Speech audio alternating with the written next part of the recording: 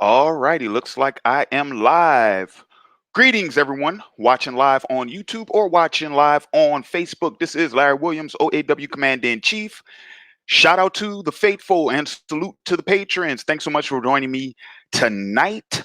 Um, so before we get things started, I tell you what, I see everybody filing into the chat. So I'll give people a little bit more time to join in real quick. I'm gonna go ahead and I'm gonna check something and I'll be back in just one sec. Just one sec.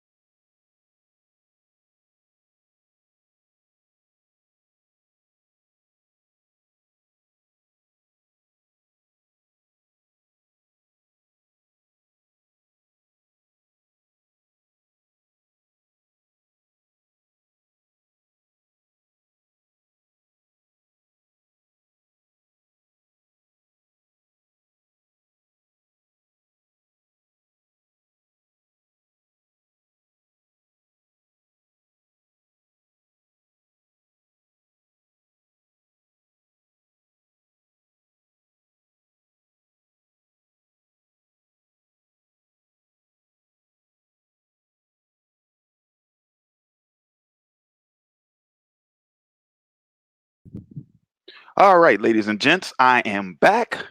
Sorry for that brief delay, but I want to go ahead and take this opportunity to thank everybody for joining me here tonight. This is going to be my, I guess you could say, official monthly Q&A for the month of January on this last day of January. Um, Yeah, yeah, that's what this is going to be. And I'll actually get into a little bit more detail about what it is, what the objective for tonight's live stream is going to be in just a sec. But anywho, I want to go ahead and thank everybody for joining me once again. If you're watching live on YouTube, I already have to end waiting to join the stream. So without further ado, once again, thank everybody for coming. Thank everybody for checking it out. And let's go ahead and let's kick off what I have dubbed the fundraiser Q&A right here on OAW Entertainment. Are you not entertained? Are you not entertained? Is this not why you are here? So once again, thank you all for joining me live. Once again, this is Larry Williams, OAW Commander in Chief. All right, so before I start adding guests to the stream and whatnot, and before I start taking you guys questions, let me just tell you all what the idea, right, for the fundraiser Q&A, what that whole thing, how that all came about. So as I mentioned before, this is going to be my official January 2020 live stream. I'm going to start doing my live streams on a monthly basis now. I know I've done some earlier in this month, but moving forward, it's going to be like one a month, right? At least one a month, and that'll be the opportunity for you all to send me your questions. We'll do the whole Q&A format. We'll do the whole ask me anything type format, and of course, that will be the opportunity for patrons to also guest star on the streams as well. So after tonight, I'm going to be doing that on more of a monthly basis. This one in particular, though, I decided to go ahead and come up with a list of goals for essentially a fundraiser that I'm doing. Long story short, I won't bore you all with the details, but the commander in chief found himself in a little bit of a financial pinch recently. And when I mean recently, I mean like as of yesterday. Um, for the record, it was totally my fault. For the record, it was totally unforeseen circumstances, but that doesn't mean that I shouldn't have known better or exercised better judgment. Point being is I'm in a bit of a bind, so I figured once again I'm not the begging type. I'm not the begging type, and I hate asking for help. So I'm not doing like a GoFundMe or an Indiegogo or anything like that. No, instead it's like, you know what, this is what I'm gonna do. I'm gonna reach out to the faithful, see if they can help your boy out, and in return I'm gonna work for it now, because in return I'm offering you guys some potential content that we'll be able to unlock at each fundraising tier. Real quick, I'm going to go ahead and I'm going to pull up the list. Give me a sec. I'm gonna go ahead and actually I had it right there. Had it right there. Yeah, I'm gonna go ahead and I'm gonna actually pull up the list of what the fundraising objectives and awards will be. All right. So first and foremost, all right, so this is how it's going to work. If you guys have, if you're watching on Facebook, it's listed right in the description. Same if you're watching on YouTube, you might have to click down and use the down arrow in order to see the full list. But essentially, there are two different lists for the goals and the awards. One is a super chat list. The other is a PayPal list. Why the reason for the two lists? Simply put, super chat, YouTube keeps 30% of all super chat revenue. So I only receive 70% of it. So I went ahead, I did the math, I did the calculations. Essentially, if we were to meet each one of these tiers tonight, that would pretty much sum up to around like $230. So you'll notice if you look at the two different lists, the YouTube super chat one is much higher because I am equating for that 30% that YouTube keeps for themselves. The other 70% comes to me. But as you notice, the PayPal list is a lot shorter because that money comes directly to me. So, like I said, what we're going to do is that's going to be pretty much like our objective for this evening. It's still going to be a regular Q&A. It's still going to be a regular hangout. We still going just kick it and whatnot, just kind of hang out and whatnot. But if we are able to meet those goals tonight, then we will unlock said content that will be created for the channel and that will appear on the channel very, very shortly. So real quick, let's go. I'll give you all the list so you all can see what the goals are. Okay, so first and foremost, and I'm gonna do this. I'm just gonna read off the super chat list because I know a lot of people they have more, I guess, readily available access to super chat via YouTube than maybe PayPal, because it takes like an extra step, and if you don't have one set up, then you have to register and make an account and all that jazz. It's a lot easier to do it through super chat, so I'm just going to read off that list. Right. All right, so this is how the goals and the awards, this is how it's going to break down. So at $30, we'll do an extra live stream in February.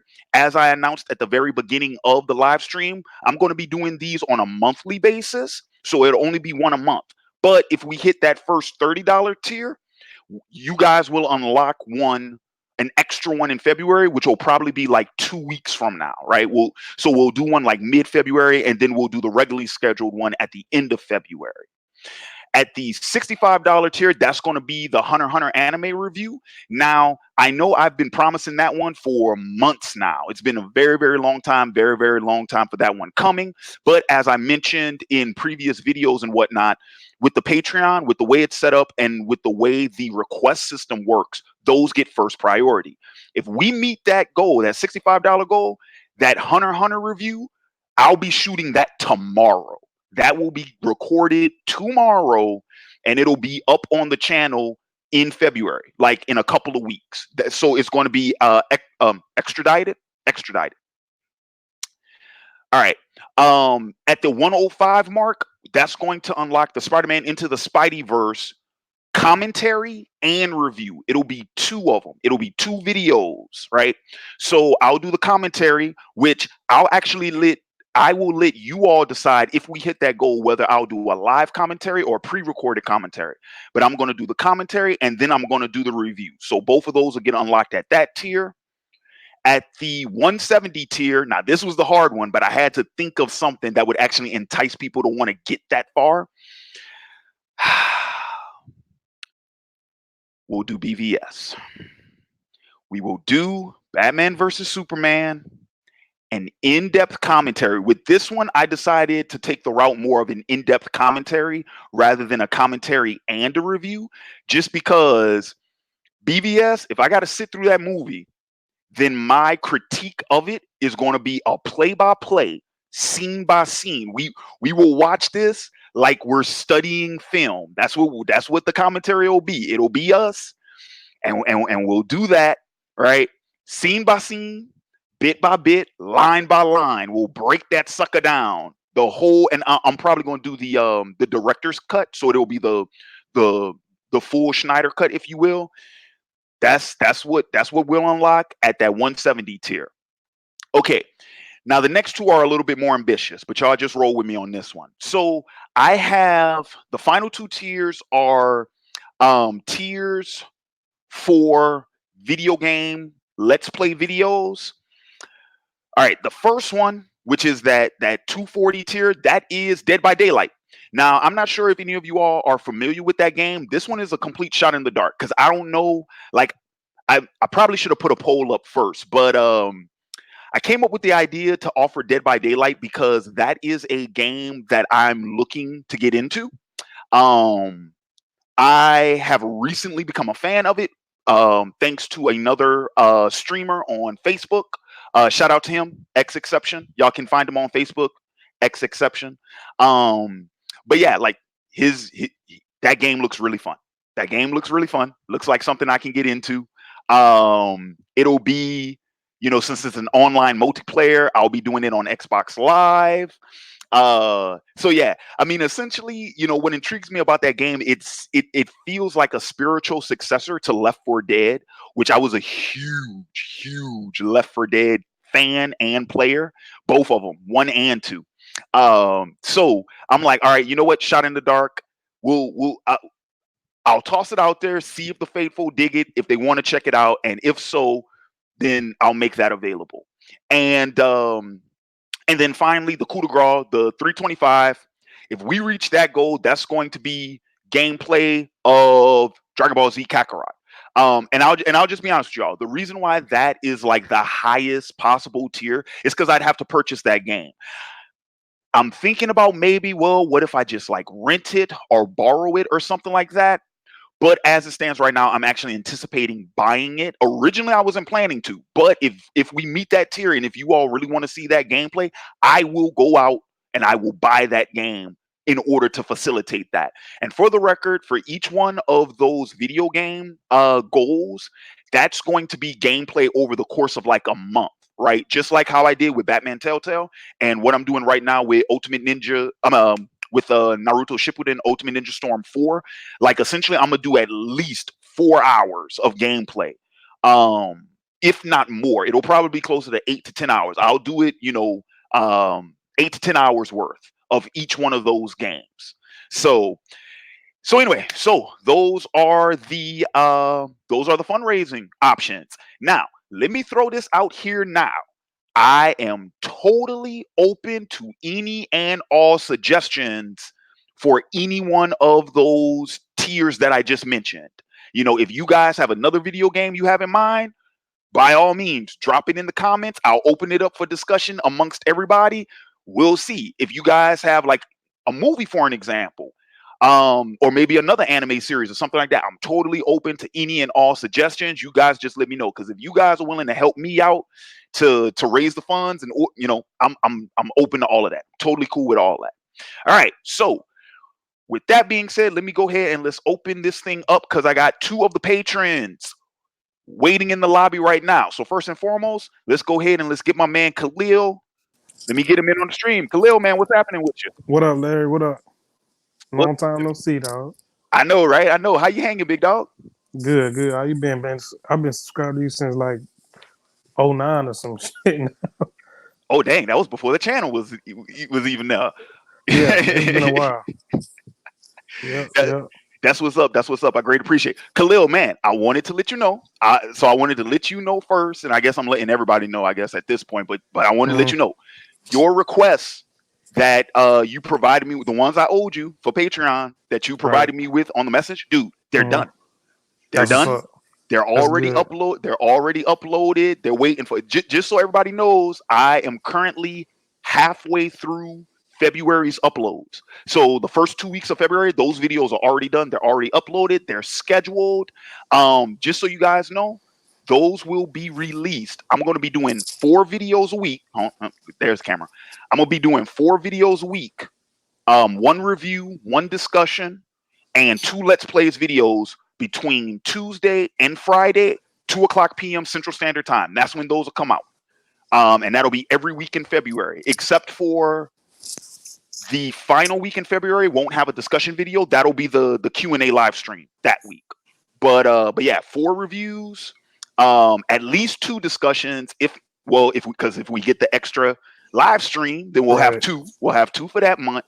And then of course, we'll have 8 Let's Plays videos, and those are going to be the last 2 Batman Telltales, and then the Ultimate Ninja Storm Let's Plays as well. But yeah, your videos are up, sir.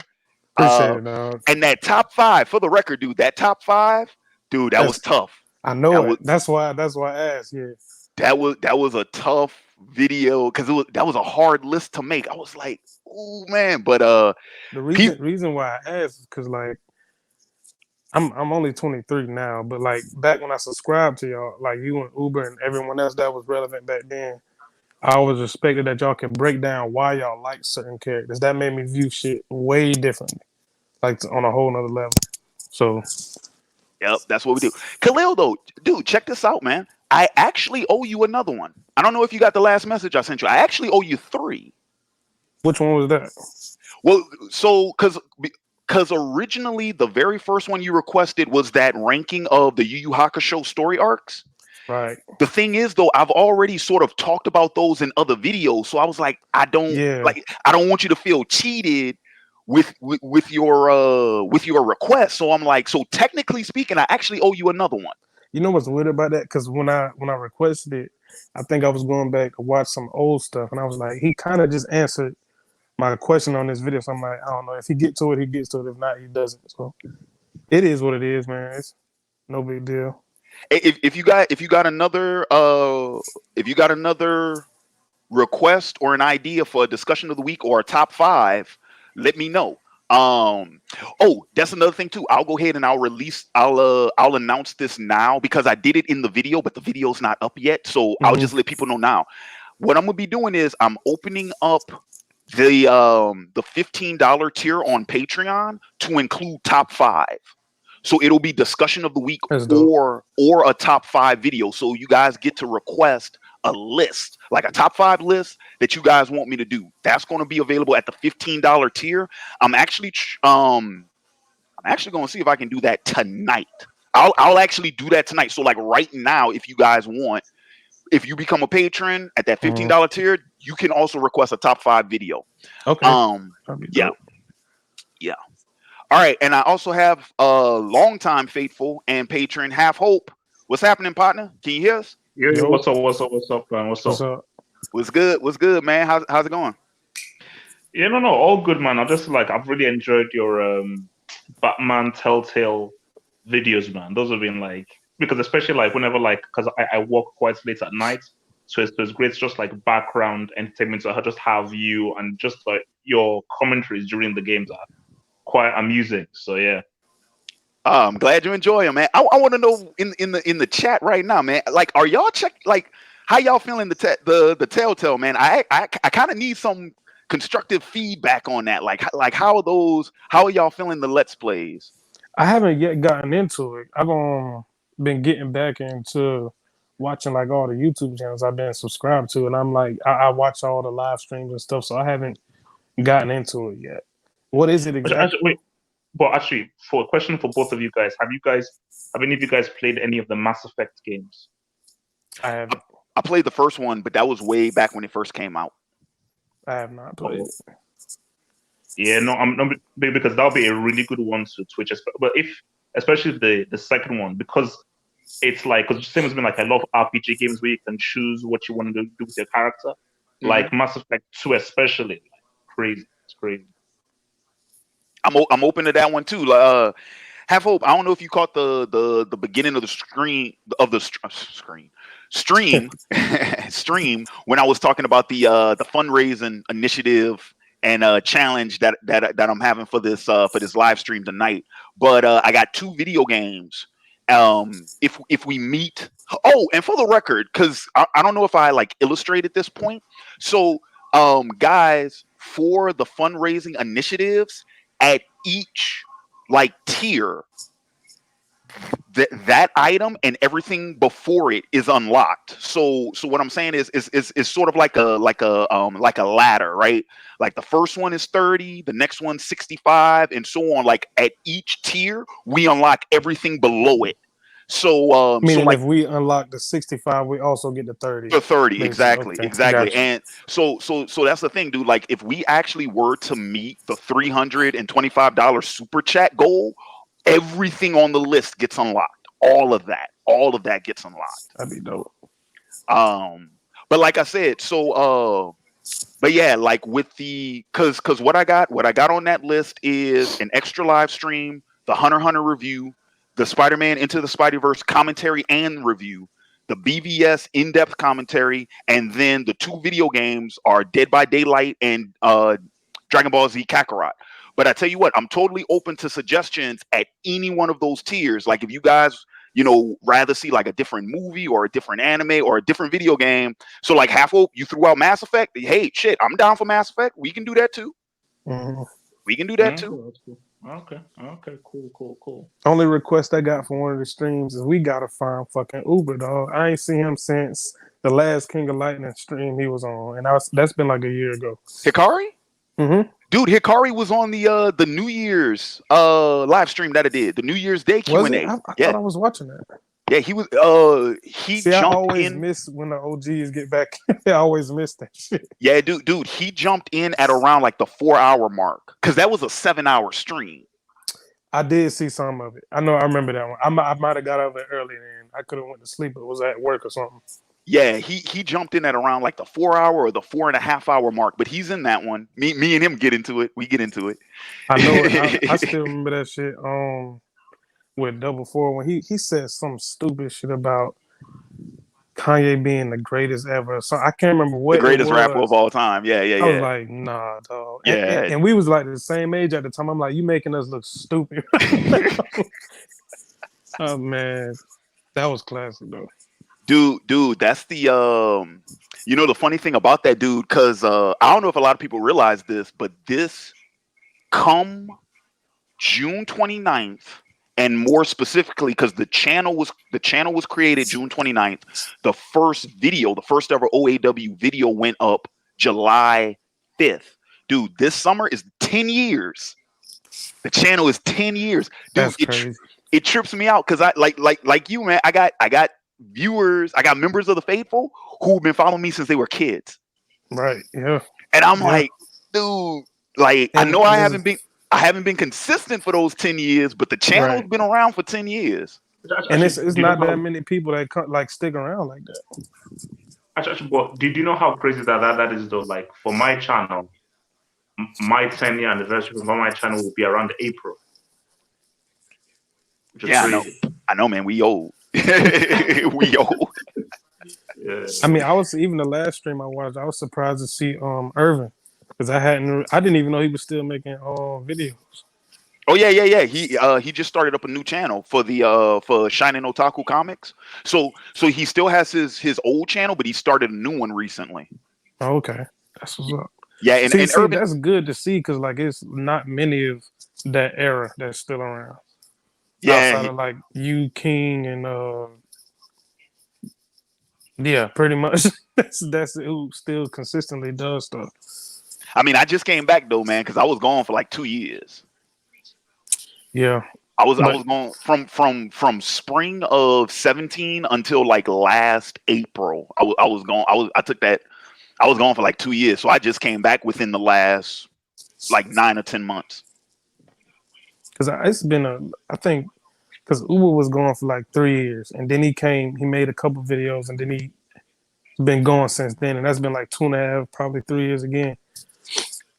Yeah, that was spring of 17. Yeah. Yep, yep. Because he was, I think it was in the stream with Joe 10 he was in. He came back. I think it was a J Room. Yeah, Yeah, I just dude, funny enough, I reached out. You remember Manga Man? man. Yeah, the Yeah, struggle is real. Yeah, I remember, man. yeah. I had I hit him up on Facebook after my last live stream a couple of weeks ago, and he was telling me how, like, he had to take a break. Um Yeah. he had to take a break.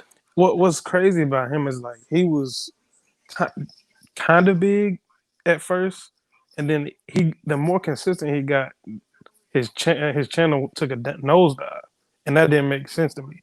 I don't know whether it was because of the content he was reviewing. So what happened was, I can fill you in on that real quick. What happened was Maine was getting he was getting flags. And after you get so many flags on YouTube, they disable your live streaming. And So, that's what his biggest draw was too. and yeah, Yeah, and mainstream was his biggest segment. So like he couldn't stream for like 3 months. And then I think a few months later, dude, it wasn't even a year later, he got hit with another one.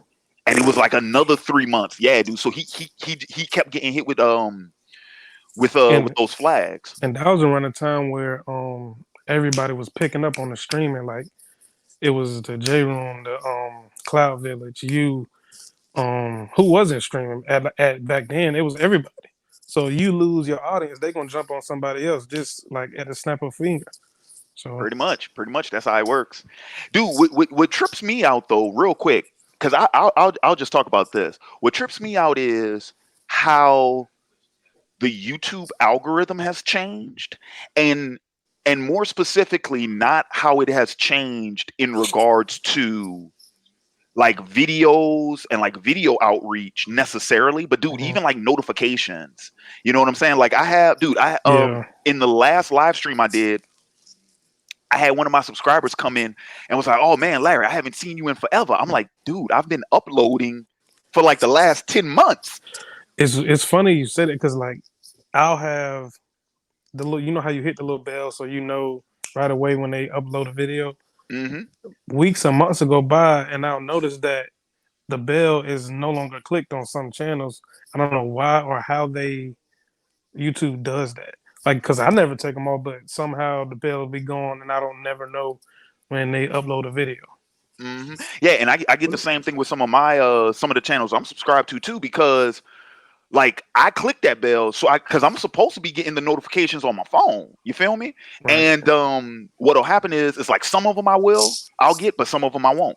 And I won't know that, oh, there's a new upload or there's a live stream going on until I click on the app and it'll appear Yeah. on my Yeah. Right. homepage. That's because at one point I thought King had stopped making videos too because I stopped getting the bells. But now I log on one day. I go to his channel. This motherfucker been uploading for the last 6 months. I thought he had stopped. Yeah. But Hon- that's So Honestly, No, I think that's why, like, it's really, even for my channel, it's very important to really be active on social media, because there are people who are like, "Oh, geez, I didn't know that you uploaded." I was like, "Man, but you're subscribed." So, like, that's Right. why I'm on Instagram, I'm on Facebook, I'm on Twitter. So some people, they know my videos through Twitter, or they know some of my videos through Facebook. But I think, remember, like, back 5, 6, 7 years ago, when YouTube was a lot smaller, it was a lot easier to get notified of stuff. Now that things are like, it's a lot bigger now, it's a bit more complex. The whole notification thing is a bit more convoluted. So it's harder just to really get to the guys that you want to know. Um, So got a point. Yeah, yeah. Yeah, so like I said, that's just weird. Like that's something I noticed. The other thing too, like even with the social media piece, right?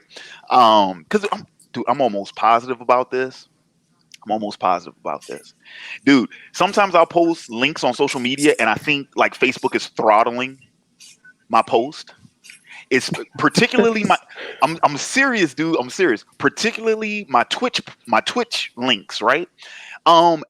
I could see why they would do that because they have their own video game streaming platform through Facebook. So you wouldn't necessarily want people to be promoting a Right. rival platform. but Okay, I get that. I would like if y'all told me, like, let me Right. know They that. just out of the gate. Nah, we're but the not thing supporting though, it. no, no, the thing, I think the good thing about Twitch though is like, even when you went on live, I think it was like either yesterday or 2 days ago. If you're subscribed, Twitch is very good at with notifying you on your phone or your tablet. So I got like a tablet notification and boom, OAW is streaming now.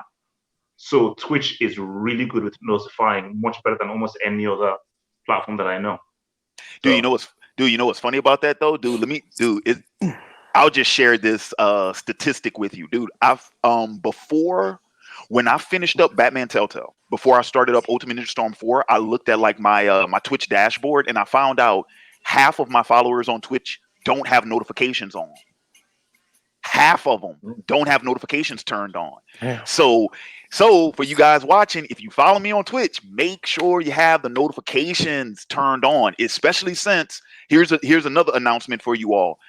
So recently, I've been doing what I call like Twitch Tuesday. Like I've been streaming at least every Tuesday. If because I've been streaming on some other nights too, but at least I've been consistent. Every Tuesday, I've been streaming on Twitch.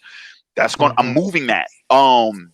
After February 2nd, because February 2nd is Super Bowl Sunday. I got plans for the Super Bowl. After Right. February 2nd, though, the second week, the second Sunday of February is going to be on Sundays. The Twitch stream will be on Sunday nights. That'll be the main Twitch day. Like I might do some streaming like throughout the weekday, but the main day is going to be Sunday. Okay. So you can count like every Sunday I'm gonna be on Twitch.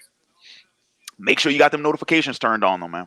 Dude, we had a really good turnout. The one I did this past Tuesday. We had we Really? had a we had a damn good turnout. I think we had like over 25 unique viewers, so brand new viewers for that one. I gotta get in on Twitch because I'm only a patron and I'm on YouTube.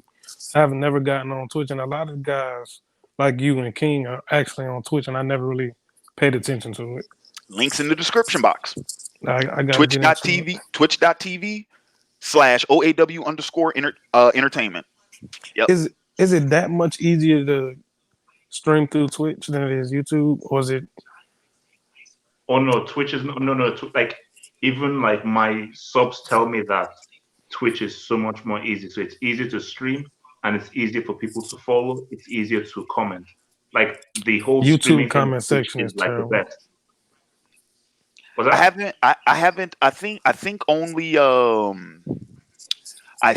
only once or twice I ever did like a video stream on Twitch. Usually I just reserve Twitch for video games. Okay. But I might start doing more like video content for Twitch. I I'm just considering asked it. because out of nowhere, like a few years back, I just started seeing, like hearing about it, but I didn't know exactly what it was. But I kept hearing everybody kind of going towards that direction with live streaming. Yeah, Twitch blew up. Twitch blew up big. I want to say about about 7 years ago. Like circa 2012, 2013 was when Twitch started taking off. But yeah, Yeah, that actually, makes Larry, sense. quick question. Like, am I the only fan of viewers here from Game of Thrones with everybody being anime? Or do you still have guys who are anime and Game of Thrones fans of yours that are still here? Yeah, I still have paid Hmm. Game of subscribers Thrones. who did both. Yeah. Okay, yeah. No, because I remember when we were discussing before about how there was that massive kind of like exodus of your game. Because remember, like you were the number one Game of Thrones guy pretty much on YouTube. Like For you were two like years. big guy, you know. For So and I remember when you were just like, you know what, fuck this show. This show is whack. And then guys were like, oh my god, blah, blah, why are you doing this, man? Why are you so negative towards it and everything, you know? But then I was just like, no, he's being real, you know, because I'm only getting into anime just now. hmm So, but I knew you through Game of Thrones. Yeah, What yeah. Go ahead, go ahead. Oh no, what? Yeah, I was just saying, like, I still have viewers, kind of like from both fandoms. Yeah, I still have some. I got into Game of Thrones kind of late, man. I only started watching it about a year ago, and people started spoiling it so much. I was like, man, fuck it. But I used to notice it because I used to see your reviews pop up all the time. But I don't know what took me so long. Everyone kept saying, you need to watch it, and me just being stubborn. Same thing with like the Arrowverse stuff. I didn't watch it until like a year and a half ago. Yeah, I sell out of those too. I hated Flash. After a while, I know, I dude, couldn't. because and it boggles my mind because season one was so good, Yeah, and the first then half of two was pretty good, but then it just hmm that shit made me mad. oh, because I think because I want to say the last like really good episode was the mid season finale of season Hmm. two, the first Yep, Zoom fight, right. dude. That was, oh my goodness, And that after was. that, I'm like, what the fuck are y'all like? He going back in time again. He know it's gonna fuck up the current timeline, and you just gonna keep doing the same circle. I'm like, I I couldn't do it. Now Yeah. Arrow, it was good to me for the first two seasons. Then it was kind of hit or miss. I just kept watching because I was kind of like invested in the characters. I like the actors in the show a lot more than I did in Flash. So that was my only reason for watching it until now. It just came out the last episode this past week.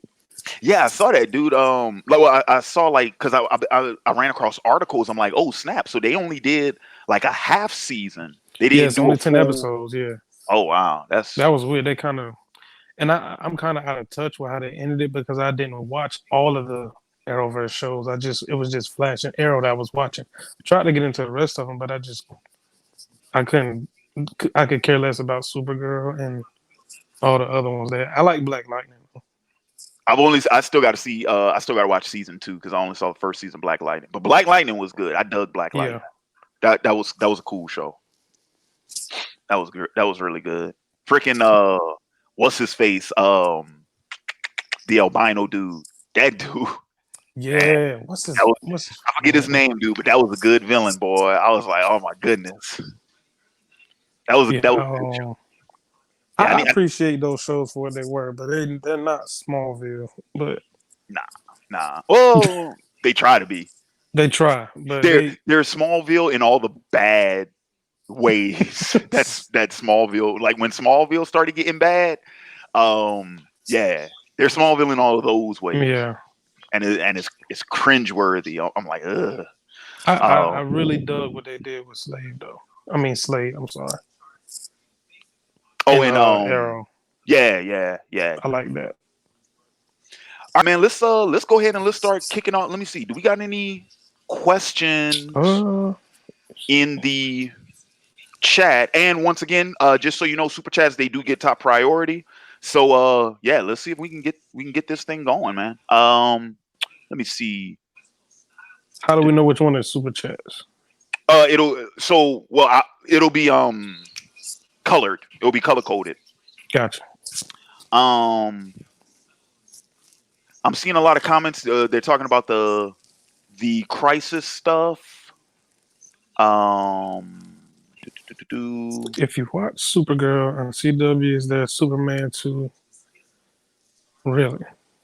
Real quick, I gotta change some stuff real quick. Let me go ahead and because I fell off on some of my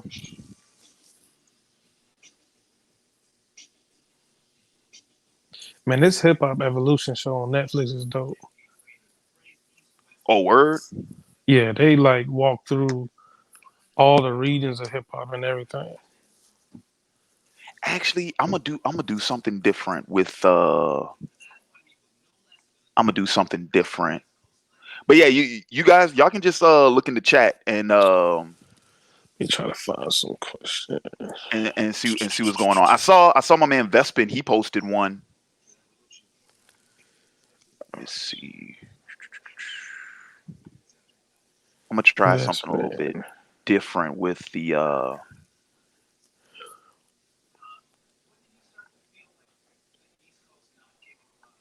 let me see. I got one. He said, do y'all feel if DBZ have their characters stay dead like Goku in the Cell games and Vegeta in the Buu arc, the series would be the GOAT over any anime? No. Oh, which one is oh so we got first super chat $2. So yeah, this is what I'm saying. It will be a color coded comment. So first $2 super chat from Lucifer Pitch Black. Appreciate that. He says the Flash and Arrow season 1 was magnificent. Exactly. It Yeah. was. Dude, that's the thing. All the CW shows, like that first season is like ridiculously good, right? Well, okay. So Arrow season 1 was good. Flash season 1 was phenomenal. It was, I'd say this Flash season 1 was better than the Arrow season 1. yes, I agree. And then like Supergirl season 1 wasn't bad because I had seen some episodes of that. For the most, I mean, I liked what I saw of it. I don't think Supergirl is bad. I just have a hard time getting into it. I'll finish it eventually. Yeah, and then of course we were just talking about oh wait, hold up, whoa. Caveat. One exception. Legends of Tomorrow was always bad. Yeah. Legends of Tomorrow was bad from Yeah. Jump Street. It was always bad. And if I y'all watched don't 2 believe me, episodes and I was like, nah. if y'all don't believe me, check out my reviews on I the did. on the YouTube channel. I Dude, seen when I started watching, I had to go back. I was like, let me see what Larry think of this shit. Even though it's like 6 years old, he was like kind of skeptical on even dude, Arrow in the beginning. it was bad, man. Legends was bad. They had a couple of like of good episodes, but I'm talking about the season as a whole, dude. The season as a whole was just ugh. Yeah, season as a whole it was not very good. It was not very good. Yeah, no, I think the dude got Von Miller to answer his question though. I think it's more than just deaths in anime that make an anime great. And Let me pull that one up real quick. Oh, here we go. Stay dead. Nah, I think yeah, like you said, it requires more than that. Just killing off a character and have them stay dead. right. I mean, all that would have did is make Gohan and everybody else have to step up, which would have been cool to see. But at the end of the day, it's Goku's show, so that was fan service pretty much. Yeah, yeah. Hang on, I gotta do. If you All right, let's see what else.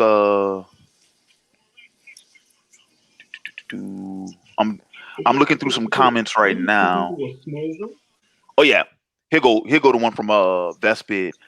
I've heard you say anime is not mainstream yet. What do you think would need to happen for something like that to occur? I think it is now. Yeah, I would say so. It is now. Especially, It probably was. It probably wasn't. I mean, I don't know when I said that. You know, if I said that like circa 2011, 2012, it's a lot more mainstream now. yeah, I would say like the impact on One Piece and Naruto is like very evident. I would Is Yeah. Oh no, go ahead. Go ahead. Like it's especially those two shows in particular have are probably like the main reasons anime is so popular in North America now.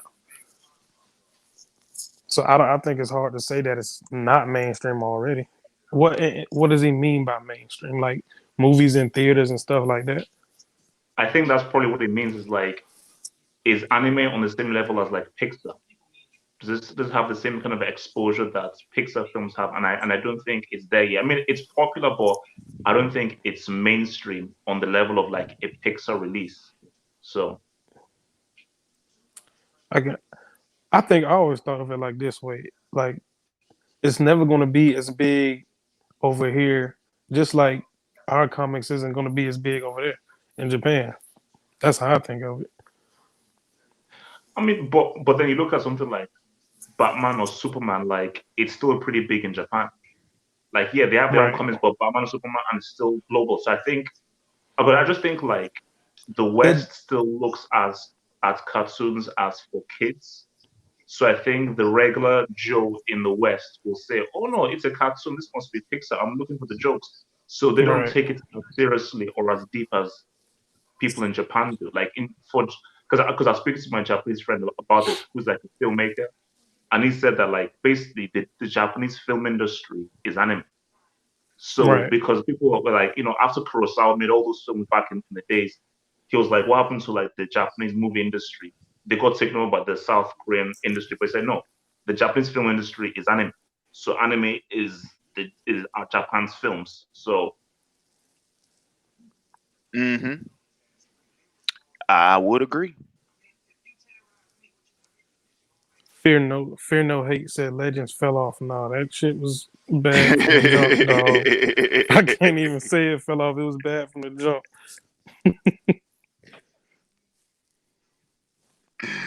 Oh man, yeah, Legends was pretty rough. Legends was pretty rough. Um,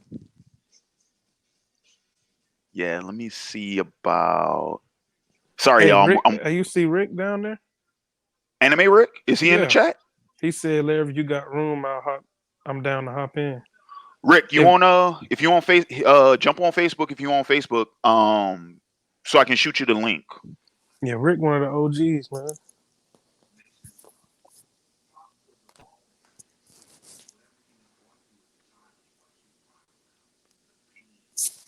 Let me see. And let me see. I'm about to. Dang, I'm trying to find. That's not what I wanted.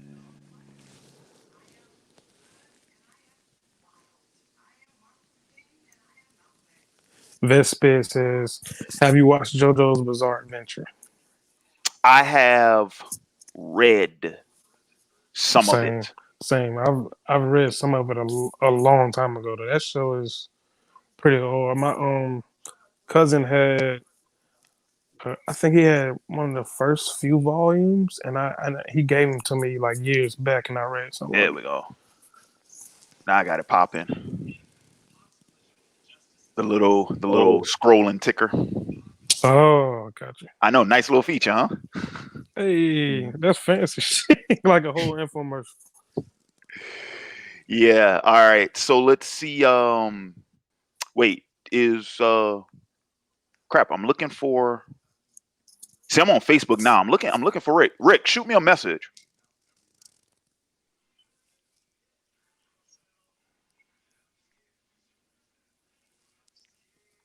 and I'll send you the link. All right. Let's see. So what? Let me see. What other? wait, actually, so Larry, do you know how to throw images up on StreamYard? Yeah.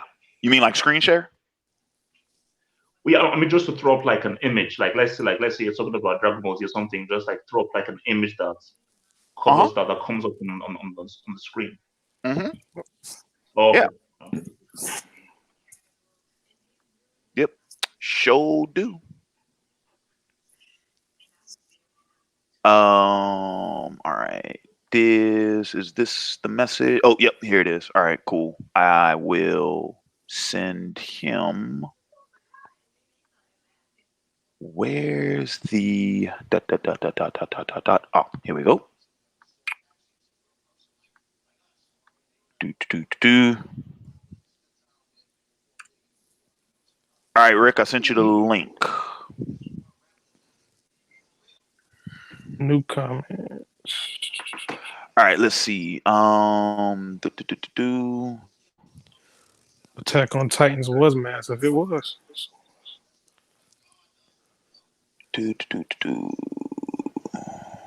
I cannot get into My Hero Academia. I've seen I've seen like the first season. I've seen some of the second, some of the third. It's my, okay. my I don't think it's bad, but I would say it's like heavily overrated. My thing with shows, I have to be into the characters, and I absolutely hate the main character, so I can't get into it. Yo, Yo, what's can y'all happening, hear me? Rick? Yeah, Yo, we what's can hear up? you. All right. Yeah, just on the topic of anime mainstream, I it's very interesting. Like you guys talk about movies where we're actually starting to get now a lot more movies, simulcast with Japan. Yeah, Before we used to have to wait months to over a year. But now we're getting like stuff. Most recently, we got Weather with Me. Got like a wide release, and then I think Mirai, the last movie by the director that did Wolf Children, Mm-hmm. that also got a wide release. So it's definitely getting up there. There are definitely some animes that are more mainstream than others, like My Hero, stuff like that. right. Yeah, yeah. I mean, dude, when yeah, I think it's becoming more. It's let me put it like this: it's the most mainstream it's ever been. Right. Right, And right. it's growing. It's growing. Like I would have never thought like back when I guess you could say the original big three ended, it would be like a whole nother wave of anime that's gonna be that popular or Oh have a yeah, chance to be that popular. like Like every the generation has it. hmm That every generation has it. like now they got My Hero. I'm not a fan of it, but My Hero is big. Black Clover is big. Um Attack on Titan is probably the biggest out of those three. And that's technically been going on a lot longer than the other two, but it's fairly new. What derailed Attack on Titan though is the fact we had to wait so long for season two. If season two came like they're doing My Hero, where it came like literally a year later, Attack on Titan would have lost no momentum. It would probably Yeah. been the biggest anime in the states. It would I stay remember the biggest anime in the states. when the buzz it had when it first dropped, like when the first season came out, the buzz was crazy. That's what happens to a lot of these seasonal animes is that they wait too long. They release the follow up season too far apart, so it loses all its momentum. Same thing with One Punch Man. Yeah. And the really bad thing about One Punch Man is that the quality of the second season is nowhere near as good as the first season. Like it's Dude, night and day. I heard they don't Hang even on, I'll be have right back. Madhouse anymore. I'll be right back. Yeah, they changed who I think it was Shaft that did season two. I could be wrong on it. I know it's yeah, you're right. It's not Madhouse, but it was Shaft or someone like that. And they just it's horrible. Like it's like I'm not like a super animation stickler. Like it doesn't have to have perfect animation, but it's literally night and day.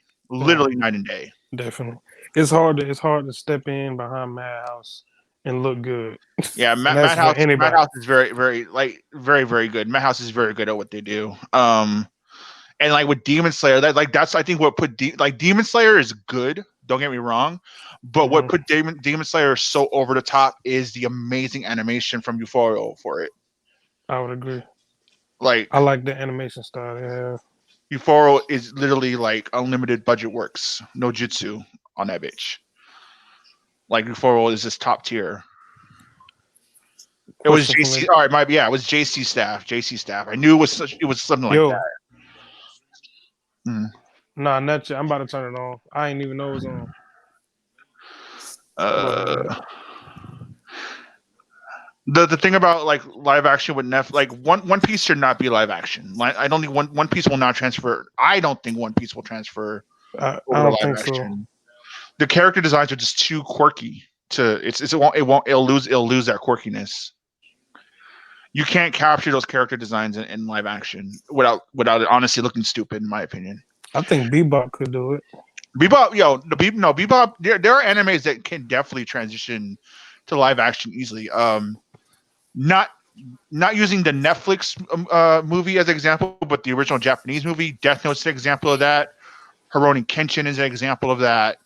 I would love to see that. I think Bebop would be good. I think Samurai Champloo would transfer to live action really well. Um, Code Geass. Nah, the thing about Code Geass is if The mechs. they didn't do the mechs, Right. I mean, it depends on how much they would have put in it. They would have to give it a pretty good budget to do the mechs justice. And I don't think Code Geass would be given that like Hollywood budget to do those mechs justice. That would be what I'd be worried about. Main reason for that being it's not big enough or something else. It's just like I don't know. I don't know. The thing is though too, you can do Code Geass honestly and cut out the mech stuff and replace it with just regular warfare. Because the mechs themselves, could, and it wouldn't dilute the plot of it. The mech, it would dilute some plot points, but it wouldn't like be detrimental. Like it wouldn't like this is still Code Geass, you know. Right. Oh, if they really wanted to. Because I think in the Code Geass manga, which I haven't read firsthand, but I don't think the mechs are in the Code Geass manga. I've never read the manga. Yeah, but I had a friend who's read it. Inuyasha to live action. I don't want to see Inuyasha live action. I don't either. I mean, that would be hard. It wouldn't be impossible, but I don't. Again, I like it's all how it's done. There's certain aspects, like you said with the last one. Some of the character designs are just too. Some of the demons, yeah. I would see the thing. Or here's the thing.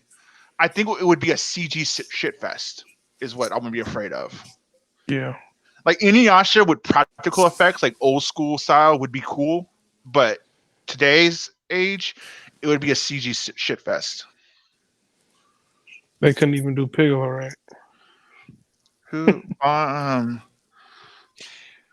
have to play when he comes back, but in my opinion, Larry's probably gonna kill you for this, but I think overall, Clay was a better president than Jax. I think Jax had the club. I think up until Tara was murdered, I think Jax had the club's best interests. It was a very bloody exit, but then Tara got killed. More people died under Jax's leadership than Clay's. At least what we saw. Yeah, that was the point.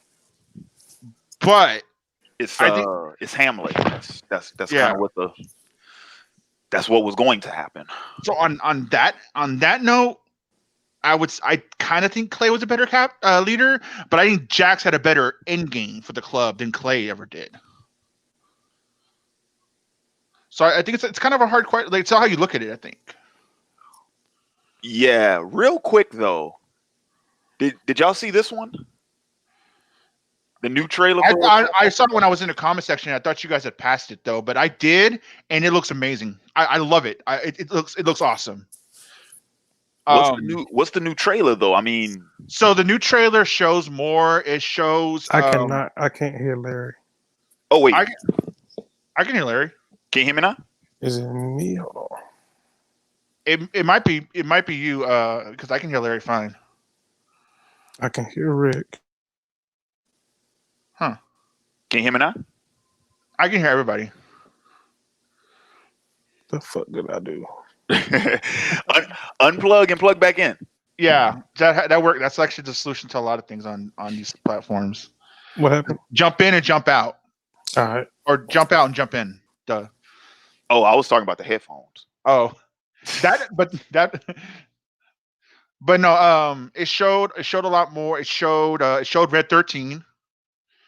It showed stuff from Gold Saucer. It has a new theme. It showed a new theme song composed by the original composer of Final Fantasy VII, I believe. Mm-hmm. The music sounded great. it showed more of Shindra with the president and Hojo and stuff like that. We got to see Genova. We got to see more of Sephiroth. It was really everything looks really really good. It's they're definitely changing some elements. I think people think that it's gonna go that this first one is gonna go. So the big debate with Final Fantasy VII Part One is that is this how far is it gonna go? Obviously, most people think it's going to go to be all of Migger in this first episode.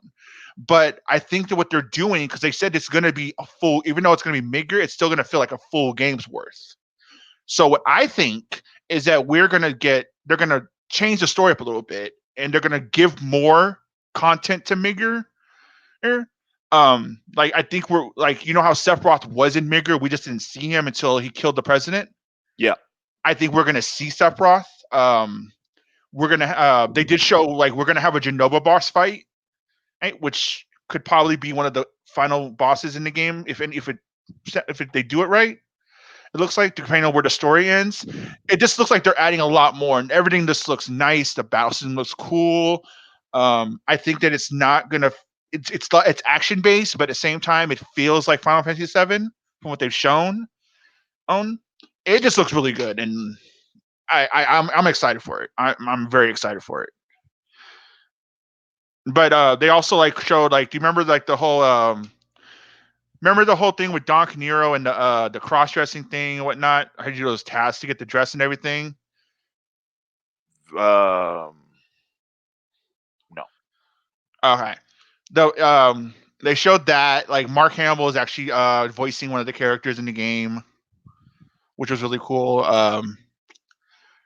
But yeah, that's kind of what it How focused long on. is the trailer? The trailer was pretty lengthy. Like it's about 3.5 minutes. Ain't no damn trailer. That's a cutscene.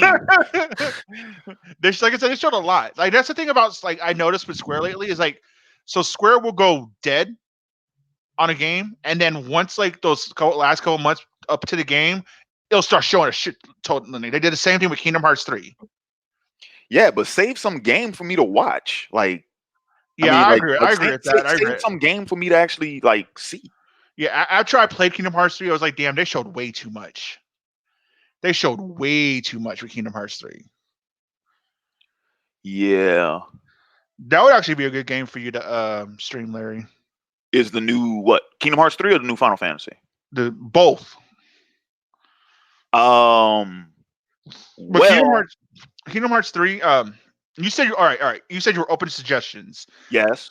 From the people that I talk to that actively do Twitch, here's my suggestion.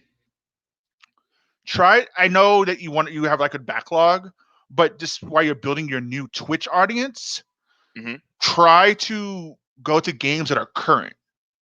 Okay. Because that's what tracks more. Because like even if you're like looking at like take a look at what the top streaming games on Twitch are. So do stuff like that. Like that's what I've been told. Because I thought about doing Twitch for a minute, but I wanted to play like old RPGs. That's kind of a hard market to break into when you do Twitch, because Twitch is it's hard to build an audience on Twitch. It is on YouTube because you're streaming. So like, and they only show the top pages, so you really have to like do a lot of outside promotion, which I think you're doing a good job with that from what I've seen.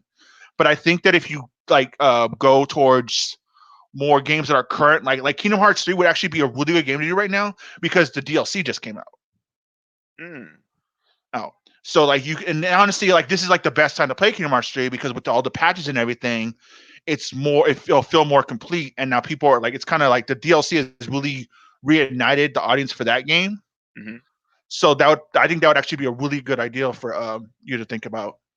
Okay, well, that's a game I can actually get easy access to because I can borrow that. I believe. Yeah, I think my brother-in-law bought it for Xbox. He didn't buy it for PlayStation. He wouldn't have. He wouldn't have bought it for PlayStation. He did buy it for Xbox, so I can actually borrow that one. I can do that one. Yo, Shishomaru versus Sephiroth. Sephiroth rapes Shishomaru. I'm sorry. And it's funny because I'm rewatching Inuyasha right now.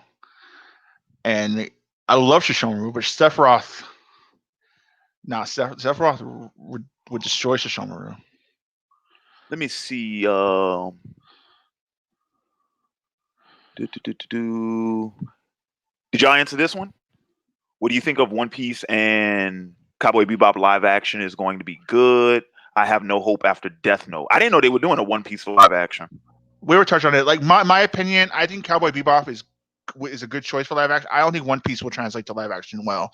Yeah, Even with a big budget, I think that the character designs are just too quirky, and that quirkiness will not translate well to live action.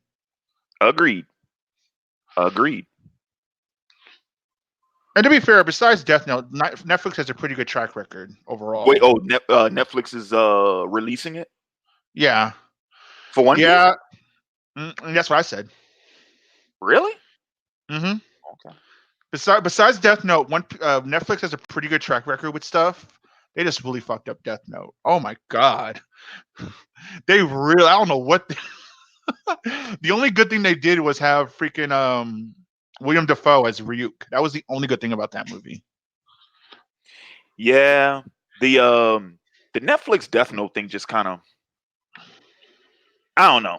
That boggled my mind. I couldn't make sense of what it was. Did you watch And it? I watched like the first 3 minutes. Yo, when his reaction when he saw Ryuk, I was like, and he screamed, I was like, no, this is not light. This is not light. That's where I stopped watching it when they first met, and that's like in the first 3 minutes, right? Mm-hmm. Yeah, yeah.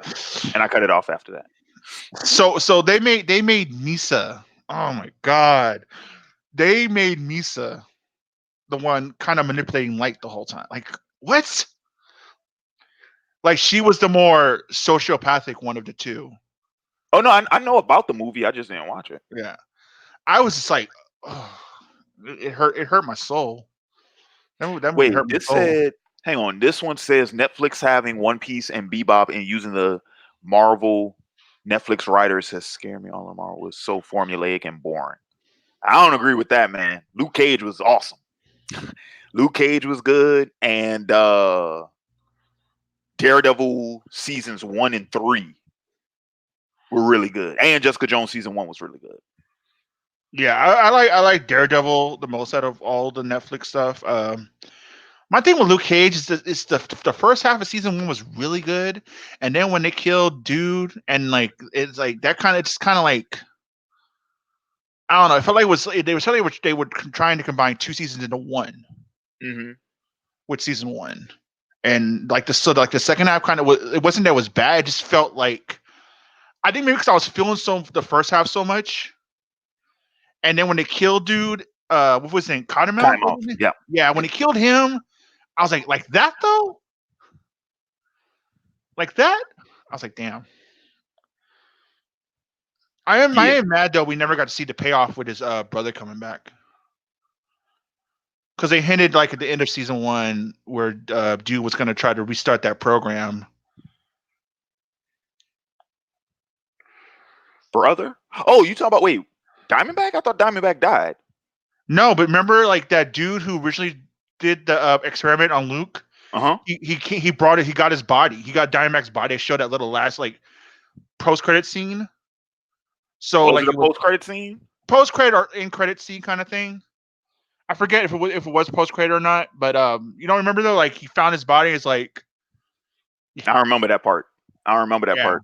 And maybe it was post-credit, because I usually skip the credits on Netflix. Oh, So but yeah, maybe it was Jessica post-credit. Jones season 1 was really good. I really enjoyed season 1. I never watched season 2 was and then I never watched season 3. There was a third season? Yeah, there Jessica was. Jones? There was like the final season. Oh wow. I didn't even know about the third season. I thought the second season was the last season. Um okay, yeah, we already answered that the Sons of Anarchy question. Oh, what about this one? From Dreezy KO, Larry, would you get the new Resident Evil 3 remake? Maybe. Maybe. I haven't given much thought to it. Because I like 3, because 3 is the one with Nemesis, right? Yeah. Yeah, that one was okay.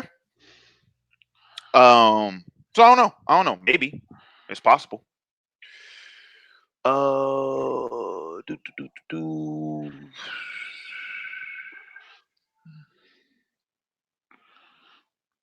Let me see. What's another question? Oh, I like this one from Breeze Boy. What are your guys' expectations, if any, for New Mutants have have the years of production?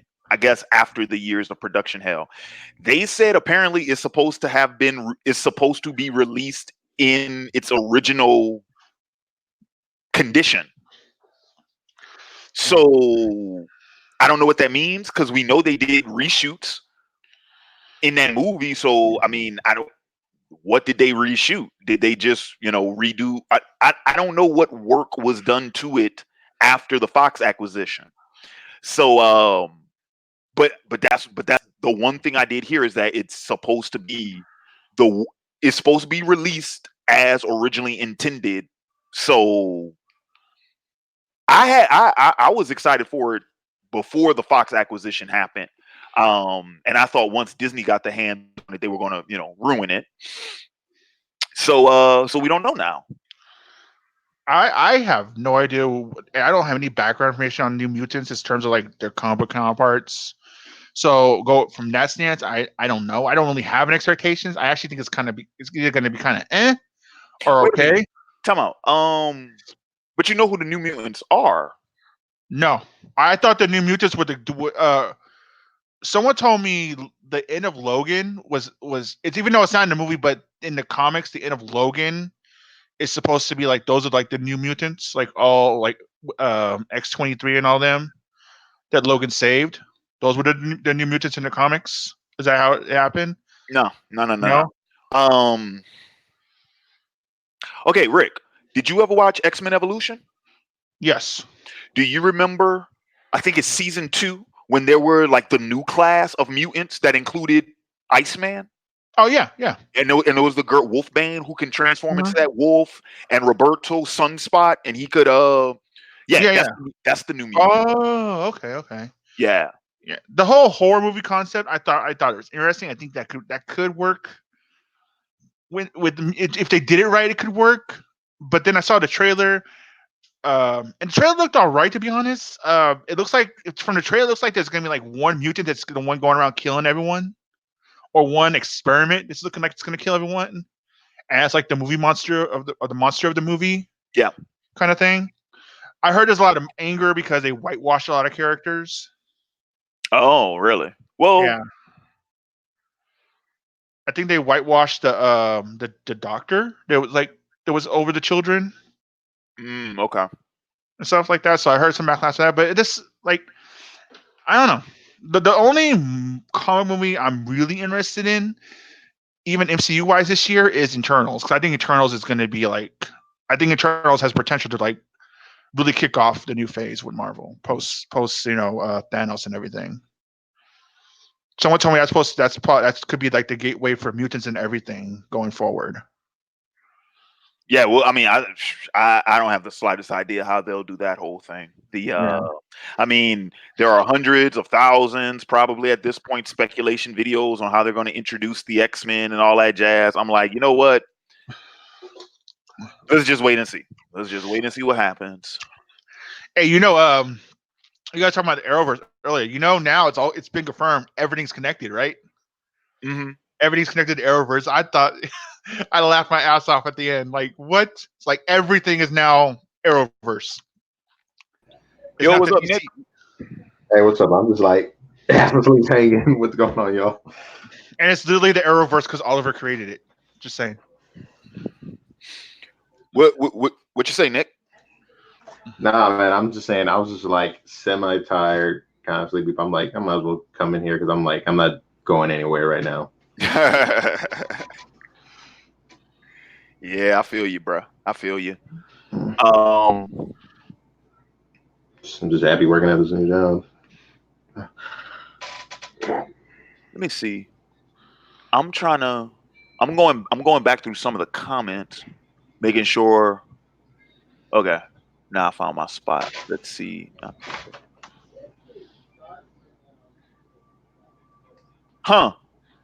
Okay.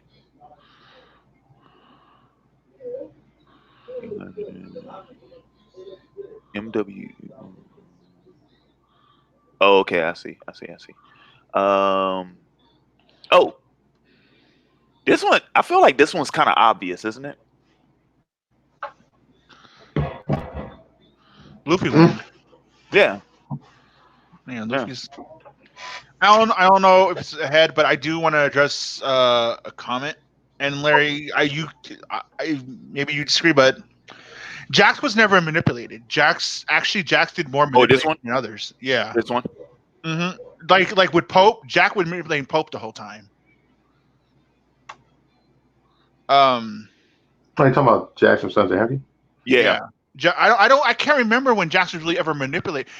I guess Gemma, but that's his mother. I mean, Yeah. When it comes to that, yeah, that is his Gemma was mother. probably the only one that really manipulated Jax.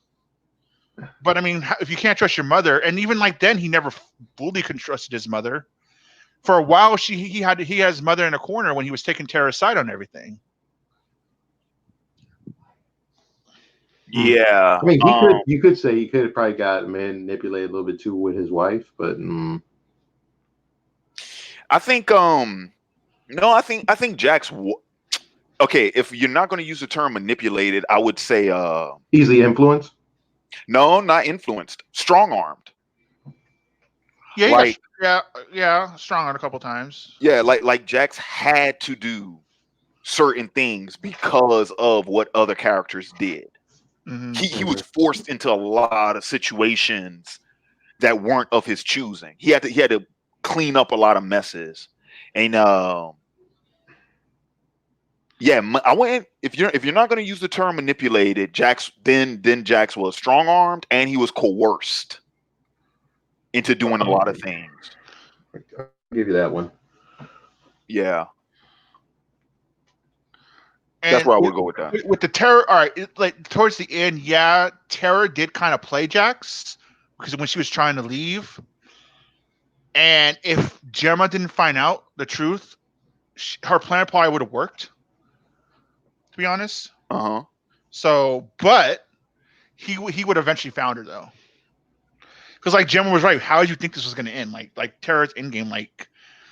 You would have got away. You would never have gotten away with it. You would have did it, but you would never gotten away with it permanently. Yeah. Yeah. Tell you what, I'm real quick before I get into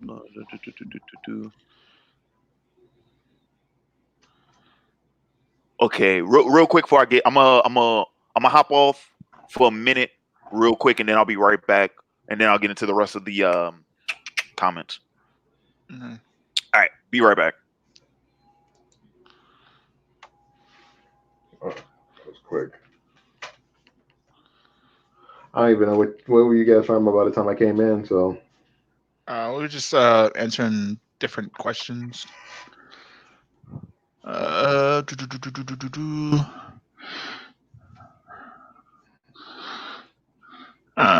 right. Yusuke would pimp slap current Luffy. Current Luffy, no. Current Luffy is like ridiculous. I'm sorry, like current Luffy. Yeah, no. I don't know. I haven't followed a lot of One Piece, so I couldn't even give you that one. It's like One Piece is actually pretty strong. A pretty strong verse. Oh, well, the other characters are, yes, but the main character, I don't know. No, the main, yeah, Luffy has insane durability. He has insane pain stance. He has insane stamina. Even though you wouldn't think by his powers, but he has really good DC. Someone like Yusuke, yeah, Luffy could take Yusuke easily. Maybe not easily. I don't want to disrespect Yusuke like that, but yeah, but Luffy wins. Realm of Chaos, Kingdom Hearts 3 was trash. Here's the thing, Realm of Chaos, and what I'm hearing is that the new DLC fixes a lot of story problems, and it gives us some of the things gameplay wise that we wanted. Not that it excuse you're right, but you're right. Vanilla Kingdom Hearts 3 was pretty trash. I totally agree. Okay. My reason though for suggesting that for Larry though is not because it's necessarily a great game, but but because I know he likes Kingdom Hearts and it's a popular game. And when you're starting out on Twitch, you do kind of have to go towards what's popular because you want to pull that audience in. And so you got to find a combination of what you like and what's popular and combine the two as best you can. Okay. That's why I was suggesting Kingdom Hearts 3, because with the new DLC, it's being really well received. So it's making it relevant again. So I think that's why I suggested that for Larry. All right, answer me But this. you're right. Vanilla Kingdom Hearts 3 is pretty trash. Because I'm sure you're a Kingdom Hearts fan, right? I am, yeah. But I Right. was disappointed with Kingdom Hearts 3. That's what I was going to ask. Was this game a letdown? Because I noticed a lot of It was. said it was. It was a letdown. It was a letdown. I still had some good. It still had some good moments. I still had some warm feels when things I've been waiting for a very long time happen. But overall, it was a cakewalk. Granted, I never found Kingdom Hearts as a whole really challenging, except for a handful of boss fights. But at the same time, it was pretty much a cakewalk. The only boss that really gave me any kind of trouble was the final battle with Xehanort. That was the only one I wasn't able to do my first try. I will admit that. He got me the first time. Old bastard. But the events that happened in that game, that's like the end of the series, right? It's the end of that quote unquote Xehanort saga. That's now it's leading into stuff with like the mobile game and Okay, I'm back. it's a handful, like to explain. Kingdom Hearts, yeah, but yeah, the Xehanort saga ended with Kingdom Hearts 3, and now it's going on to other stuff at a later date. Okay.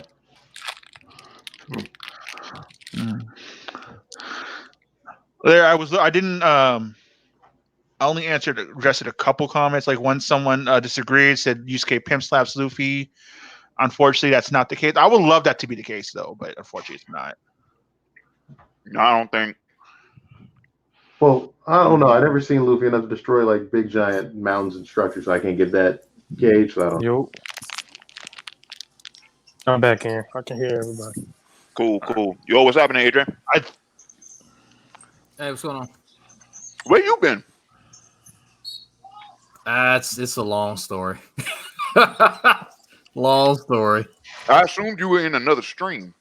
Yeah, I was, and I got out of one stream, and somebody needed me to put a foot up somebody's ass, and so I hopped into that. And so I said, you know what? Let's get done with that. I'm like, I want to hear that story. Man, Hey, Larry, I think where we left off in the comments is from Vin Foss with you said you no longer can stand the character of Goku. I think that was like where you left, like in the comments. Okay. Yeah, I want to hear that. I was trying to keep track, so you know where. That's why I didn't answer too many like big questions until you got back.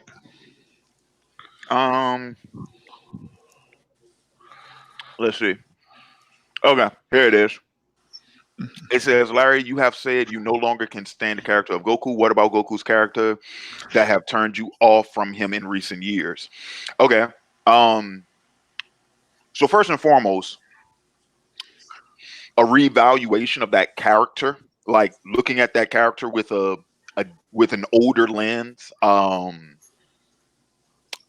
So that's going to change. That sort of changes my opinion of him. Because let's be real about this. The dude's a terrible parent.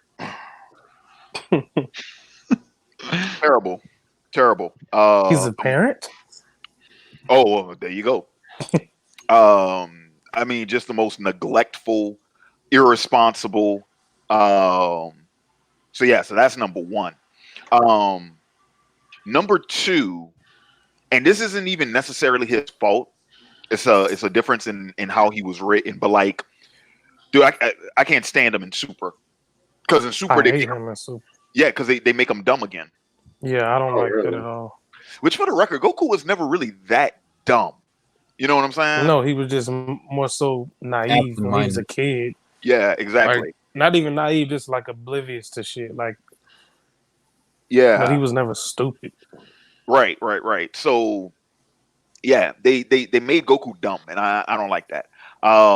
Essentially, they made him a mindless buffoon who's just interested in fighting, and that was never really Goku. I don't like what they did with Vegeta and Super either, but that's another whole nother topic. I mean, for me, I refuse to watch it. I mean, come on, we know how the series is. It's just basically, I call it the junk food anime. I mean, there's better shit to look at. Me personally, I mean, I got no problem seeing certain things with fights and all that other stuff, but it's like, nah, I waste my time. My thing is like with Super, if I want to watch Dragon Ball, I'll just watch the original series. Yep. Right. Because they're just doing shit out of fan service, so I have no reason to keep up with it. Right. And that's why I said, like, Super is really intended, or at least the way I thought of it, I always thought of it was intended for younger viewers, right? Because that's their Dragon Ball. But you still have all the OGs who get the kick off of the nostalgia trip. So I let them have it. It just wasn't for me. That's my thing. Just wasn't for me. All right, go ahead. Go ahead. No, you go ahead. I would say the Brawley movie still is legitimately good. The Brawley movie I thought was good. Yeah, I like the movie. Yeah, but I hated how they rewrote the backstory. They turned him into Superman. That I don't. But they made him a character though. At least he's a character now. I'm not talking about Broly. I'm talking about and no, Broly is not how is Broly a character? They kind of he's not just grr rah rah anymore. You know, he has some little depth to him. Look, at least he's not mad because Goku cried the whole time. Okay, but name me 3 things about Broly's personality. He dearly loved his father. He's really strong. I said his personality, not his physique. Anger. He's a I mean, I can probably think of 2 things, but I ain't watched movie. I ain't watched movie in a minute though. I ain't watched movie in a minute. You said he was a great character, dude. No. I said they made him. I said they. I didn't say. Okay. When did I say great? When did I say great? I said he made. You called him a character. You called him a character. He was greatly loved to his father. He was protective of his father. Let me rewatch the movie and I'll come back to you. Really, dude? I am terrible at that. I am terrible at that. I thought the movie was cool. I thought the movie was. It was. I think the still Rick. Let me tell you something, bro. I could meet a hobo on the street, have a 15-minute conversation with him, and I could tell you more about that hobo than you could tell me about Broly. No, I'll take that out. Look, I'll take that out. I'm just saying that I think Broly was the best thing to come out of Super, and I'm not someone that I don't like Super. What? No, I don't agree with that. I don't agree with that. Wait, what's the best thing to come out of Super? I like Jiren before they tried to give him a backstory. In my opinion, the best thing to come out of Super is the whole like the creation of like the angels and stuff, like that hierarchy. You know, those 2 looking aliens. Hierarchy of characters. I thought that was the gods and the angels and stuff. Mm-hmm. Yeah, I was talking. So I think an angel is going to probably be the final villain of Super when they finish that. Yeah, because that's the only thing that's going to at this point. That's the only thing that's really going to be able to challenge Goku and Jiren. Yeah, I thought that's probably the only thing that's going to be able to beat Jiren because Jiren is still like the strongest character that's not a god in Dragon Ball right now. Yeah, so like I thought that was the best thing that came out of Super. Because the whole, what is it, Zeno, the god of all, I thought that was stupid. Yeah. Oh. I thought that was stupid as all hell. But he's so kawaii though. He's so cute. No, he's not. Little Zeno is adorable. What are you talking about? He was Baby Yoda before there was Baby Yoda. Quick question. What topics did I miss while I was gone? Because I see a question in here about a particular show. Oh, about Sons of Anarchy? No, The Wire. Oh, no, I didn't get to that Wire question. I didn't see that one. Mm-hmm. I didn't get to that one yet. It's basically asking us how do we rank the seasons of it. Hold up. Wait a minute. Nigga, when was this sent? Like 12? You go. Nigga, if you in this live stream, you better come on. You best come on. If you don't get your monkey ass in here, boy. I know. Boy, hold up. He said he had to sleep. Wait, no, he didn't. What you talking about? Yeah, later down, he said, "I gotta do a thing eventually. I gotta get some Z's." Oh, see. Mm-hmm.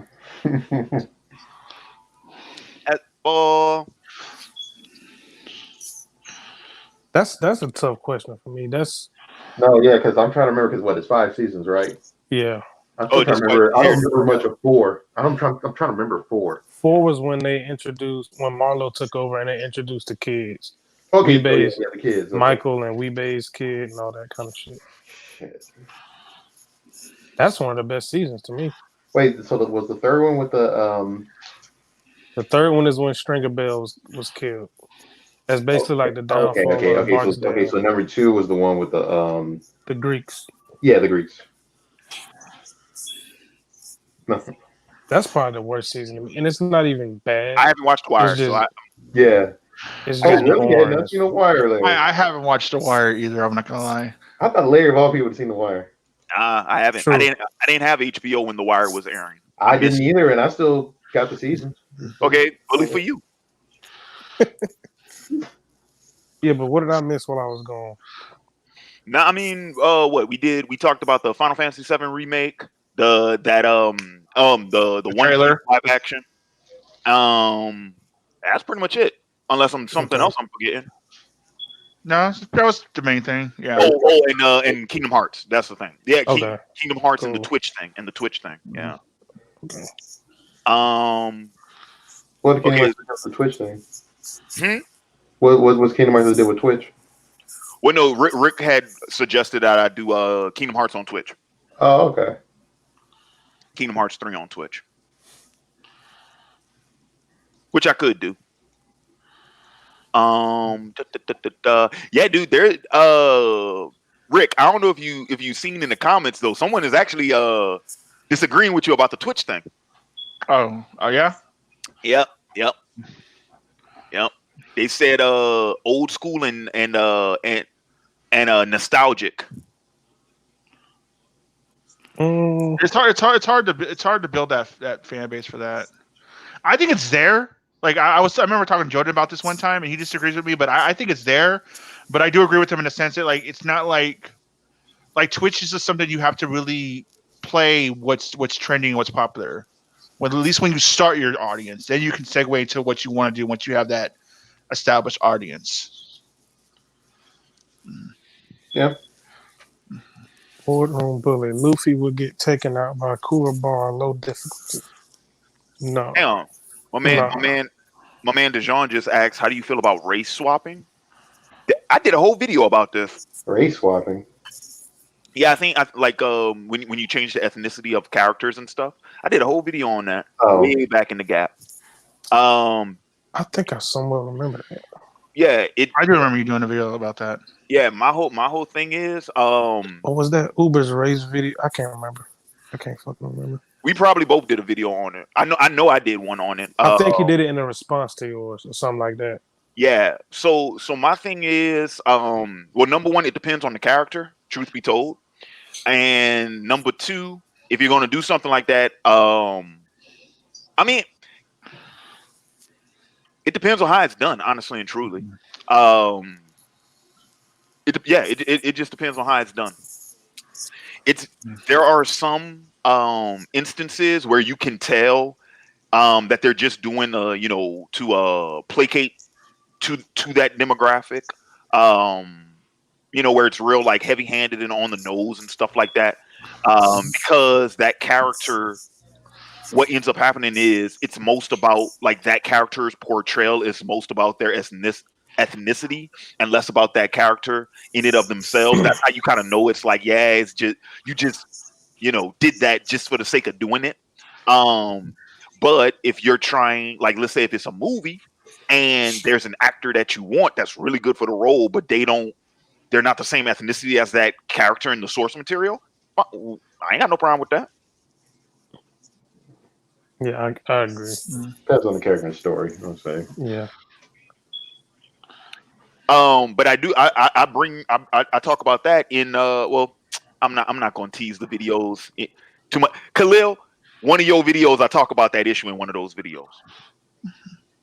Y'all just gonna have to wait and see which video that is. Bum, bum, bum. My thing that I saw. I'll give y'all a hint. That's the only hint I'm giving y'all. My thing that I struggle with right now that I don't understand why people make such a big fuss about is having homosexual characters and more stuff now. Like every time there's a homosexual character in a show, it's automatically pandering, and I don't agree with that. I don't. I think like why can't the character just be homosexual like there are heterosexual characters? Why is it always got to be seen as pandering? I don't think that's right. Like for example, Can I tell you why? well, all I right. want to Let let me me give you hear an Rick's example though. example Though first. I will for example, it's kind of old, but it's relevant. It's still relevant today because the show is still going on today. Ian from Shameless. Ian is a perfect example of that, where I think they made Ian homosexual, but it was not pandering in any way because he doesn't have those cliche characteristics of a homosexual. Actually, none of the gay You mean characters, stereotyping they're you? very more realistic in a sense. The Sense. I'll say like that only for an example, Aqualad and like Young Justice. The reason I had a little of a problem with it is because he already had a love interest in the first couple seasons that was a female. And I get it that I guess there's a version of him that is homosexual in the comics, but it felt out of place and unnecessary for them to So switch. I'm not saying there aren't. I'm just saying, but I feel like every single one gets labeled that. so can I answer it for you, Yeah. Rick? All right, go ahead. So it becomes pandering when that character is all about their sexuality. This is what I mean. You're like, oh, whenever there's a heterosexual character, no one considers that pandering, right? You want to know Mhm. why? Because it doesn't matter that that character is heterosexual. But a lot of times when you have homosexual characters, the fact that they're homosexual is what that character is all about. Whenever that is done, it is pandering. Okay, in that sense, yeah. Well, Well, well, not always. All right, not always. Because all right, another old example, Glee. Yes, there are characters in Glee, but see, Glee touched on all homosexual types. They touched on the ones that are super flamboyant, like Kurt. They touched on the ones that are what's the word I'm looking for? Metrosexual, but homosexual as well, like Blaine. It touches on they touch on the ones that are in denial, and you just would never know unless they told you, like Santana. Anna. Or they touch on the ones that are normal and very open about it, but not over the top, like Britney. Though that kind of stuff though, like that, I think that's a service to that community. It's because it shows you that there's all different types. I agree with you though. The characters that are though like that, you're right. There's parenting, but still, there are not all gay characters in shows or movies are like that either. Right, Right. but that's the point I'm making. So because the question was, when is it pandering and when is it not? hmm You see what I'm saying? but my thing is though, like it seems, but I think everyone, just like a lot of female leads now get labeled as pandering. Like Ray, I don't think Ray originally was pandering when they made Ray a female lead for Star Wars. I don't think that was pandering because she wasn't like they didn't. It wasn't. They didn't. She didn't. They didn't really focus on the fact that she's a girl. She just happens to be the female lead of the movie. But a lot of people saw that as pandering, and I even watching it. And like, granted, I don't like the sequel trilogy, but I would say that the Rey being the female lead of being the female Jedi we saw, whatnot. She wasn't the first female Jedi She we wasn't saw. the first female Jedi. I know that, I but was like about a lot of to people say, label her like that. Like, no, I don't think it was pandering. I just think it was happened to be a female lead. well, you got to think about it like this. A lot of dumb people are quick to do the judge on the whole pandering thing. But Nick, you said the same thing at one point On which part? about Rey and how you thought it was pandering. No, I wasn't talking about pandering. I But remember at one time we were no, I probably talked about her as a Mary Sue, but probably not her as pandering. but Luke I was had a no Mary problem. Sue. Huh? Luke was a Mary Sue too, though. To be fair, Luke? no, Luke is well. What do they call the guy equivalent of a Mary Sue? Gary Sue. Yeah, Luke was. To compare him to Ray, I wouldn't go that far. Like Larry said, Luke always wins. Luke, No, Luke, no, no, no, no, no, no. He's- I'm about to No. say, you're talking to a Star Wars fan here. I'm like, wait, what are you? Time out. Because last I checked, Luke lost at the end of Empire. Last I checked, he got fucking mangled too, and he Yeah, can't do he everything. lost his whole damn hand. So no, Luke, no. Luke won in the end, but he doesn't always win. And he can't won in do the end. everything. Because trust me, there's even videos even saw that gave more good examples. Like, oh, she learned how to parasail. Remember on that last movie? I'm like, how did she learn how to parasail? She lived in a planet filled with desert all the time, let alone how to fly a ship.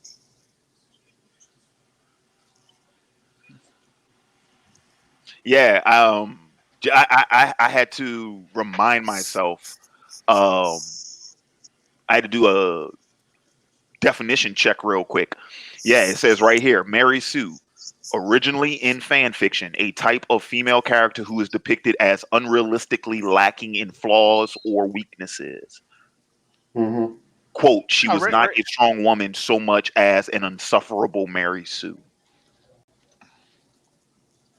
So no, Luke was never a Mary Sue or the male equivalent. First off, is there even a male equivalent of a Mary Sue? Second off, no, we knew what Luke's flaws were from Jump Street. Yep. Luke was indecisive. Luke was short-sighted. He lacked insight. He didn't have the ability to think of things through all the way. Impulsive. That's what impulsive. Yeah, so Luke was insecure, indecisive, impulsive. Yeah, so he had flaws from Jump Street. That's all in episode 4, by the way, in A New Hope. Because all those things Obi-Wan gets on his ass about. Let's fast forward to Empire. Are you kidding? Luke doesn't have flaws in Empire? Fear is why you fail. That's the whole fucking thing. His whole character arc in Empire is getting over his fear. I'll wait. I'm I think he's waiting for you, Rick. yeah. I'm kind of waiting for you, Rick. Oh no, don't you? I wasn't. I was joking about Luke. I wasn't super serious. No, because there's a joke like though, because like I was thinking more with the Force stuff. Like the Force really did come pretty quick to Luke, like with him like destroying the Death Star and stuff like that. Mm. Mm. But You Google this, it says, who is the Mary Sue in Star Wars? I mean, you could explain some of Luke's, prowess by plot armor. I mean that, and you don't have to attach too much to it. Like, okay, he's a Force creation. Okay, he has a stronger connection. Okay, Leia floating into the spaceship during her little event. I don't know. Like that's because in the sequel trilogy they decided to give like the extended universe feats to the movies finally. So certain ones, yeah. Because the only one that actually did interest me, I remember way back when I first saw those new films, was when Kylo Ren at the beginning of that first film was like, he blocked a blaster shot. And they gave Palpatine the Force Storm and whatnot, and yeah. Wait, who's all in the stream? Rick, Larry. Oh, who's in the stream right now? That other voice sounds familiar too, but I can't put my finger on it. It's me, Rick, Nick. Nick, what's your username? Red Shot? Shot Red. Shot Red.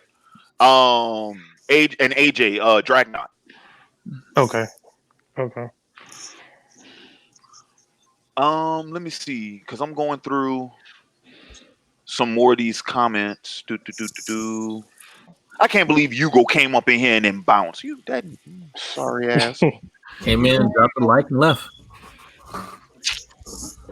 Oh, bro. I'm about to send somebody some battery because I hear that smoke alarm go off one more time.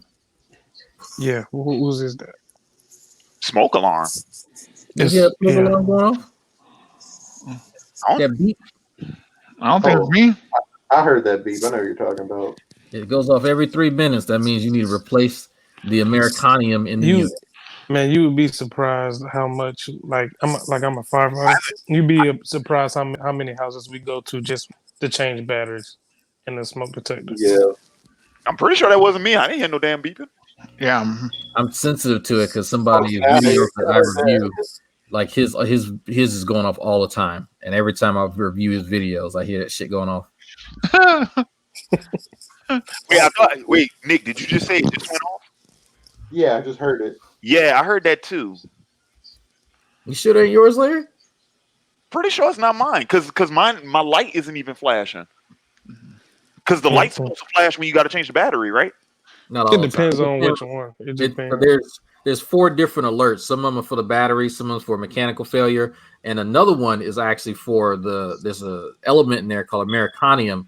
No, dude, that's not me. Because I just heard it through my headphones. What the fuck is that? I just heard it through my Not headphones. me. I don't think it's me. It's somebody. It's not me. I just heard it through my headphones. Somebody in the chat needs to replace their battery. We do that all the time. And I got a floor heater. One that's rare. We don't get floor heaters here no more. Yeah, I'm pretty sure it's not me because I didn't hear it from my surroundings. I heard it from my headphones. I wonder if that's my seal meter. My seal alarm. I just heard it again. I heard it in my headphones. But no, it's not me. Better not be carbon monoxide. Somebody about to go to sleep real quick. Yep. You about to go to sleep. Everybody go night night. Like, God damn, man, what you do? What you doing knocking on my door like you the damn police? You want to get shot?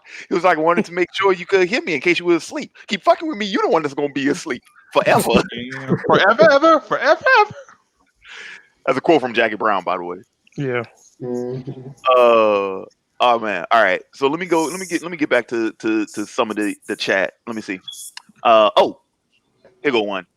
Dreezy KO says, did you guys watch the death battle with Miles Morales versus Static Shock? Static bodied Miles easily. I forgot how strong he was in the comics. I didn't see it.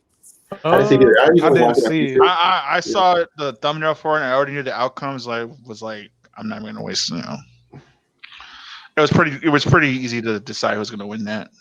Yeah, I kind of figured. It'd be different if it was Peter, but it's Miles. He's not as. I don't think it would, unless Peter's like really, really strong in the comics. Well, this is where I mean, dude, you don't have any long range. Static has like infinite long range. You know what I'm saying? Yeah, have to get him away from metal. Like if you could somehow get him away from a city, but at the same time that lowers his maneuverability and ability to kind of like mask his presence and ambush or anything. So if they're out in grassy plain with no metal around, he might stand a better chance, but then might not. So I still think Static. I saw how strong Static was in the cartoon, and I heard he's even stronger in the comics. So I already knew he is. Yeah, he is. I still think Static will beat Peter, but I don't think it would be as much of a landslide. Oh, probably not. The only thing I heard about Peter in the comics is that his spider sense is insanely it's damn near precog. Yeah, his strength is like people forget how strong he is, and he's pretty fucking fast too. But that's my thing though. It's like even if it was Peter, right? Like he's super freaking strong, but Static. But he got to get close enough. Yeah, that's what I'm saying. Static can fight you from a distance. So, and even if he touches Static, he's gonna get electric. He's gonna electrified. Like you can't touch Static either. And then it'd be like, oh, which suit is Peter gonna use and all that kind of shit. But if you just use a regular suit, I don't think he would beat him. I will say this: if Peter had prior knowledge of Static's powers, I hate to use the prep time thing, but because he's a scientist, and whatnot, he would be able to counter. If he had prep, and not even like insanely, like maybe like an hour or two prep time, it'd probably be a chance. He have a chance. Yeah, because he wouldn't need that long. Because I mean, it's not that much depth to. Yeah, Static's power. If he had like an hour or two prep, Peter would have a good chance, in my opinion. But mainly because of his scientific knowledge. Here's another question from Dreezy KO asking about the Black Canaries casting in the Birds of Prey movie. For the record, I'm skipping that movie. Me too. Just so y'all know. I'm not gonna see it.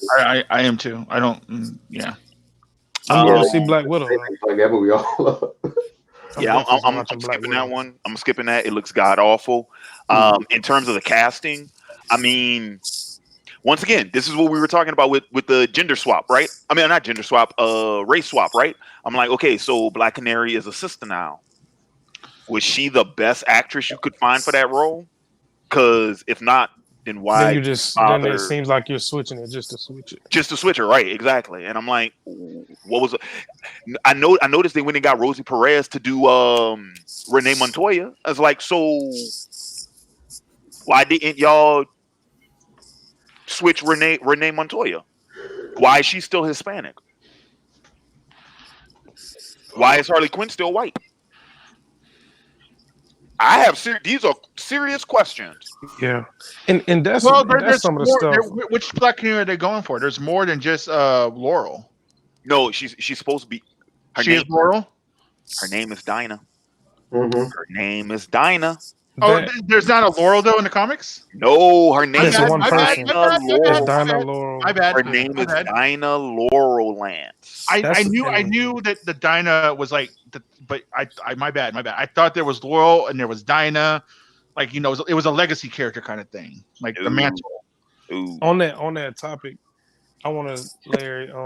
How did you feel about Arrow making both Laurel and Dinah two separate people, and also Roy and Speedy two different people? So wait, because in the Arrowverse, isn't Dinah the mom? No, Dinah is Dinah is sister. Laurel's success. Dinah is Laurel's success. Dinah is Laurel's Successor. successor. So you in remember Arrow. the second, not this. Yeah, she When is did Laurel you drop? first. When did you drop Arrow, Larry? Season 5. All right. Oh, so yeah, you definitely seen all that. So did you see any of when he was building his new team Arrow? Parts. All right. So the final person he recruits for his new team Arrow was a person that has it's equivalent of having a black siren with the canary cry, like a natural meta power. He recruits her, and eventually she becomes a new black canary, but her name is Dinah. I forget her last name, but her first name happens to be Dinah. Okay, so either I'm crazy because I swore Dinah was the name of Laurel's mom. You know what? We gonna IMDb this. I thought I don't believe so. remember Dinah being Laurel's middle name in Arrow. Okay, so What's her sister? No, her sister's name is Sarah. Sarah. That's what it is. Sarah was the first black canary. Right. Then it was Laurel. Then Dinah. Right. So there were three. Which I don't know why they.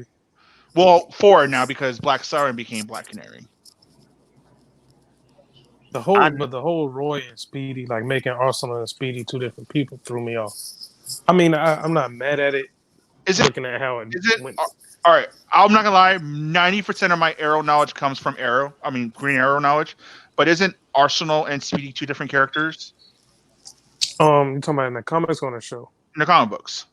No, Roy Harper is both Speedy and Arsenal. And It's Red Arrow. Yes, all the same person. The same way how like Dick Grayson is Robin and right. Nightwing. Correct. Yeah. Now here's the thing though. I liked Thea as Speedy. I like Thea. Like I thought that was cool. So I didn't have a problem with like there being like two like Speedies. I didn't really have a problem with that. Especially since the way they play it, like that one seemed more genuine because it was the nickname she had growing up.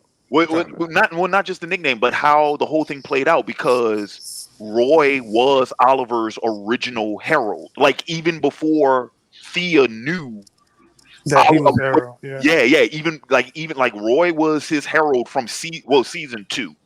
Technically season 2, but like he's in season 1, and like from Jump Street, like that's his number 2, right? Right. Well, I'm sorry, no, his herald, not his number 2, because Diggle is his number 2. But what confused me about it is because if you remember, he was calling her Speedy before we knew there would be a Roy Harper in the show. Yes. That's what it was kind of. I'm like, are they not gonna do his main sidekick in the show or something? Because they making her, Speedy when that was Arsenal's first name. His first name ever was Speaking. Right. And so the thing was is like not just the nickname name drop, but like I said, you had Roy, who was that character for essentially 3 seasons, and he ends up abandoning that role and he ends up leaving the team and everything because of what they did with trying to keep Oliver's identity secret, with him claiming to be, the Green Arrow and all that jazz. And Come to find out, that was like they wrote that way because he had like some personal issues going on. the Yeah, actor, Actor. he was in the process of coming out. well, and he got on another show.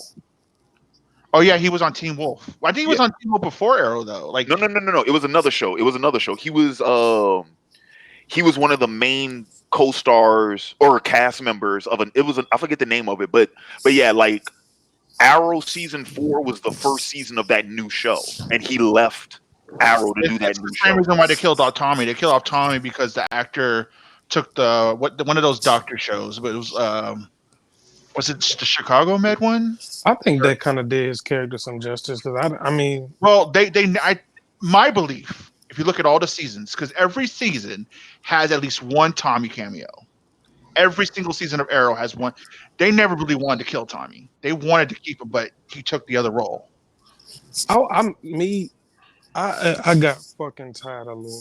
I was so mad when The thing is, like, all right, I understand looking at it from a comic perspective, but looking for just watching the show, I think Dia's journey to becoming Speedy was really well done. Yeah, I'm not mad at how that's they where I did it. was, It was just It was that's better where I than was Laurel's going. journey becoming Green Canary though, too, because they rushed that. Right, and that's where I was she going with had that no training at all. because you had Thea come up under Malcolm.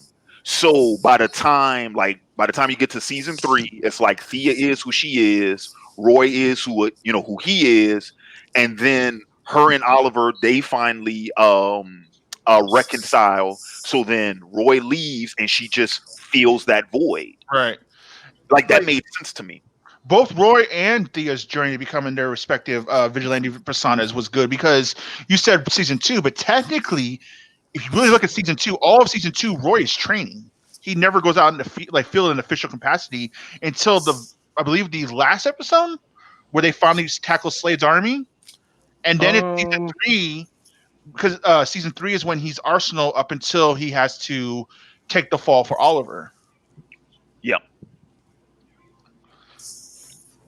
But yeah, I love, and then the other thing too is because you had like Oliver and Thea, mentor, mentee, big brother, little sister, like that whole thing, like that was a good dynamic. Right. That was a good dynamic. I wasn't mad at it. It just threw me off in the beginning. How it ended up happening, I was satisfied with it.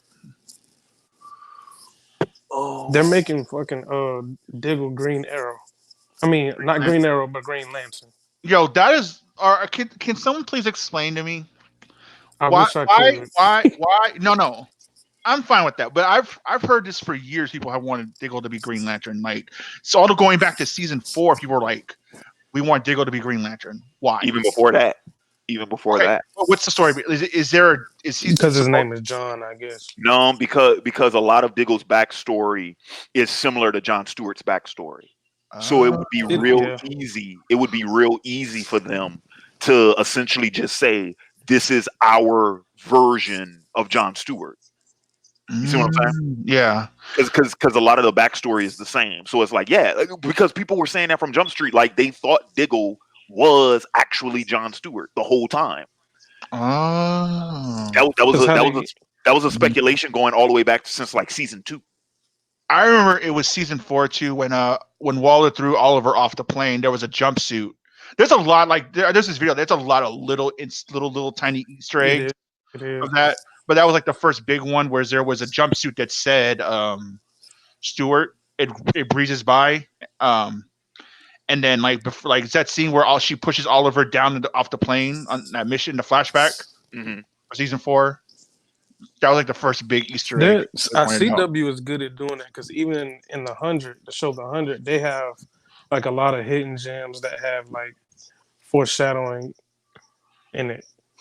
I think they do a good job at that when they do it. The thing is though, like people like are speculating. This is what I think is going to happen. I think because Superman and Lois did get greenlighted for a pilot. I think, and he did say he's going to Metropolis. I think he's going to be, if anything, he's going to be a reoccurring character on Superman, if possible. But we're not going to get a Green Lantern show because HBO is doing a Green Lantern show. Yeah. So I don't see him being a reoccurring character because, well, a main character on that show. Also because like him and like Superman and Green Lantern never had like a duo. I say or they were reoccurring never because I think they said Metropolis for a reason. And I know people like to dog on CW as far as writings, but I think when they do things like that, it's for a reason. If anything, it's to leave the door open for Diggle at some point. Because they also said Dinah's going there too. Or did she just say she's leaving? Who? Dinah. No, she just said she was leaving, but she's gonna be she's gonna be a main character in the Canary spinoff. Okay. So wait, so who's staying in Star City then? Like So when Oliver recreated the world, pretty much all the things that he couldn't fix, he fixed. Like his mother, he was able to save his mother. Larry's gonna hate this shit. What? Tommy's alive. Basically, everyone that died is alive. The only thing his dad is still alive. No, the only thing his dad is dead. The only thing he couldn't fix is things that would have changed who he was to get to that point to becoming the Spectre. Like the original Laurel. Oh yeah, I heard about that. I heard they turned him into the Spectre. Yeah. So if his dad never died, he would never have became the Green Arrow. So I guess they didn't bring back Laurel. They didn't. No, they didn't bring back Laurel either, because that would have been imbalanced with Laurel. And there actually is a really good scene that explains that, though, and like it actually shows Quentin's growth, because old Quentin would have been furious. I fucking hated him at first, man. I hated Quentin at first. That his Laurel wasn't back, but he actually understood it. So it was bittersweet, but he got it. My only problem with that, though, I was kind of iffy with the mom thing, because that's such a great moment in Arrow. It's actually one of my favorite moments in Arrow when Slade killed his mother. Yeah, it was just whole heart wrenching. My thing, though, is if that's the case, Tommy should not have been brought back, because Tommy has strength. Because there are multiple times where Tommy's death actually motivated Oliver to do more. Right. So that's why when you said like he couldn't bring back anybody who like had an influence on him being Green Arrow, I'm like, then how the fuck is Tommy back? That's my only problem. Like, because even his mother, like that, she wasn't necessarily a big drive. Like, it wasn't as impactful as you thought it would be compared to like everything else. I guess because with his mom and Tommy, like he was already Green Arrow before they knew. But there are moments when he thought of Tommy that gave him the strength. Even season 2, his vision of Tommy is what gave him the strength to overcome that poison. Yeah. Because the first half of season 2, Tommy's death haunts him. Like he wanted to give up because he couldn't save his best friend. And so like that's kind of like an underlying thing in the first half of season 2, which kind of gets resolved in the mid-season finale of that. Here's my question though. So Oliver quote unquote fixes everything, right? So does that mean that Star City doesn't need a superhero anymore? For now, yes. At this moment now. So at that moment, yes. But I believe the only people that are staying there is Roy and Thea, because they're getting married. So Roy came back. Yeah, Roy came back. Now the backdoor pilot for the Canaries episode is Green Arrow and the Canaries is going to take place in 2040, which is adult Mia's time and adult William's time. And they've had all these years of peace, and now something connected to Crisis remembers and is now an influence, because Cisco created this device for people if they need their memories back, because there are certain people that got their memories back. For the average person doesn't remember. Because even Mia didn't remember, but Laurel had to use that device on her so she could because she didn't believe them at first. But now there's someone else who has a device that revives the previous timeline's Deathstroke, who happens to be Mia's fiance. So John it's like, Dickerson. yeah. So that's kind of like the damn, but we don't know who's behind it kind of thing. Yeah, they're doing a lot, man. They did do a lot, like, but I personally though, I will say this, for someone who I really like Stephen Amell's as an actor. I liked his portrayal of Oliver Queen. Granted, I don't know prior to the conversation. I did like the respect they gave him at the end. Yeah, I liked him. The only thing I didn't notice until I like watched the review Larry did, like in retrospect, they did kind of make him very Batmanish. Of course. But that's not Stephen Amell's fault though. But no, yeah, right. No, That's no, what no. I'm saying. Like, Yeah. The way they and granted, this is sort of piggybacking off of Smallville, because Oliver Queen in Smallville was essentially Batman. Like, that's the role he was supposed to play. He was supposed to fit, like, yeah. So because remember this, Arrow initially was supposed to be a spinoff of Smallville, but they decided, like, okay, we're gonna axe that idea and just start from the ground up. Like, okay, like, let's not have any ties to Smallville, but let's do Green Arrow, but let's start all over, right? And then that ended up becoming Arrow.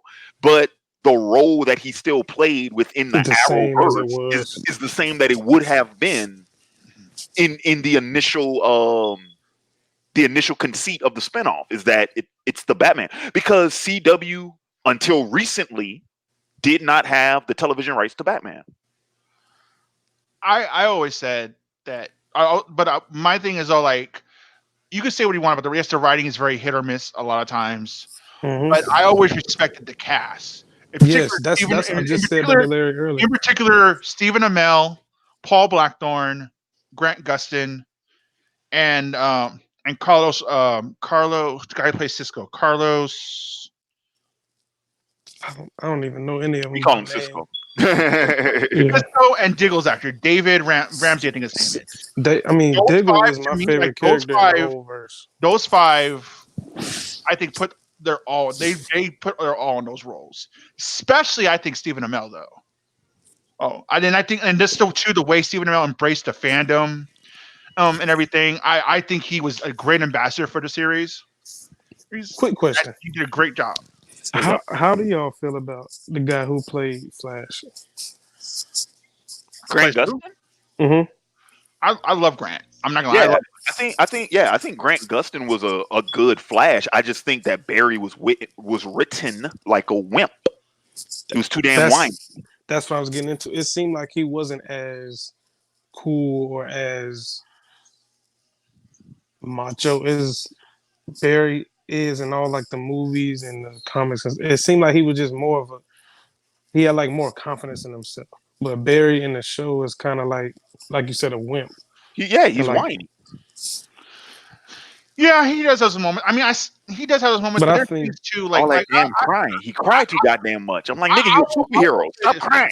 Okay, I will defend this though on Barry. I know what it's like to lose my mother, and I know how and that shit affects me even to this day. And that's why in a lot of instances, I get what Larry is saying. You don't necessarily want that in a superhero, but sometimes I really do feel that shit, because I still hurt for my mom every once in a while. And as far as him with Flashpoint, you're lying to yourself if you say you would not have made the same choice as Barry did at that moment. And do what? And save your mom. I would. Yeah. He fought the urge and made the choice the first time. The second time though, he loses his dad. Wait, no. So wait, your question was that I wouldn't do the same thing? Right. Of course not. You wouldn't do it? No. You could? No.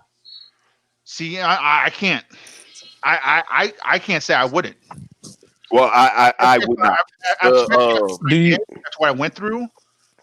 Do y'all think there's a quote that I love from Supernatural. What is dead should stay dead. But I mean, he learned his lesson now. But he learned his lesson now, and now he won't. He knows better now. But it's at that moment when he didn't. I don't know. I felt that hurt. Like Do y'all think which one of them is a better? Well, played their part better Stephen Amell. between? Stephen Amell. Yeah. Between No, Amell, him. Stephen No, Amell. the dynamic between him and Diggle, man, that shit. That's really what made me want to keep watching the show, even when I lost interest. Like when they were doing the Damien Dark thing, Hmm. that's when it was at the all time low for me. But them, Season 4 like is I the was worst just season of invested Arrow. in the characters. Wait, say it again. Season 4 is the worst season of Arrow. I mean, easily. Dude, I swear I'm the only person that likes season 4. I think. Okay, Is so that the here's one my with thing. Damien Honestly, Dark? okay, all right. Yeah, that's the one with Damien Dark. What's season 3? This is my take on Arrow as a whole. Season three is the one when Sarah gets killed in the premiere. That's the one with who's the villain? Oh, what's Roz. It was Roz. oh Right. yeah. All the race, all the That's Yeah. hard. But here's my thing. Like That's hard. my problem. I like. Season 3 is really hit or miss. My problem with season 3 is it's stuff with Malcolm and how could he trust Malcolm when Malcolm killed Sarah, wasn't apologetic for it whatsoever, brought race to him. He's on Race's radar because of him. And then at the end of the season, I understand having to work with them, do what you have to do, right? He have a choice. Okay. But at the end of the season, They should have killed that motherfucker. He gives him the ring at the end of the season. That's why I thought he was gonna come back eventually in the show, but he never did. But season 4, Audacity ruined season 4 because yeah. I was tired of that shit. Like, I originally loved the Odyssey pairing, and I think they kind of fixed it later on. But they broke them up for the so stupidest thing that Felicity had no business getting mad at Oliver for. Mm-hmm. Yeah, that was stupid. And then on top of it, William's mom tells Felicity, "I made him do that." And then she's still mad about it. That was the dumbest shit ever. And like then, that was dragged on way too long. But here's the thing too. She was kind of starting like, okay, let me go talk to Oliver now again. And then she walks in on Oliver making that video to William because Oliver feels that for William's safety, it's better that he doesn't have no connection to him, right? Right. She gets mad at Oliver for that because she didn't consult her first. That's none of your business. Women, dog. That's none of your business. That's none of your business, though. You have no like. I'm glad you said it, so I didn't have to, bro. I'm like, but I will say, in my opinion, they did redeem Odyssey, especially the way Felicity naturally just went in and took William as her own. Yeah.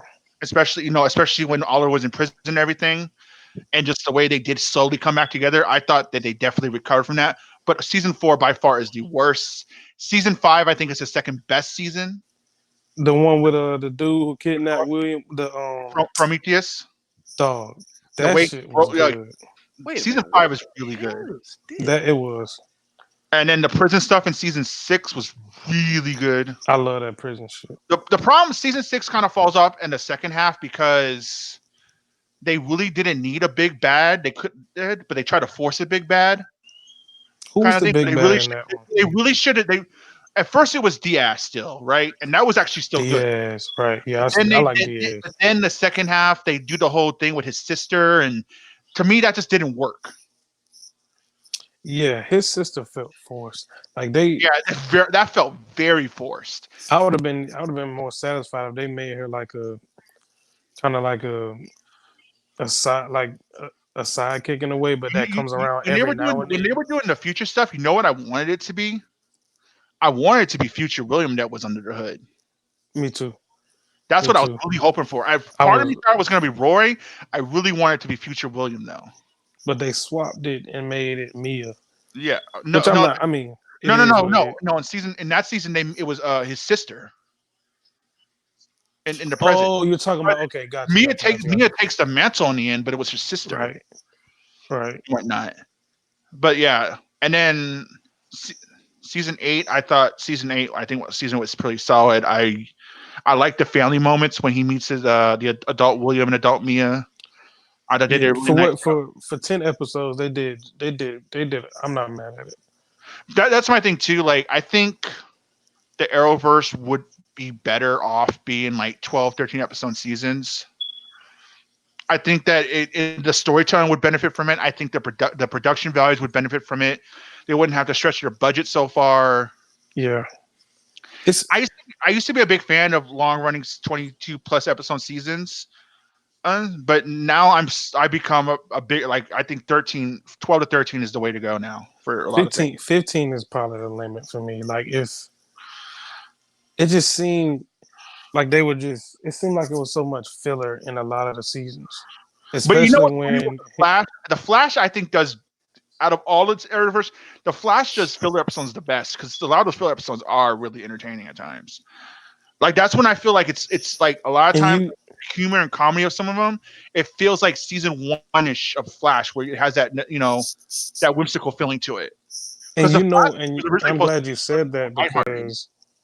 because Flash can do that because it doesn't the foundation of it isn't dark.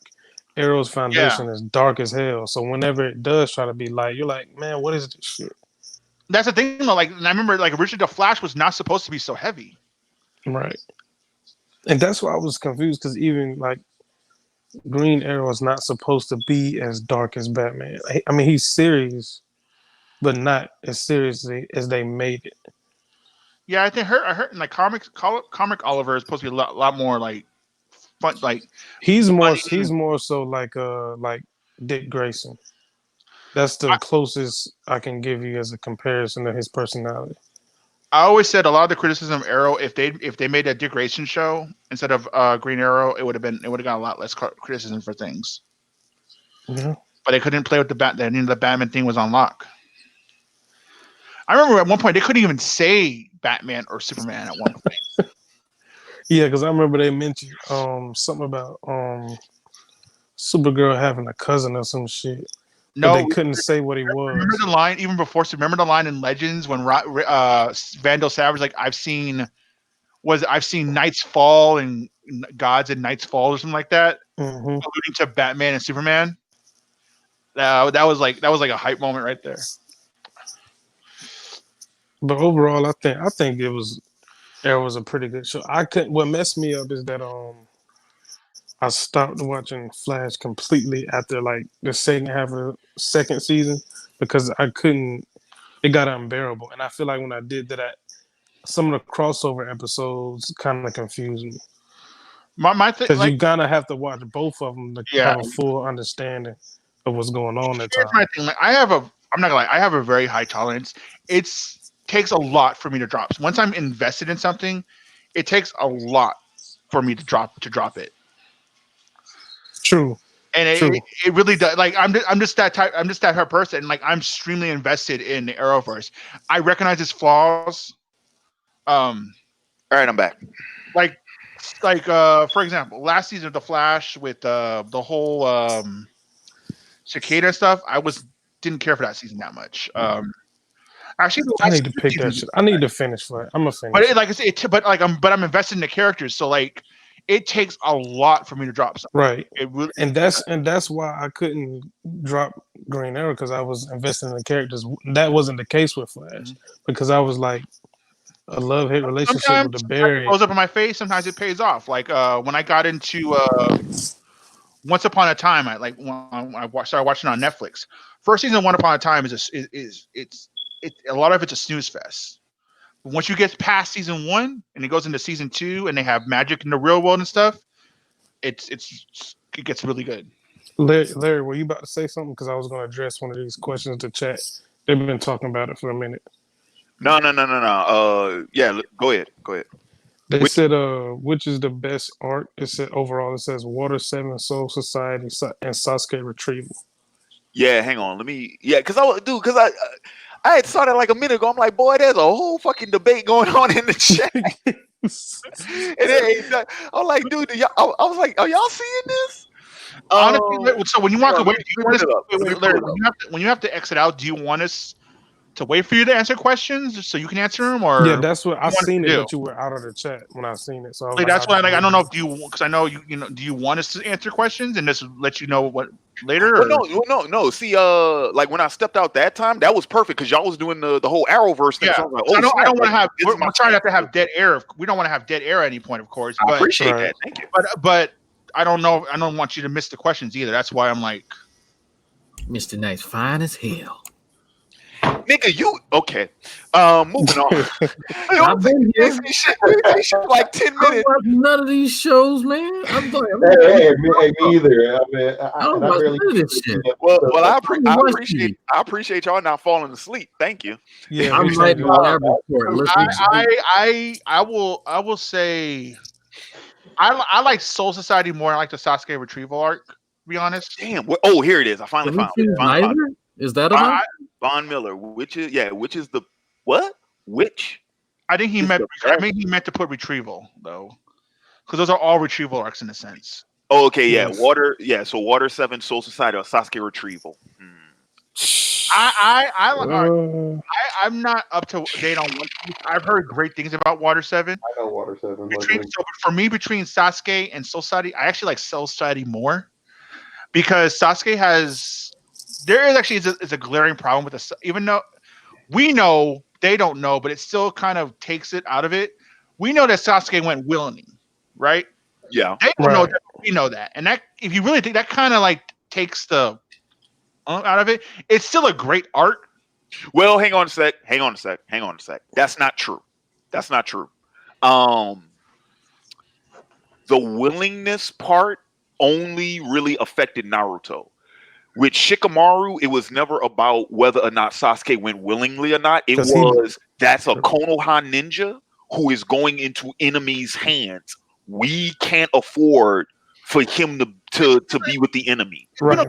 Whether he chose to or not, he's Yeah, still whether he chose to or not, because the fact, like the fact that Sasuke even choosing to go join Orochimaru was potentially dangerous. that potentially jeopardizes. Oh yeah, they had a they had a reason. Because I think even Shikamaru makes that argument. He's like, regardless of whether or not he went willingly or not, we still needed to get him back. It's been a while. Did Sakura tell Naruto that he was going by choice, but she still? Yeah, because she tells him she tried to stop him and she couldn't. Oh, stop okay, him. okay. My bad. Yeah. My bad. My fault.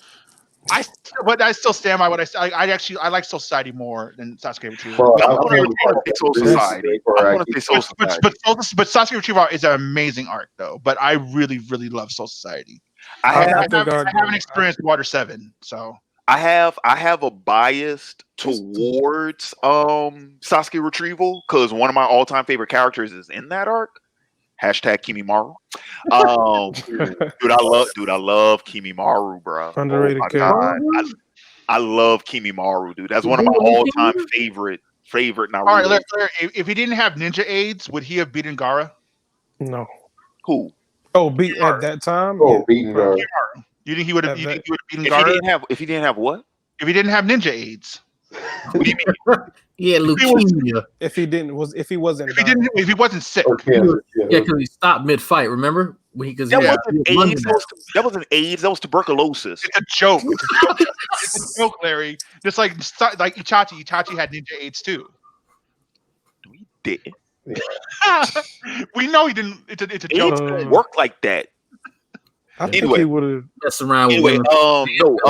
no, dude. Kimimaru would have destroyed everybody. Yeah. Because remember, All of the. I think he would have beat the Chunin. okay, Any or Chunin he would have beat. okay. Because I gotta educate y'all now. Remember, you are talking about the original planned vessel for Orochimaru. Right. Kimimaru was the one he always intended. So Other than this is Naruto pre-time skip. He doesn't have Sage Mode. He doesn't have any of that. He barely can. He can barely do Rasengan at that point. that was his first option. Kimimaru would have kicked everybody's Uchiha ass. body. Gaara Anybody was the without only a- one that could challenge Kimimaru. Kimimaru Out would of have the- kicked out of everybody. the Gaara kids, almost yes. got killed by Kimimaru though. No, he didn't. Kimimaru died because he was sick. He said Gaara almost got killed by him. Yeah. Yeah. Because Kimimaru died. He croaked before that last strike hit them. Yeah. He died mid attack. Mm-hmm. But I no, think Kimimaru would have wrecked everybody. Go ahead, Khalil. it depends on if Shikaku came out or not. But I think at that, Even Naruto beat Naruto well, without, he's a Jinchuriki. but he didn't use any Nine Tails chakra. He Yeah, beat it was he him beat and the Gombada. Shukaku. He beat the Shukaku with summonings. He summoned He Gamabunta, did. And- Gamabunta is like and he Well, used. well, if Naruto summoned Gabuta on Kimaru got wrecked. true. You sure about that? Yeah. Just like I know that like this is like Because Kabuto held his own against Naruto, and Naruto, But- you had two Sanins, two summonings, and Naruto, and Kabuto held his But- own against all of them. But Tsunade was also at a disadvantage because she was fucking her and Jiraiya. Weren't they and like her paralyzed or her some slug shit? is not a combat type. He has No, but hold on. What's your the point? But the no, slug- wasn't the slug has combat abilities, but it's not really suited for combat. And Kimimaru was sick. What's your point? but wasn't Jiraiya and Tsunade handicapped? Orochimaru was handicapped. He couldn't use his damn arm. They were all handicapped. That's what I'm saying. So it kind of dilutes the Just point like- of but just Kabuto like- holding his own against them I hate because it's not like they were Sanins! they were handicapped. Right. Hold up. No, I'm You're- saying You're saying that Kimimaru could not have been able. The original argument. that's not what I'm saying. Okay. I'm saying you using Kabuto, saying Right. Kabuto held his own against them as a point Right. is kind of irrelevant because they were not themselves technically. If they No, were, well, if they okay, weren't all right. handicapped, All right. Well, first off, let's put some respect on. Let's not say that Kabuto is some average Joe. no, he's a Jonin level. Kabuto is a beast. Kabuto is a goddamn spy. He's one of the very few. He's a liar. Like people. He's a damn thief. But Kabuto is like Kabuto is a beast. But like that's the thing. Like too, even with the Sasuke Naruto fight, if Naruto was able to summon Gawabuta in that fight, Sasuke would have got wrecked. Put some respect on my Toad's name, man. I think but the summonings really do give you a big advantage, though. Yeah, but I think if we're talking about the Sasuke Naruto fight at the end of part 1, Naruto did more damage with the Nine Tails chakra than he would have done with Gamabunta, in my opinion. Damage to Sasuke? Yeah, he did a lot more damage with the Nine Tails chakra. Yeah, I don't think that would have been a good fight to use Gamabunta. Yeah, it wouldn't have been. I think, but Kabuto and Kimamaru, I think they're basically Jonin, like Jonin level fighters. yeah, I don't so think Kabuto was as strong as Kakashi like they tried to make it seem. But that's also me saying that because we got to see more of Kakashi fighting though, so we don't really know. Yeah, I mean, but when we saw Kabuto, well,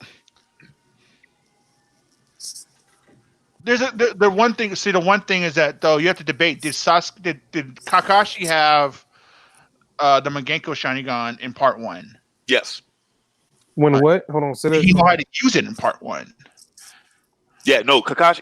Well, see, this is how I know. Y'all don't watch my ultimate. Y'all don't watch my Ultimate Ninja Storm 4 gameplays. We just saw, for everybody who watched the Ultimate Ninja Storm gameplays on Twitch, on Tuesday, we saw Kakashi got his Mangekyo when Rin died. Yeah, when he was a kid, but he didn't know how to use it, or he didn't use it because he wasn't good at using it. Because like the Sharingan doesn't work quite right for Kakashi. Like my Kakashi had to train more because he's not a Uchiha. So like for one and he thing, still uses it just as good as everyone else does. That's why he's always strained on chakra because he can't deactivate his Sharingan. So he's constantly wasting chakra on that. That's which is why he chooses to keep the eye closed. That eye is only open when he needs to use a Sharingan. But and I agree with you. Like he probably did but there was never an instance. The only instance. Wait, what you mean? He probably did. He probably did what? No, he had his Mangenko, but then people will say, why didn't he use it in part 1? Dude, there was never told you he could in the flashback. That's a game. He got his Mangekyo. That's a game. That's a game. Mm. I'm- Let me finish. No, that Let same me scene. finish what I'm saying. Let me finish ahead. what I'm saying though. That same scene wasn't. A manga, There was no instance in part 1, except for when he came face to face with Orochimaru, that Kakashi needed to use the Kamui on someone. Because he was never in any fights besides that. Zabuza never pushed him to that limit. He beat the shit out of Zabuza. Right. It only was a okay, fight because Okay, he- so roll with me with this then. When Kakashi got put in that motherfucking genjutsu by Itachi, Kakashi speed blitzed him with it though. He probably couldn't. with Kakashi, dude, He hey, got speed blitzed. And by the time he got out of that bitch, boy, he was like, done. Itachi strung that nigga up on a cross and just started stabbing his face. He got speed blitzed with the genjutsu though. Before he could even react. Dude, It took everything in him not to freaking die. dude, Kakashi was so messed up. That boy was out of commission the whole Sanin arc. That's the thing. Like he got speed blitzed with the genjutsu, where it took So everything. I think I think he could have used that Mangekyo Sharingun then, but then again, you know how this I works. don't think it was. You use yours, he gonna use his, and guess what? He got 2 of them. I think that part of that is that he's kind of still like learning how to that was use that his shit. former disciple, right? That's something that's kind of rolled around the back of his head. He has to keep that under control, and also with Itachi wasn't his former disciple. I thought He was in a way, but not really. They were just on the same they rumble team. indirectly trained him. Okay, No, if anything, they were peers. Yeah. Were they?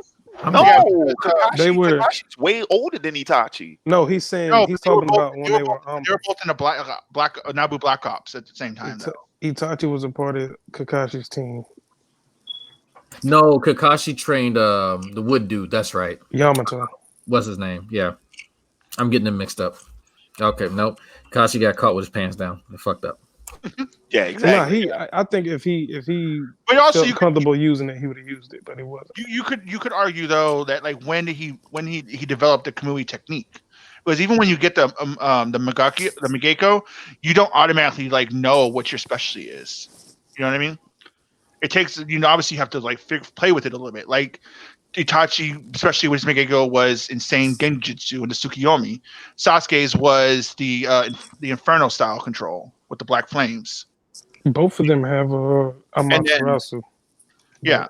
But Sasuke had Murasu on another level because he had the flame control. Yeah. He could turn it off. He could distinguish the frames. He could manipulate. He could focus it into a ball. He could do all kinds of crap with it. And then Obito and Kakashi's was space time manipulation. And I think like anyway, back to the question though. Soul Society. Yeah, I'm gonna have to say Soul Society just because of all the stuff that Soul Society builds all up. the layers that is in that story. You know, Sasuke retrieval arc is sort of straightforward. I mean, granted, it's good, but it's straightforward.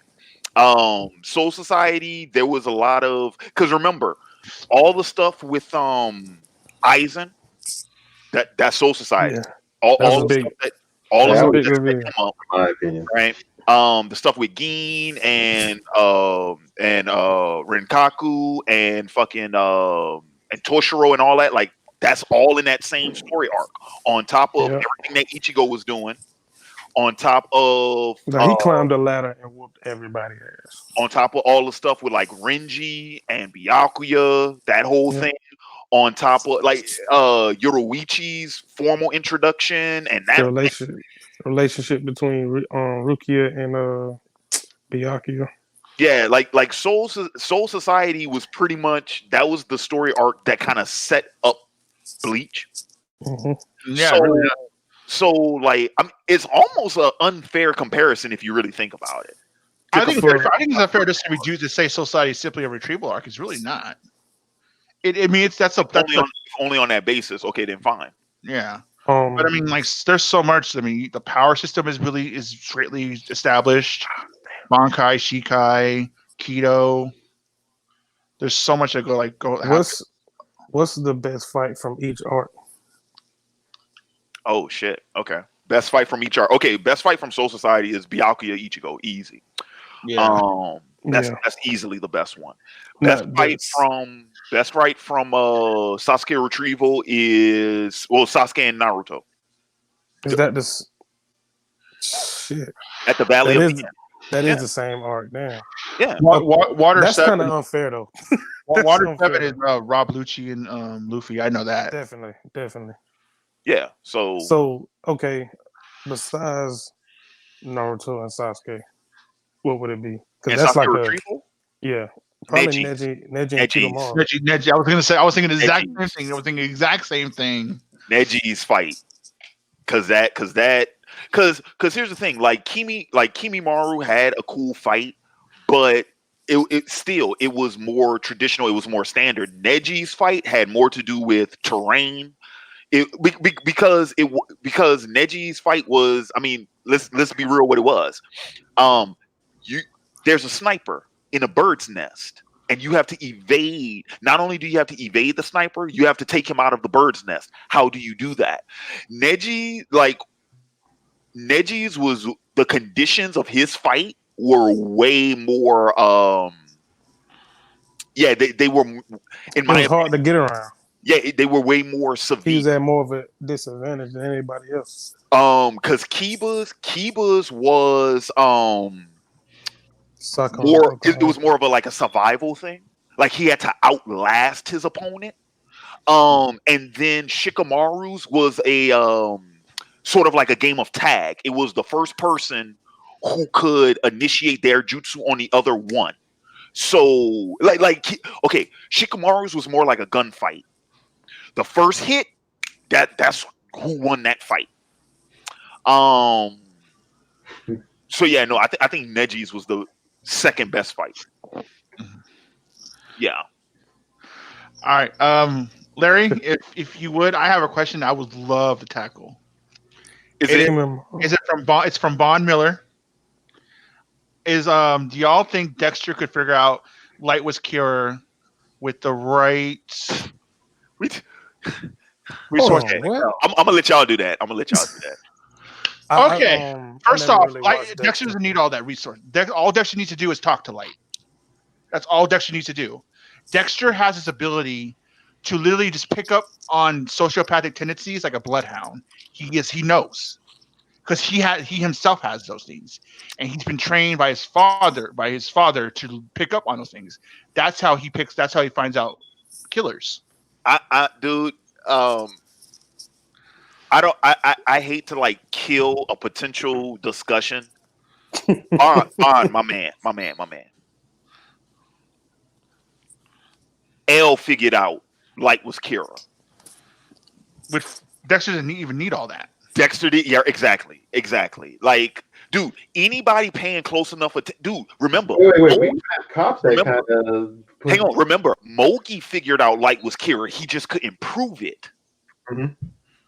So, dude, it was. Oh, Misa figured out light was Kira before she could.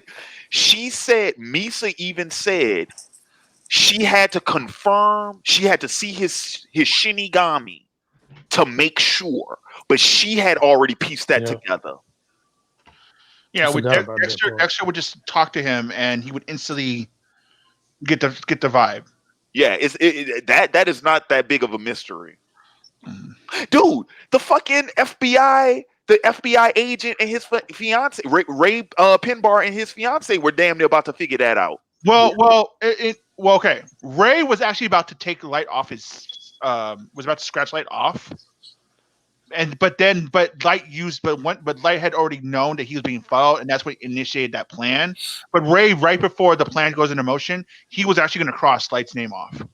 But he knew enough to suspect him in the first place. I think there was a reason. I think there was a reason why he was.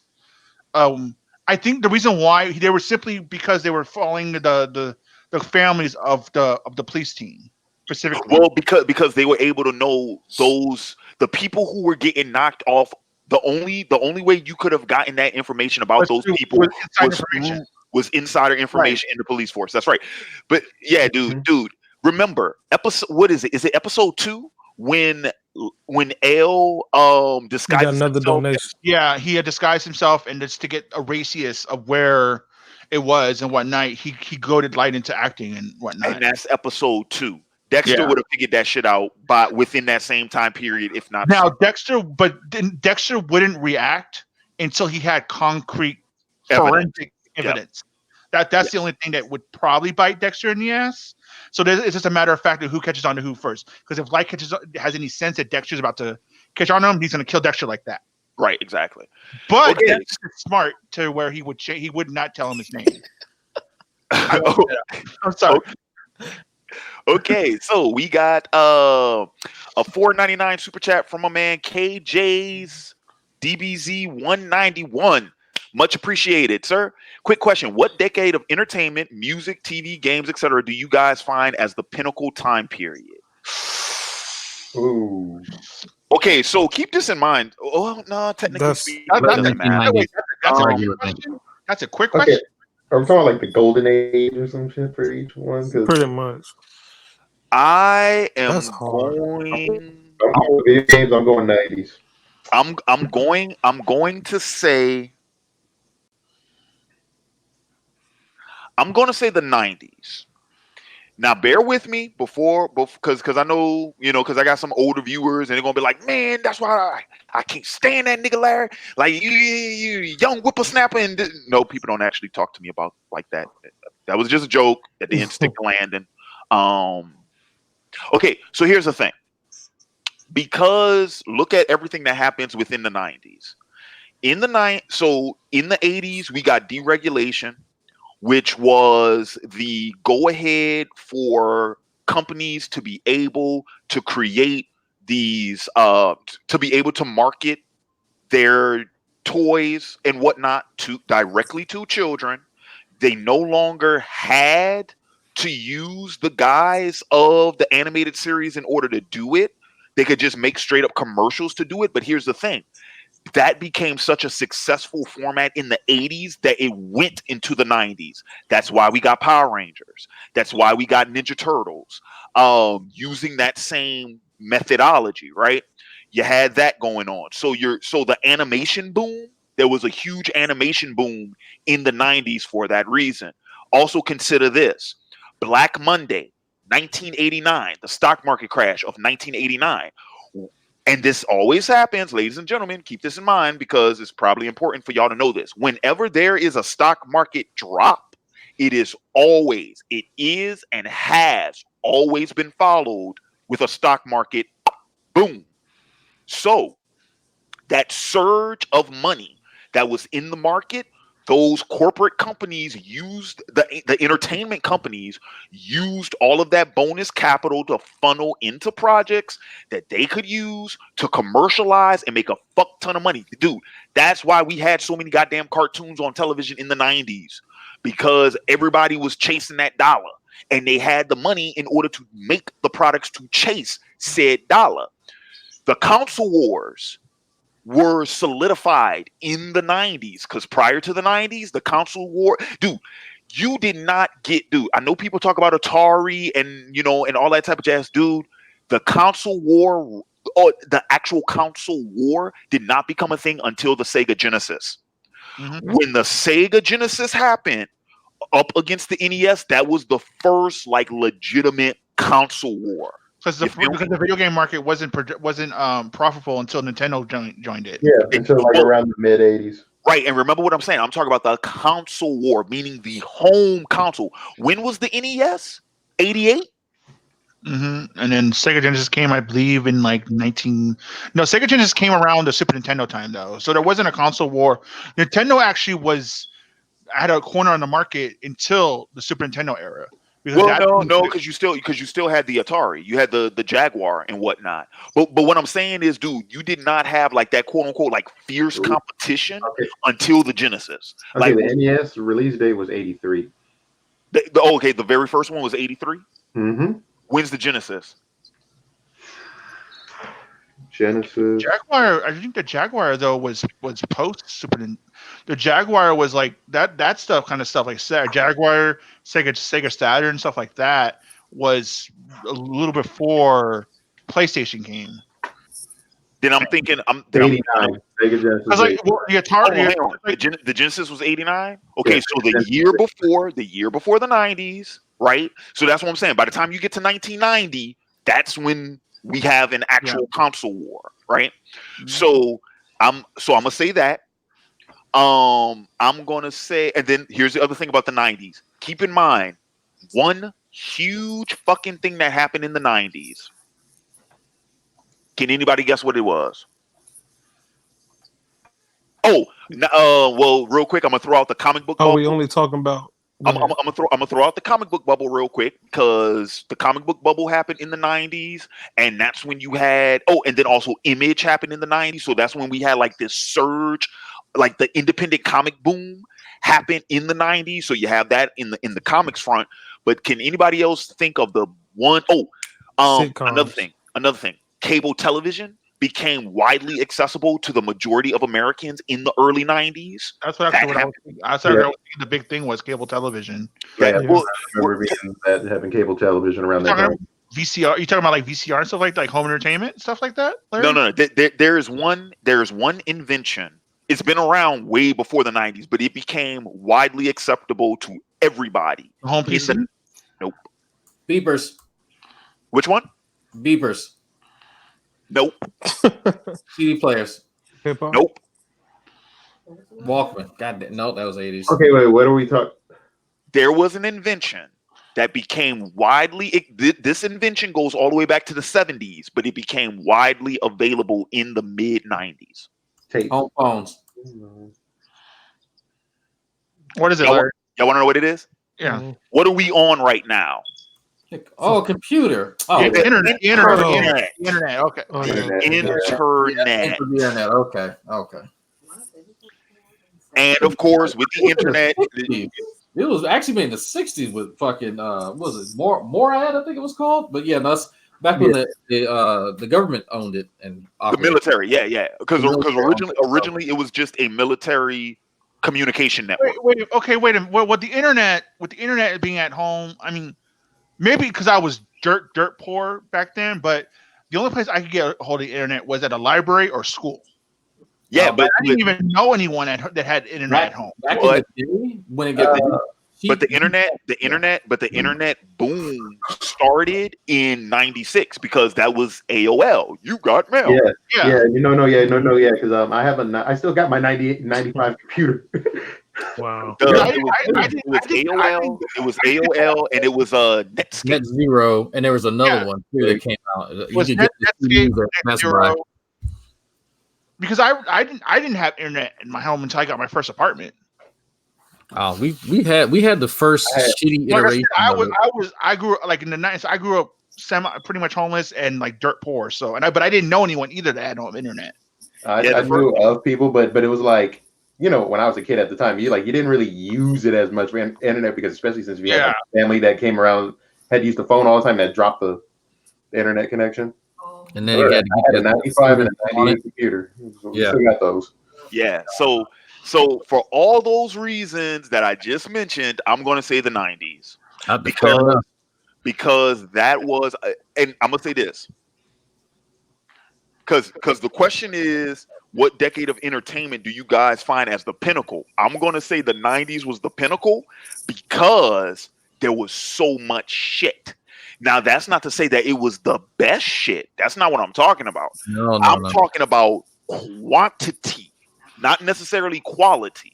I'm talking about quantity. Well, I would argue some of the best things did come in the 90s though, because more things from the 90s. More things from the 90s stand a test of time than things today. Well, I would say the early 2000s definitely brought the quality because we started getting hentai movies. So I think that's really a marker for the quality. I would say mid 90s, early 2000s. That fool just. I'm not gonna repeat what he just said. I got what he said. It's because that was cool. Oh, and for the record, sir, those go all the way back to the fucking late 80s. You totaling yourself. Anyway, I got it. Wife is home. I gotta go. I'm curious what was your first one to watch? Wait, what'd you say? I gotta go. Wife is home, so we're about to watch some Tremors. We're about to actually enjoy some early 90s right now. Wait, which Tremors? Which one? The first one. Can I Oh, make him? that's the one I barely even see anymore. The first one. Yeah, It's on Netflix. yeah. I After the like third one, what's the one where they start they start mutating to like things that can walk on the ground? I like that one. The second one. Second They can one. walk. Is that They the can second walk one? in the second one. Second They one. can walk Second in one. the second one. They can fly in the third one. Yep. Yeah. I like the second one because The that third was one's scary. hilarious. Oh my god, the third No, one. I always watch the third one. scary. I still ain't seen the other one, the Africa one. After I think that's the fourth one, and they found Oh, a cave. no, they have a Western one that's like in the past or something. It's weird. Oh yeah, no, you're thinking about that's where Burt Gummer's ancestor helped found the town. Did you ever see the TV series that was on Sci-Fi for a while? I I saw a couple of episodes of that. That only had like what, like One season. 4 or 5 episodes or I something. think it was more than that. Yeah.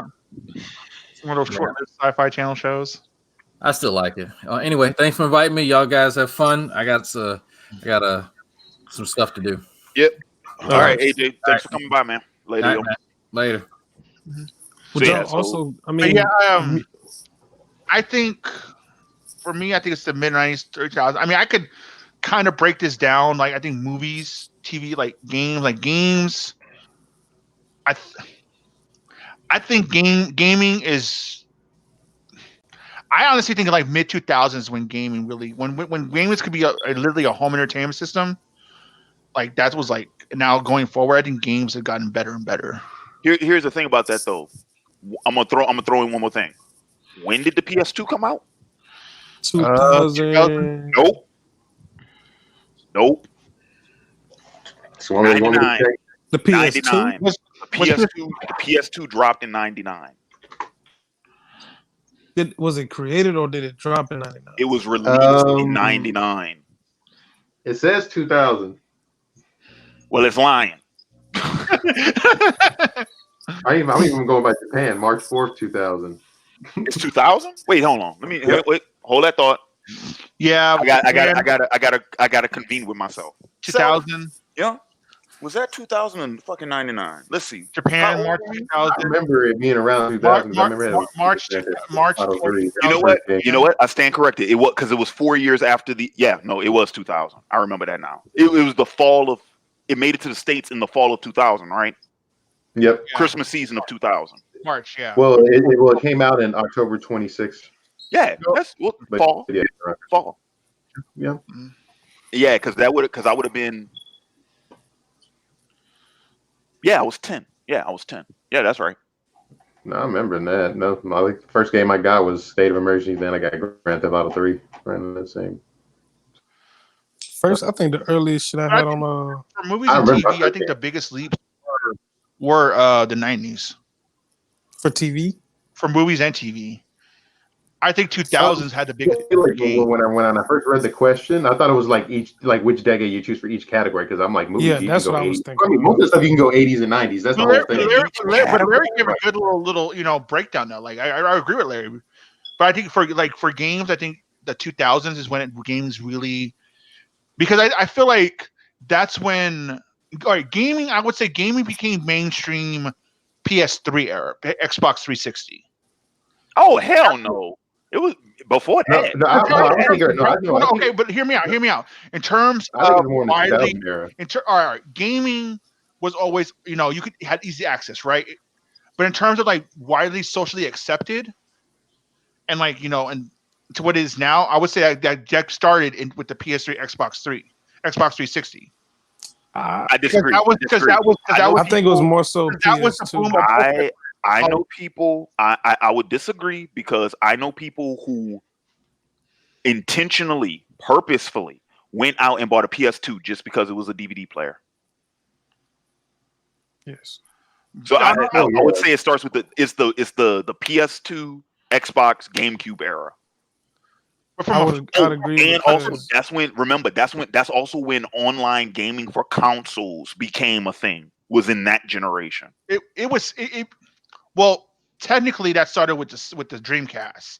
It was very experimental with the Dreamcast because Dreamcast was the first system to have a web browser and internet capabilities, which Dreamcast was in between PS2, PS1, and then PS2 with the network attachment. But PS2 didn't do nearly as much of it with online capability as like Xbox did.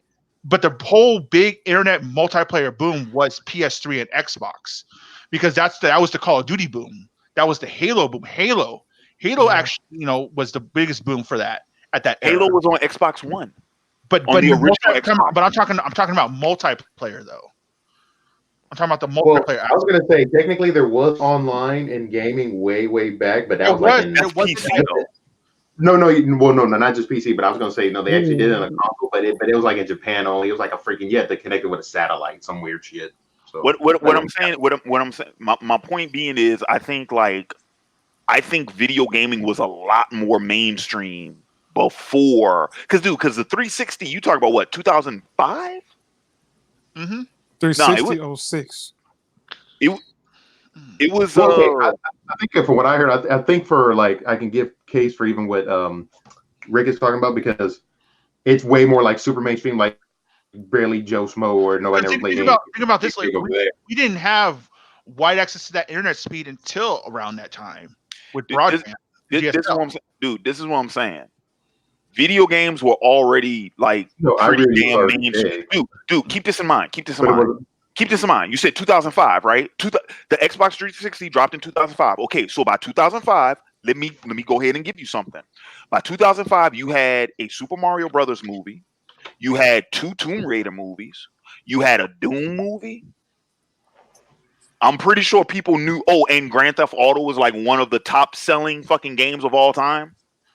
I'm pretty damn sure video games were pretty fucking damn mainstream by 2005. But not onto the level that it was when that era came, is what I'm trying to say. Like they're like, all right, and like Dragon Ball was hugely popular, but anime as a whole wasn't super mainstream. We had Toonami, but it wasn't like, we can go in the store and whatnot. That's what I'm trying to say. Like, you look at I'm looking at it from a social standpoint too, in terms of like, this whole archetype of what a gamer is and whatnot to what it became. And granted, we've made leaps and bounds now, but like, when the whole military game aspect came about and whatnot, and we had the whole multiplayer boom. That's when I feel gaming from a social standpoint, not so much a business standpoint, really became mainstream. Like, because everyone was on there. See me in COD, see me in Halo, and then like that aspect. At that point, in that regard, if you're talking about the pinnacle, though, that would be now. What other time in history could you make a living as a professional video dude? Esports have only. I was gonna bring that. You got freaking video games in ESPN. Yeah, esports has only existed like the last 8 years, 4 years or some shit. But I go back to what I said. Existed, but it's gotten big. Made the biggest strides for movies and television in the 90s, going in like to 2000. But the 2000s going forward is when the true strive of gaming came into play. Hey, because we had these more stronger consoles, we had more technology at our disposal. I see what you're saying. I see what you're saying. So we all agree that TV wise, it was the 90s. Well, yeah, because that was the cable boom. That was the cable era. Was in the 90s. Then also you got to think cartoon was at an all time high. Sitcoms, everything TV was, and then that's before games came. Well, not before they came, but before they started to take over kids, or like playing games more than they did watch TV. Nowadays, kids don't even watch TV no more. Yeah, that is true. That is true. It's kind of weird. It's kind of weird. It is. It's kind of weird. All right, I'm going back to the. I really like music. That question, by the way. I really music. Yeah, that was a good question. Music is also entertainment, and that's. Yeah, but no. 90s music was bullshit. I would say for certain genres. 90s music was bullshit. It depends on if you want to ask me about the pinnacle of music, nigga, that's the 70s. Pinnacle of music was the 70s. I don't know. See, as a musician, there's some things I like at the 70s and some not. Oh, I really hate the 60s. I like a little bit of everything from every era, so I'm not. Yeah, okay. Well, we forgot a lot of musicians really hate 70s because of fucking disco. But I don't understand why. I like disco music. But here's the thing, though. But okay, so I said the 70s because I'm taking into consideration what was happening in rock, what was happening in R&B, what was happening in jazz, what was happening in pop. Like, but see, like we can go with the 80s too because there's a lot of good jazz musicians too. That's what I'm thinking because everybody loves the 80s, and I'm like, yeah, 80s did got some good shit all the time. Always a lot of even for record hits too. and dude, and here's the other thing too about dude, disco was not that long. Like disco was only like what 4 years. If that. Disco was not that long. That was a dude. You want to talk about a fad? That was a fad. It's crazy how like R&B is like somewhat dead as fuck. Because it used to be like just as big as every other genre. Like Yo, I heard this cover of Boyz II Men, One Sweet Day with Mariah Carey. I heard it was a cover by this Asian group. That shit sued. It was beautiful. It was beautiful, and I love that song. But they killed that shit. I was floored by how good they did that. You said Boyz II Men? Yeah, it was a cover. It was this Asian group that did a cover of One Sweet Day. Oh my god. They are amazing. The Boyz II Men is the shit. I love Boyz II Men. They're the best at harmonizing together. Yeah. That I've heard as far as R&B groups.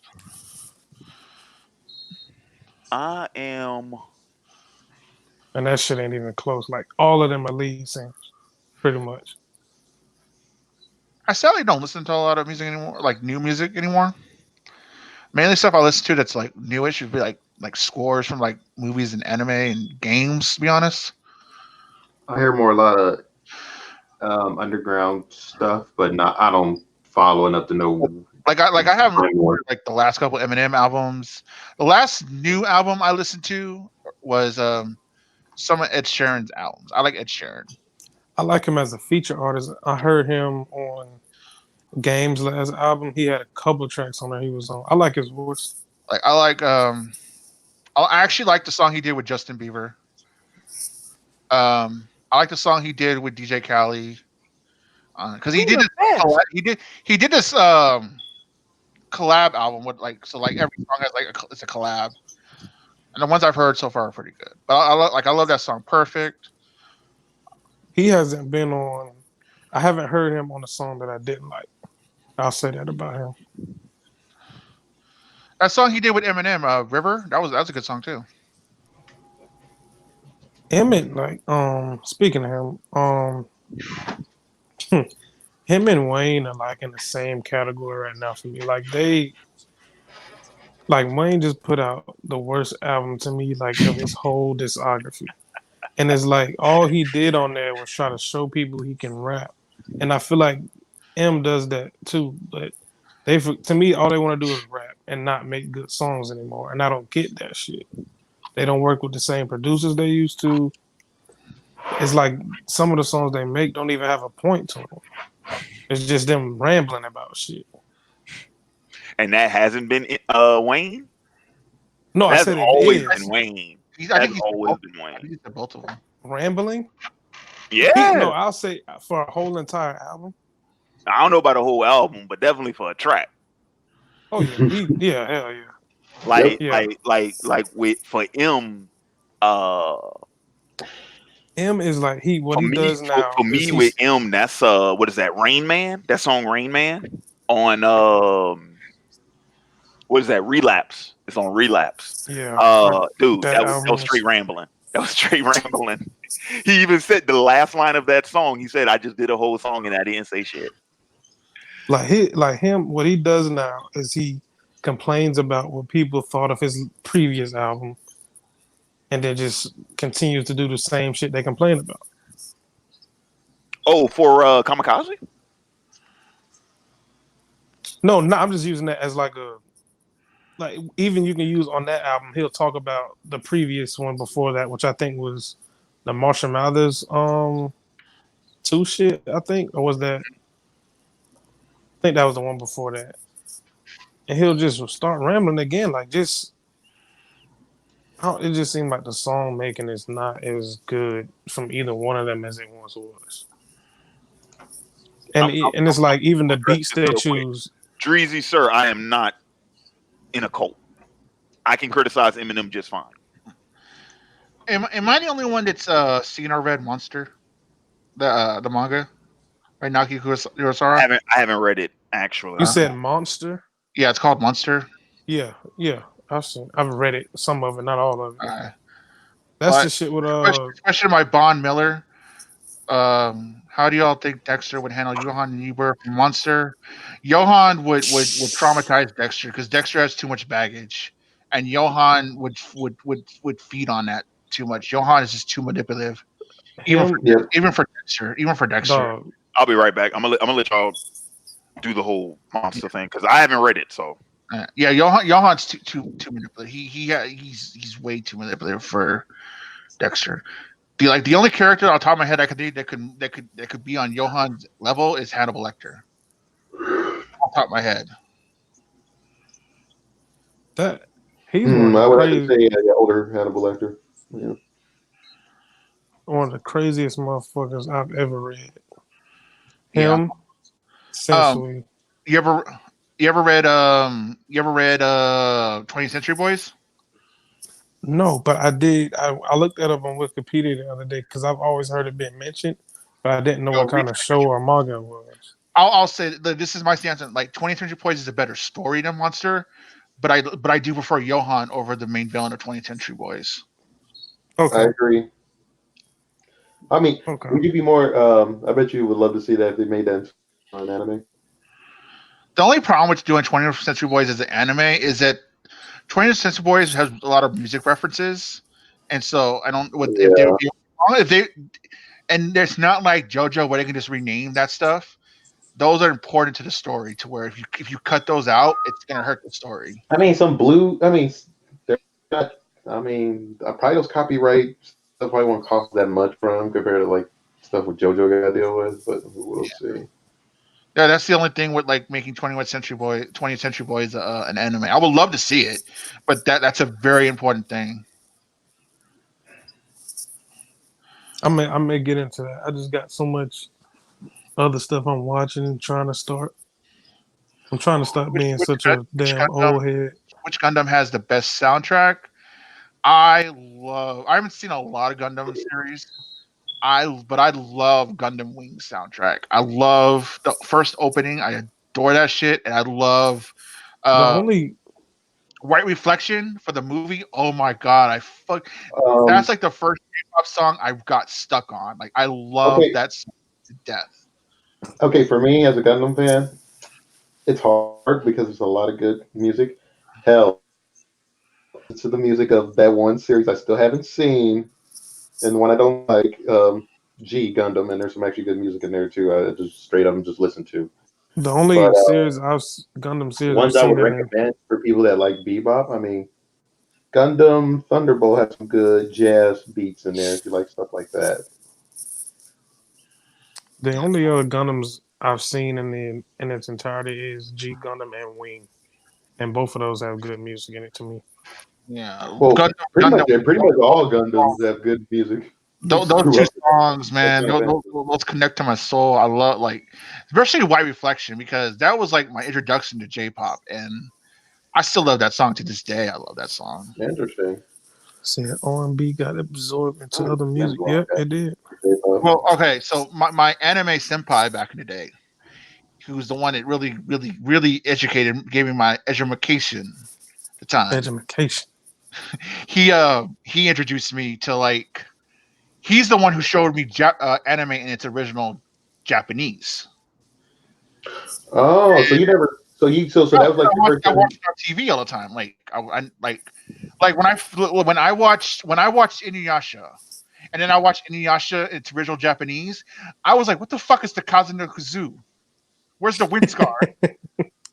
Like, what the fuck?" Oh, okay. I was like, and then he educated me. Wind I was scar. like, "Oh," I said, "Why did they change the names then? That's whack." So yeah, I've actually never seen like when I Inuyasha and Sword. when I watch Digimon in the original Japanese, I'm like, that's not his name. That is not his name is Agumon. God damn it! I need to go back and watch Digimon because I remember it being No lie, decent. look, no lie. Watch like if you ever want to watch like Digimon or Yu-Gi-Oh, rewatch it. Watch it in Japanese. It's a whole different vibe, especially Yu-Gi-Oh. Yeah, that shit is vulgar as hell. Yu-Gi-Oh is a whole different vibe. That shit.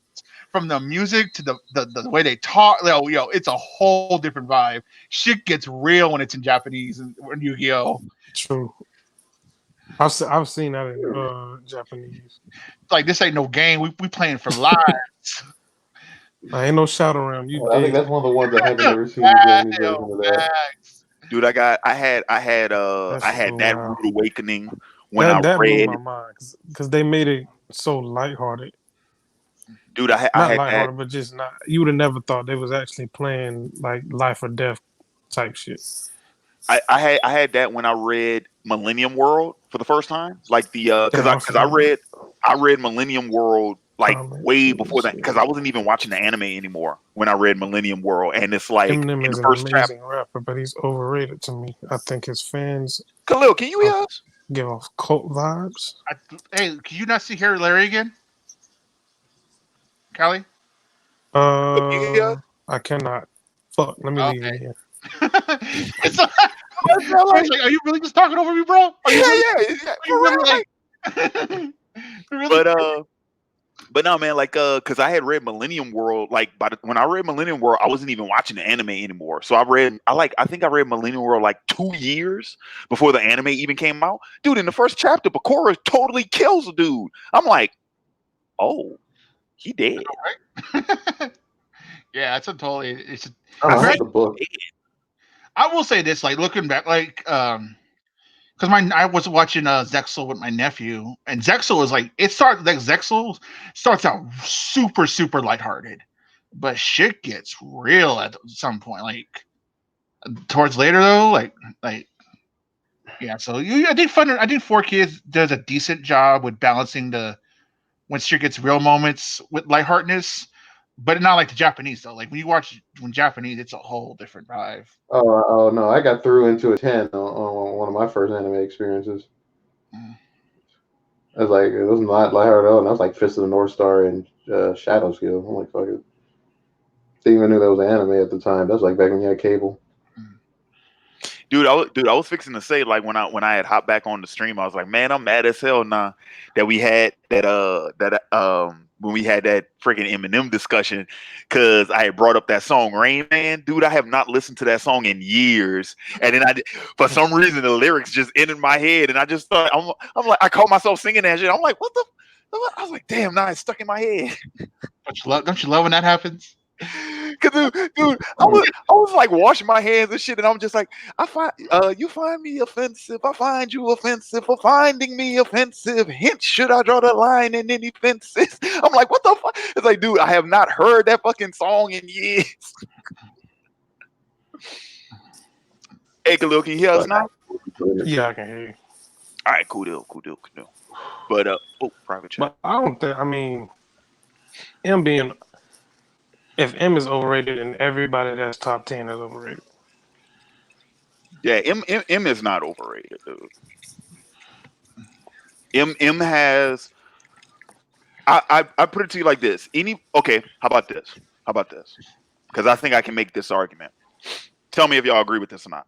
Anybody who says that M is overrated, I don't think they are considering the entire portfolio.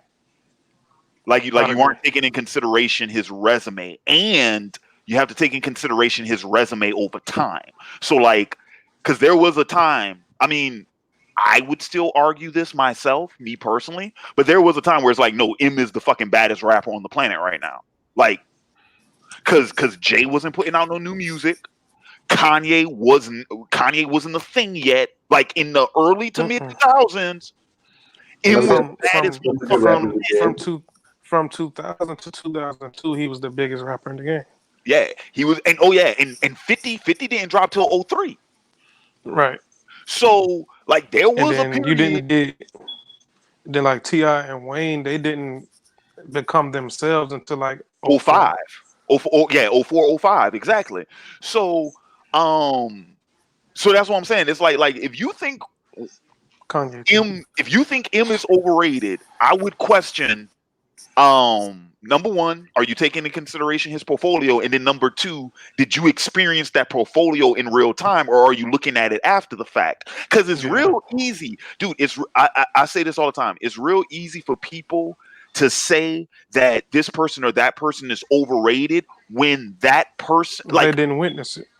well, here's the thing, dude. It's like I say, to draw an analogy. It's the same thing I say about Dragon Ball. It's real easy to criticize Dragon Ball for what it is when it defined the fucking genre that you wouldn't have a One Piece without Dragon Ball, literally, because Akira Toriyama gave Ochiro Oda one of his first jobs. You wouldn't have Bleach without Dragon Ball, literally, because Akira Toriyama was the one who told Taikubo to keep making Bleach after everybody turned it down. Yeah. So like it was the same thing with like all the cats who were big into the big three, and they were like, oh, Dragon Ball is this, is that, and other. I'm like, dude, you do realize the series you like wouldn't even exist without Dragon Ball. And I would argue the same thing with fucking Eminem. Like, granted, I mean, better examples would probably be like Tupac and Biggie, of course, but it's like, dude, do you even know what the rap game would look like if Eminem didn't exist? Yeah. So I find it a little disingenuous when people are like, he's overrated. Now, if you're trying to compare his new work to his old work, That's different. that's a discussion we can have. Right. We can Yeah. have that discussion. Sure. You can have that discussion with Right, 'cause I- I'm one of the few people that don't like his new work. I totally I agree. find myself in that kind of analogy when people shit on Final Fantasy VII, which is a game that I hold very dear. You wouldn't have access to all these RPGs if it were not for the success of Final Fantasy VII. Final Fantasy VII paved the way for you, for Americans to experience RPGs in the masses that we. Okay. I'm glad you clarified that, because dude, I can make the No, argument. we had Chrono Trigger. We had Chrono Trigger, of course. We had Final Fantasy. We had Final Fantasy before 7, even though we had the numbering wrong and stuff like that. But as far as a mainstream and as far as in mass and and all the quantity we've had, Final Fantasy paid the way for that. Yeah, Final Fantasy was the one that made it. JRPGs, so I also got to clarify that. Not RPGs in general, but JRPGs. Yeah. Yeah, exactly. So, And but you yeah. you can say that about Nas. You can say that about Wayne. You can say that about anybody. That their new work isn't as good as their old. You can say that about anybody. Yeah. But I hate when people act like try to erase his first 3 albums because he's been hit or miss since then. You can't do that because all 3 of them shit hit and all 3 of them are classics. I mean, I don't want to put down on somebody who's gonna say that about saying, "Oh, he's overrated." I'm pretty sure you don't study or learn a lot about music if you don't, say something like that. Me personally, and it's always easy to tell when someone is just talking to be talking, or whether when they know. I mean, hell, I'll tell anybody this. I mean, if you really ain't sure enough on Eminem, I mean, they even got a music. What's the not a biography? You know what I'm talking about? Like they talk about music stuff, but they got a hip hop one up in Netflix. You can watch that right now. They Yeah, that's what I was talking about earlier. Yeah. They even talk. Yeah, I think it was like example, Hip Hop Evolution. They even talk about how they touch on everybody. Yeah, they touch on everything, and they touched it even on Eminem. He was a battle rapper, and how he had to fight for what he had to, become the best. Now, dude. Now here's the thing about that. Like, that being said, like, that's not to say that there aren't like certain musical talents. Because, dude, there are some I think are overrated. I don't necessarily go around saying that shit because I understand the historical. Dude, like the biggest one for me is the fucking Beatles. Oh my fucking god! I'm one of those people that agree. Fuck the dude. But then again, like I said, I have to take in consideration. I have to take in consideration the historical significance. So I have to mentally put myself back there when the fucking Beatles came out. And then I have to listen to it from that perspective, and I'm like, okay, I could see how, but since, dude, the fucking dude, I'm like, there are so many, dude, even outside the Beatles, like, like even like let's try and pull this shit, rein this shit in, dude. Just look at the British invasion. even with the British invasion, dude, I think Zeppelin is better. I think the Who are better. I just like I just don't, I don't get the I'm very. See, like, no, it's funny. I was playing Zeppelin's music at work, but I'm always conflicted with that band because you know the history about them. If you know what yeah, I'm they talking stole from about. black folks. Mm-hmm. I'm aware. Oh, yeah, they only stole from a lot of Whoop people. de White, black, whoop de whatever. do. They're definitely not the only ones to do that. So shit. Yeah, I mean, but Zeppelin was like the highest profile case, where that became a thing, you know. Mm. And I mean, it's so fucking obvious, dude. It's so fucking obvious. The big one is when the levees break. You listen, it's like what the fuck do you boys from England? What the fuck y'all know about levees? Um, I still love that song though, but yeah, I know I feel conflicted about that shit too. But yeah, but no, but like the Beatles is one of those groups for me. Who's another? There's another one. It was just on the tip of my tongue. I'm like, I just don't get why Oh no, it was a song, dude. Fucking Bohemian Rhapsody. That's not even Queen's best song, but motherfuckers Yeah, lose they shit over that Okay, song. okay. people You know ride what's funny? people It's do funny when ride it that. comes to that song. People do ride that But song. this, I'm not but gonna lie, still, I agree with no, Wait, wait, okay, okay. hold on. Y'all talking at the same time. Go ahead. One at a time. One at a time. I'll say this Nick, real quick. I'll go say ahead. this real quick for me. No, because okay, when it comes to that song, but that brings it to a whole different other issue. You know how you always hear people play a certain song over and over, but it's only the particular part of the song. Like you hear it plays in commercials stuff like let's say Bohemian Rhapsody for all that. Every time they do about that song, it's always on that part. When I started hearing the song for myself, like, okay, let me hear the whole song myself. The parts I like was actually in the fucking beginning of the song, not the part that everybody knows, everybody wants to start singing and stuff. Mama. Yeah, that's the part I love. I'm like, man, this is actually better. I'm like, I want to hear more of Hey, that. hey Larry, real quick, I'm gonna address this comment real quick. It Okay. says Eminem has only 2 good albums. Laugh my ass off. That's okay. 1, that's not true. I'm gonna Nah. count them. I'm gonna Which count two? them. Which I'm two? gonna count them. He didn't say, but I'm gonna count the 3 that I was talking about: Slim Shady LP, Marshall Mathers, and Eminem Show. Show, yep. Classics. Regardless, you can't deny that. So that's 3. But the other comment is I would for throw in Encore and I'd throw in Recovery because those are good too. But yeah, those aren't bad. Those aren't bad. Encore is good, but I never cared too much a lot for Encore compared to others do. But yeah, I mean that's more than 4 that you can name easily. And yeah, But we then can go by records this was. this quick question. I know everyone in here haven't seen The Wire, so I'll just answer it quick. He oh, this one. says I can answer for the Wire fans, who was better crew, Barksdale or Marlowe? I'll say Barksdale. it. Why Barstow? They were more organized, and it seemed like Marlowe. He was really his organization came down to Chris and Snoop. I think It, Barksdale was a little more quick with the ruthless part, easily. there's your response. Sim Shady LP and Marshall Matters are the 2 I love. M Show is decent to me. Okay. What?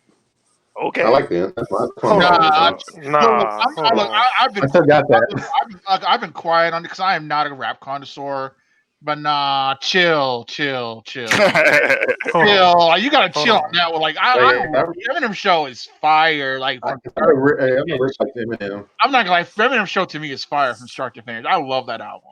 So dog, this shit has cleaning out my closet, Soldier, fucking sing for a moment, Superman, Haley song, Till I Collapse. Nah, hold on.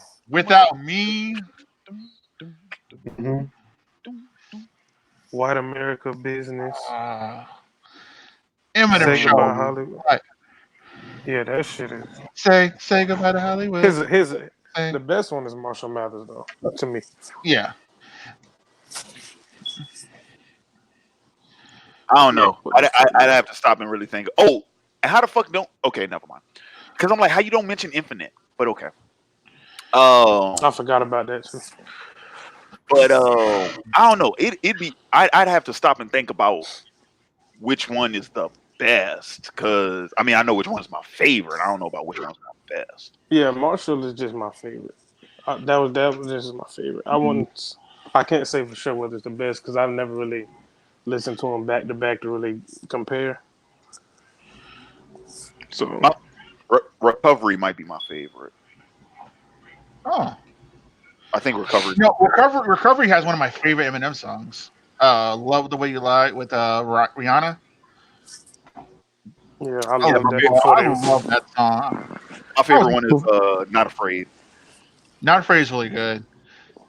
That one, Cinderella Man. Um, That was my shit, dog. That was my shit.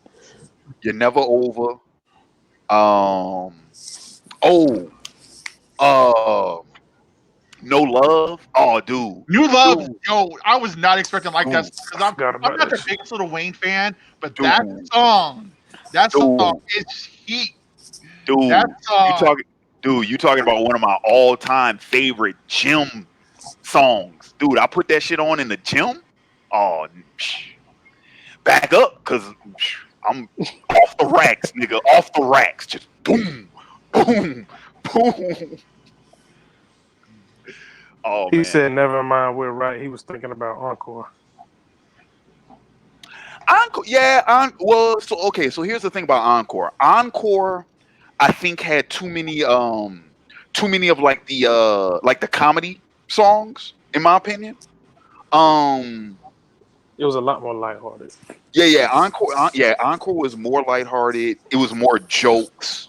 Um, oh snap! I know Carlos G ain't in here. Oh no, Carlos, my man. I can't actually stay long. I'm on my phone right now. I only just saw the patron invite, etc., etc. But I looked at the live stream on YouTube real quick. Larry, What's up? for a golden reward via super chat, how are you just gonna put up Batman vs Superman: Dawn of Justice Ultimate Edition, directed by Zack Snyder, starring Henry Cavill, Gal Gadot, Jesse Eisenberg, Ben Affleck, 2016? What about it? Act like I wasn't fully prepared to be a part of that 30-minute video discussing why that movie is great. Because it wasn't going to be a 30-minute video. No, dude, for the fundraising goal, dude, that's not a 30-minute video. That's a how long is that director's cut? Like 3 hours and 25 minutes? Oh, we're gonna sit through the entire movie, The whole movie, play by play. Larry. We gonna do an in-depth commentary, play by play, every Wait, real minute. quick. Do you have a middle initial? Who me? Yes. Jay. Larry J. Williams. I have a Jean Viet, projector actually. in my house. I promise you, we can have the entire west wall of my living room for this play-by-play. I am ready and fully ready to devote 6 hours to this. It's not 6 hours though. Is it?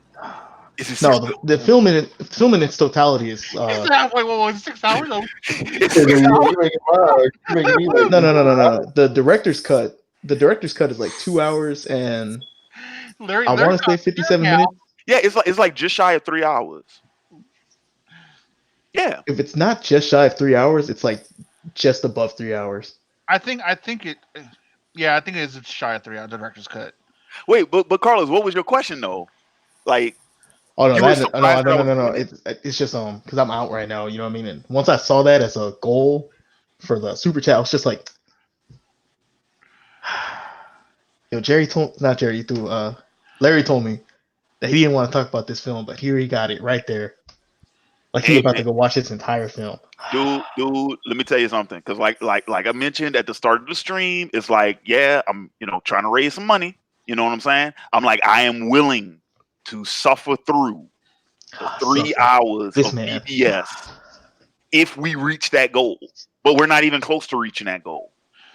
Carlos, to be fair, you for him, all right, for you, but for him, it's going to be a suffering. To No. be fair, I'm not. Look, I don't. I'm not. I'm not. Look, you could feel you want about the movie, but from Larry and his Listen, attachment to Superman, this is listen. going to be a suffering. When we were children and our parents used to make us eat greens, it was suffering to us, but it was for our benefit. what's wrong with greens? Well, here's the thing though. I didn't eat greens when I was a kid. So what's wrong with Wait, dreams? you never had I dreams? get what you're saying, but I don't think Larry's mind is gonna when he watch his opinion on the movie is not gonna change after watching it. For the record, I've seen the movie before. It's Oh, trash. oh, I've okay. seen I it actually didn't know before. that. Yeah, no, I've seen it. It's trash. It's terrible. The director's cut or the theatrical release? It was the director's cut. I didn't know it was the director's cut when I saw it, but it was the director's cut because all the extra stuff that I was like, "There's no way, dude." Yeah, Because you got to think the reason why that movie got panned so hard is the director's cut is like just shy of 3 hours, but the theatrical release was like 2 hours and some change. it You know what I doesn't mean? So matter, dude. It no, doesn't dude, matter. 40 It doesn't minutes matter. of context missing. No, No, it dude. doesn't. No. Larry, that's like if I took totems and I ripped out 7 pages. Like everyone's gonna get lost and be like, "Yo, this Not this really. comic sucks." Not Like, really. Which 7 pages? Not really. You can probably pull 7 pages from that motherfucker. it's been a minute since I've read totems, but I know I still got it here You somewhere. can probably pull 7 pages from it, and you won't be that lost. I don't know, man. No, I got it like that, son. I promise you. Let me pull the exact first page off it. Bam. There's a lot of context missing. The first page? Yes. No, there isn't that much context missing. You missing an entire dream sequence, Larry. It's not a dream sequence. That's page 5. Boom.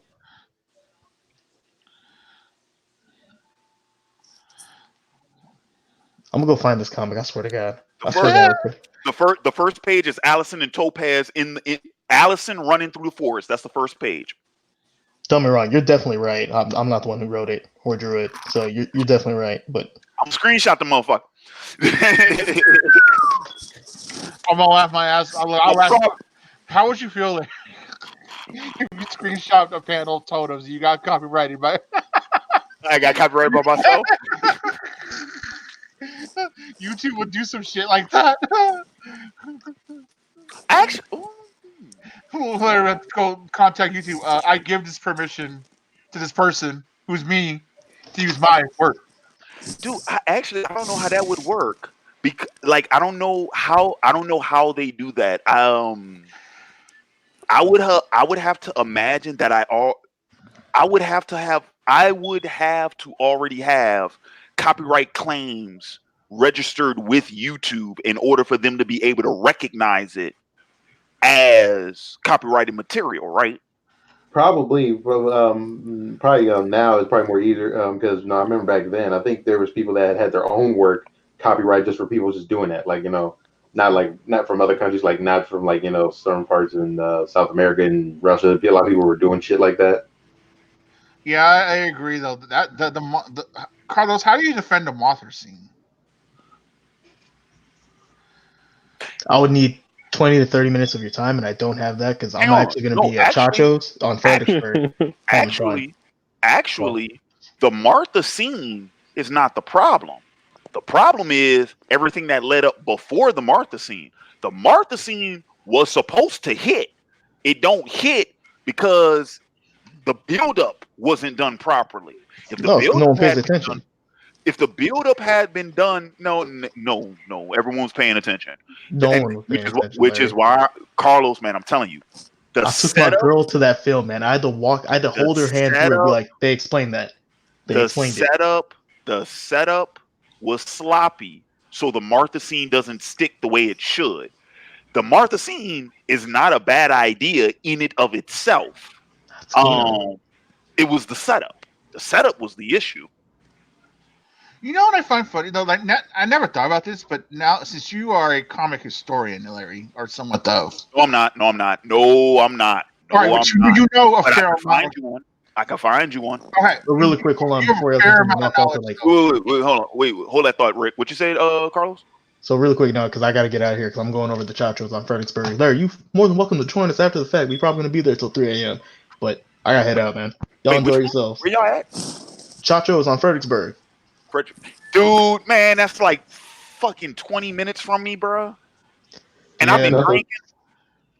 You may not want to go anyways because it's going to be a lot of Dominicans and Puerto Ricans out there right now.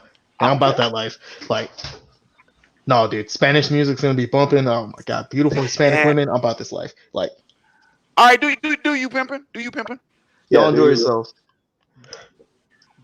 Yeah, I'm the lame ass nigga doing a live stream on a Friday night, but hey, this supposed to be my weekend. Ugh.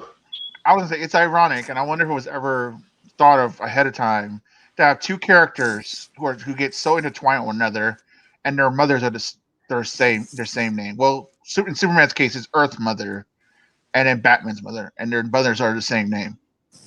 So I just find it like ironic. I wonder if it was ever like thought, like when purposely done.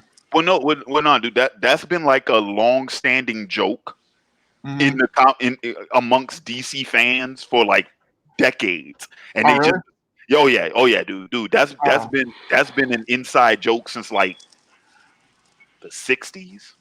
oh wow. Okay. Yeah, no, Yeah, yeah, yeah. I knew you knew something about it. Like it was probably something. Like that's what I was saying. Like with your comic knowledge, I'm sure there's something behind it, or like a joke, either a fan joke or a reason for it or something. Oh yeah, dude. Just like the what's another one of those jokes like that? Like Mhm. what's another one? Well, dude.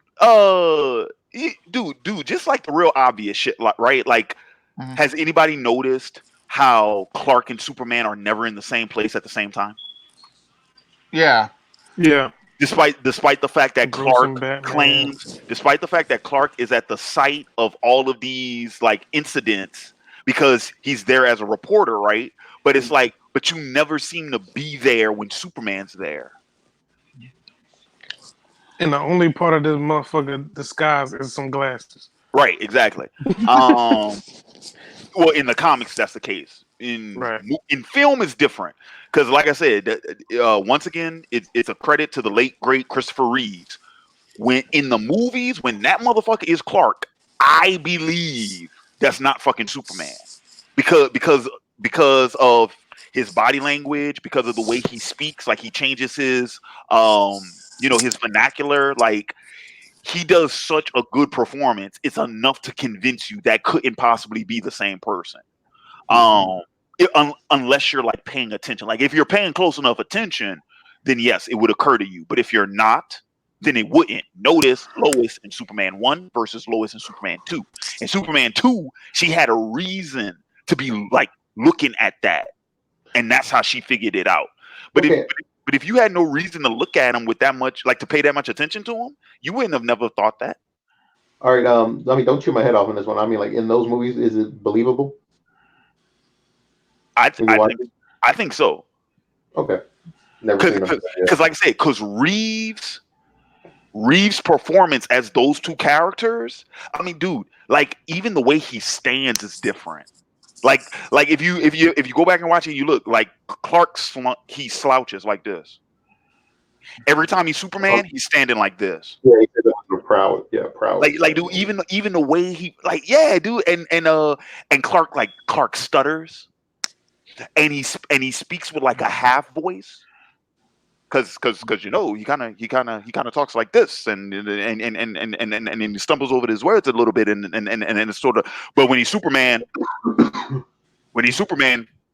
he's speaking like this just out like you can hear him little shit like that is enough of a difference to throw people off, dude.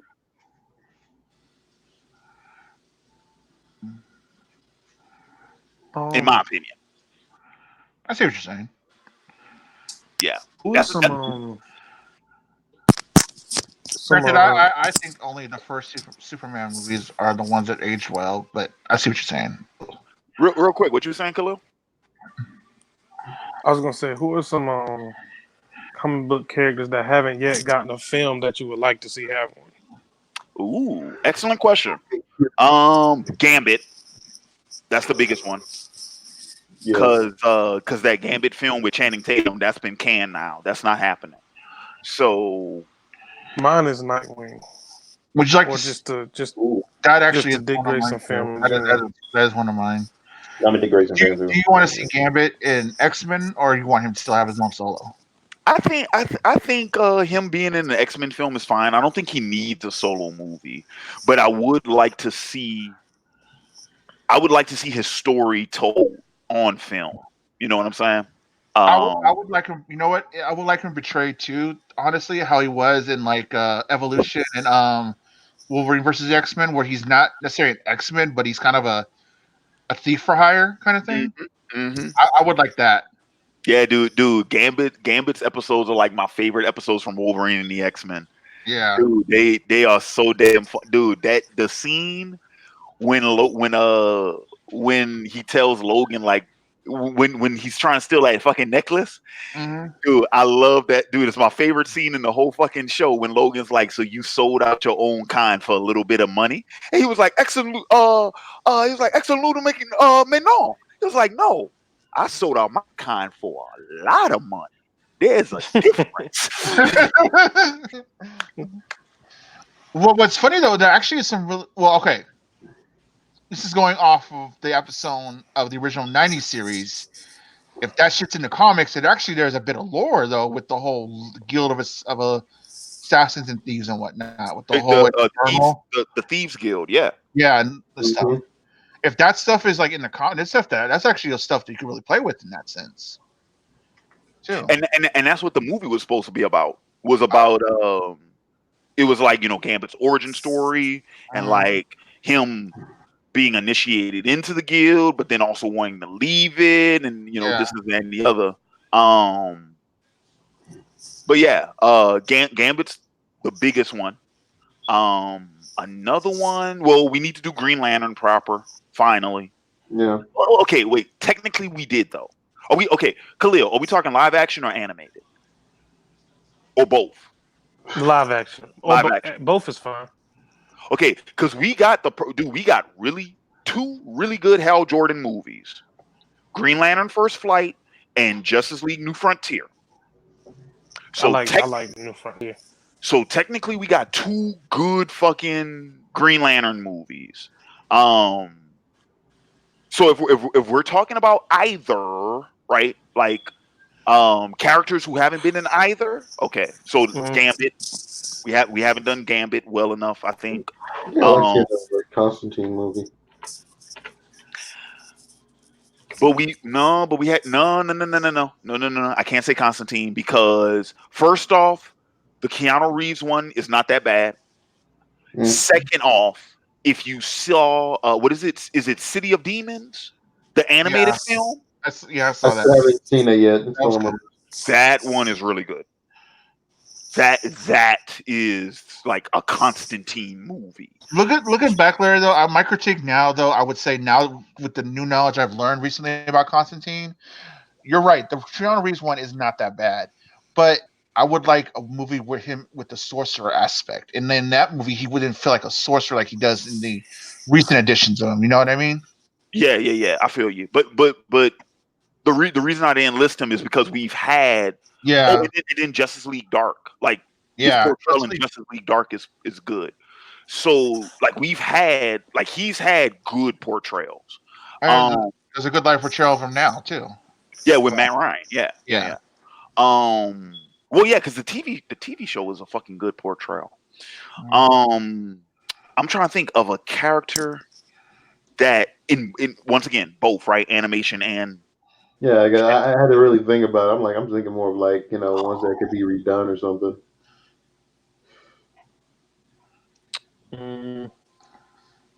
Let me see. Hang on. I do want, even though I kind of got that with Titans recently, I'm with him. I would like a good live action portrayal of Nightwing. Yeah, definitely. I did kind of dumbfounded that he's such a popular character among fandom, and we don't have that yet. Titans did pretty good, like this, especially like his new suit. That Nightwing suit looked really good. But would anybody care about a Martian Manhunter? Yeah, but I mean, but that's not one I'm like chomping at the bit for. Right. Gambit's the biggest one. I'm trying to think of another one. I would love a Dr. Fate. I would think Dr. Fate would be really cool. I'm trying to think of another one that I would really want to see. It's kind of funny because most of them have been done. Yeah, that's what I'm trying to think of. Or most ones I'm trying to think about more about villains right now.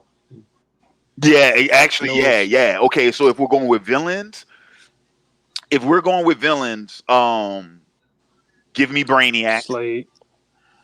Give me Brainiac. Give me Clayface.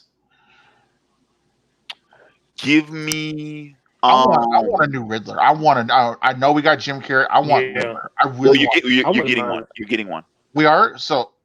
Mhm. You're getting one. How do y'all feel about old boy playing Batman? I'm not answering that, Khalil, because that is the subject of one of your videos that you requested. I did do. I did is it 55 minutes? Hang on, I'm about to check right now. How long is that damn video? Can I talk about it? You can talk about it. I ain't talking about it because I spent 50. Hang on. I spent I think this casting is amazing. First off, I think all of the I casting I've spent heard. I spent 47 minutes and 48 seconds talking about that damn subject. So you and everybody else, y'all gonna have to wait until I appreciate that, man. February 7th at 2 o'clock p.m. Central Standard Time. I Appreciate that, think man. all the castings I think are sound great. I think this casting, this looks like it's gonna be an So amazing assembled cast. so Uh, Rick, so huh? what's the plot and who's gonna be like like I haven't been keeping up with it I, since see, Me I'm thinking, like, either. whatever. I totally agree. No, MCU better do Doom justice. MCU, like, Doc I totally, Doom. we we Yes. we got to do Doom. Yeah, Yes. hell yeah. Doom needs to make Thanos look like child's play. We need Doom. Yes. Wait. What? Doom needs to make Thanos look like child's play. Wait. Are you talking about choices, or that's what they're doing? What? No, Somebody What, said no, that no. in the What I'm comments. saying, so because remember the Khalil's original question is what character would you like to see done again? Yeah. That's the one I was thinking of too. I'm like, no, because I'm thinking like Dormammu. I'm thinking like, oh yeah, Doom's the one I would like. I was actually gonna get to Doom. But Doom. Yes. um, Yes. Doom, please. the only thing that's confusing me though about the movie is I've heard Two Face, I have heard Riddler. I heard Two Face was confirmed. I didn't hear Riddler was confirmed. I heard Isaac. How you say his name, Larry? Zax. Zaz. Z- yeah, the serial killer guy. Yeah. Victor Zaz. Zaz. I've heard him. Like, that's the only thing that has me concerned. Like, all these villain names drop, and this is supposed to be like an early Batman, not necessarily Batman Begins, but still a new Batman. What's his earliest villain though? I have no. Batman's earliest villain. Yeah. Um, his earliest. Hmm, Joker, right? Mm, I think so. Because you're was talking he? about the costume, like the super villain, right? I think it is Joker because Catwoman, unless Catwoman appears earlier than I think she did, but like Joker and Catwoman are both creations of Bill Finger, which was early in Batman's publication in the comics. Okay. Um, so that, but that's what I'm saying. I want to say Catwoman is right after Joker. Mhm. I don't think she appears before him, but those are like the first two, and then um. I think the next one. Well, hang on. Who's next? Joker, Penguin. Riddler. Yeah, Penguin is pretty early. maybe, but Penguin is later. Like he's much later on. I'm thinking of the Um, prominent villains from Is the he later show. than the Riddler? I don't think he's later than Riddler. The 60s I show, think he comes around the same time as Two Face. the most prominent villains in the 60s show. I thought Two Face was after both of them. Like Riddler. I thought Two Face was after Riddler and after Penguin. I could be wrong though. I could be wrong. I'm just going off of like early, like what's the earliest issue I've seen those characters in? But I One think of the guys said, the assembled cast sounds amazing. My only worry, are they going to try to cram a bunch of villains in? Like what are they going to do? But I think like Spider-Man. Yeah, but like, and Robert Patterson, I actually have faith because I think Robert Patterson is actually a really good actor. People want to give him shit because Twilight, but If you see him in other things, he's extremely talented. And supposedly he is physically preparing himself for the role, of course. So it's all the fact can you get the combat skills down. They said the same. They said the same shit about Heath Ledger, man. Yeah, That so shit- I'm very much looking forward to this. So I'm not worried about it, and I just got to see more. That's it. But since guy in the comments has had Doom, some of the villains that I've always wanted to see. I would love a live action of Mr. Sinister, one of my favorite X-Men villains. Yes. Yep. I don't think they're ever gonna do him. Yeah, they will. They will eventually. He was supposed to be the villain for Logan, but they changed their minds. And there was some stuff about him in New Mutants. Okay. Somebody said That actually, Professor Hugo that actually Strange. would make sense, though, too. If he is part of New Mutants in some way, that fits into Somebody his character. said Strange is the first Batman, his first reoccurring villain. Hugo Strange, okay. Mm-hmm. Yeah, because I know Hugo Strange, dude. Hugo Strange is like from the. Wait, they said he's his first. Because his first recurring villain. Because if that's the case, then Hugo is even older than I think. Because I know Hugo was in the comics like in the 50s, but if he's the first reoccurring, I'm wondering, is he before the 50s? Somebody said Man-Bat. Yeah, Man-Bat would be cool to finally see. I think they can do that justice. I think Man-Bat's one of those villains that would make a great secondary villain. I don't know if they could do a. Fuck. Now you got. I'm trying to remember this. I mean, dude, me personally, the way like if I was gonna do Man-Bat in the movie, Man-Bat is my opening sequence. I open the movie with Man-Bat and have him battle Man-Bat in the beginning of the movie, and then I have the character. What's the character's name again? Doctor. I can't remember. I forget. I only remember Man-Bat in the animated series. Okay, now yeah, I'm talking about human form. There was two. There was a female one and the doctor, the original doctor. I remember the doctor. I'm talking about the doctor.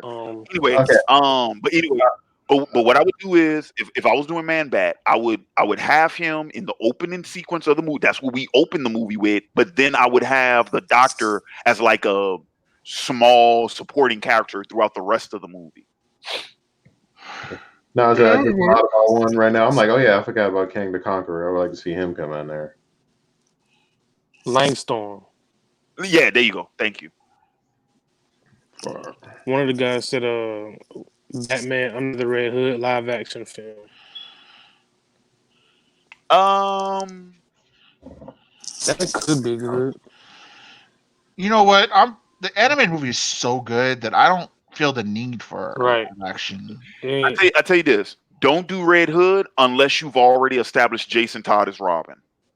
Mm-hmm. So if you like if you're doing and that's why I said like you wouldn't do this in the movies, right? Like that's something more for like a TV show.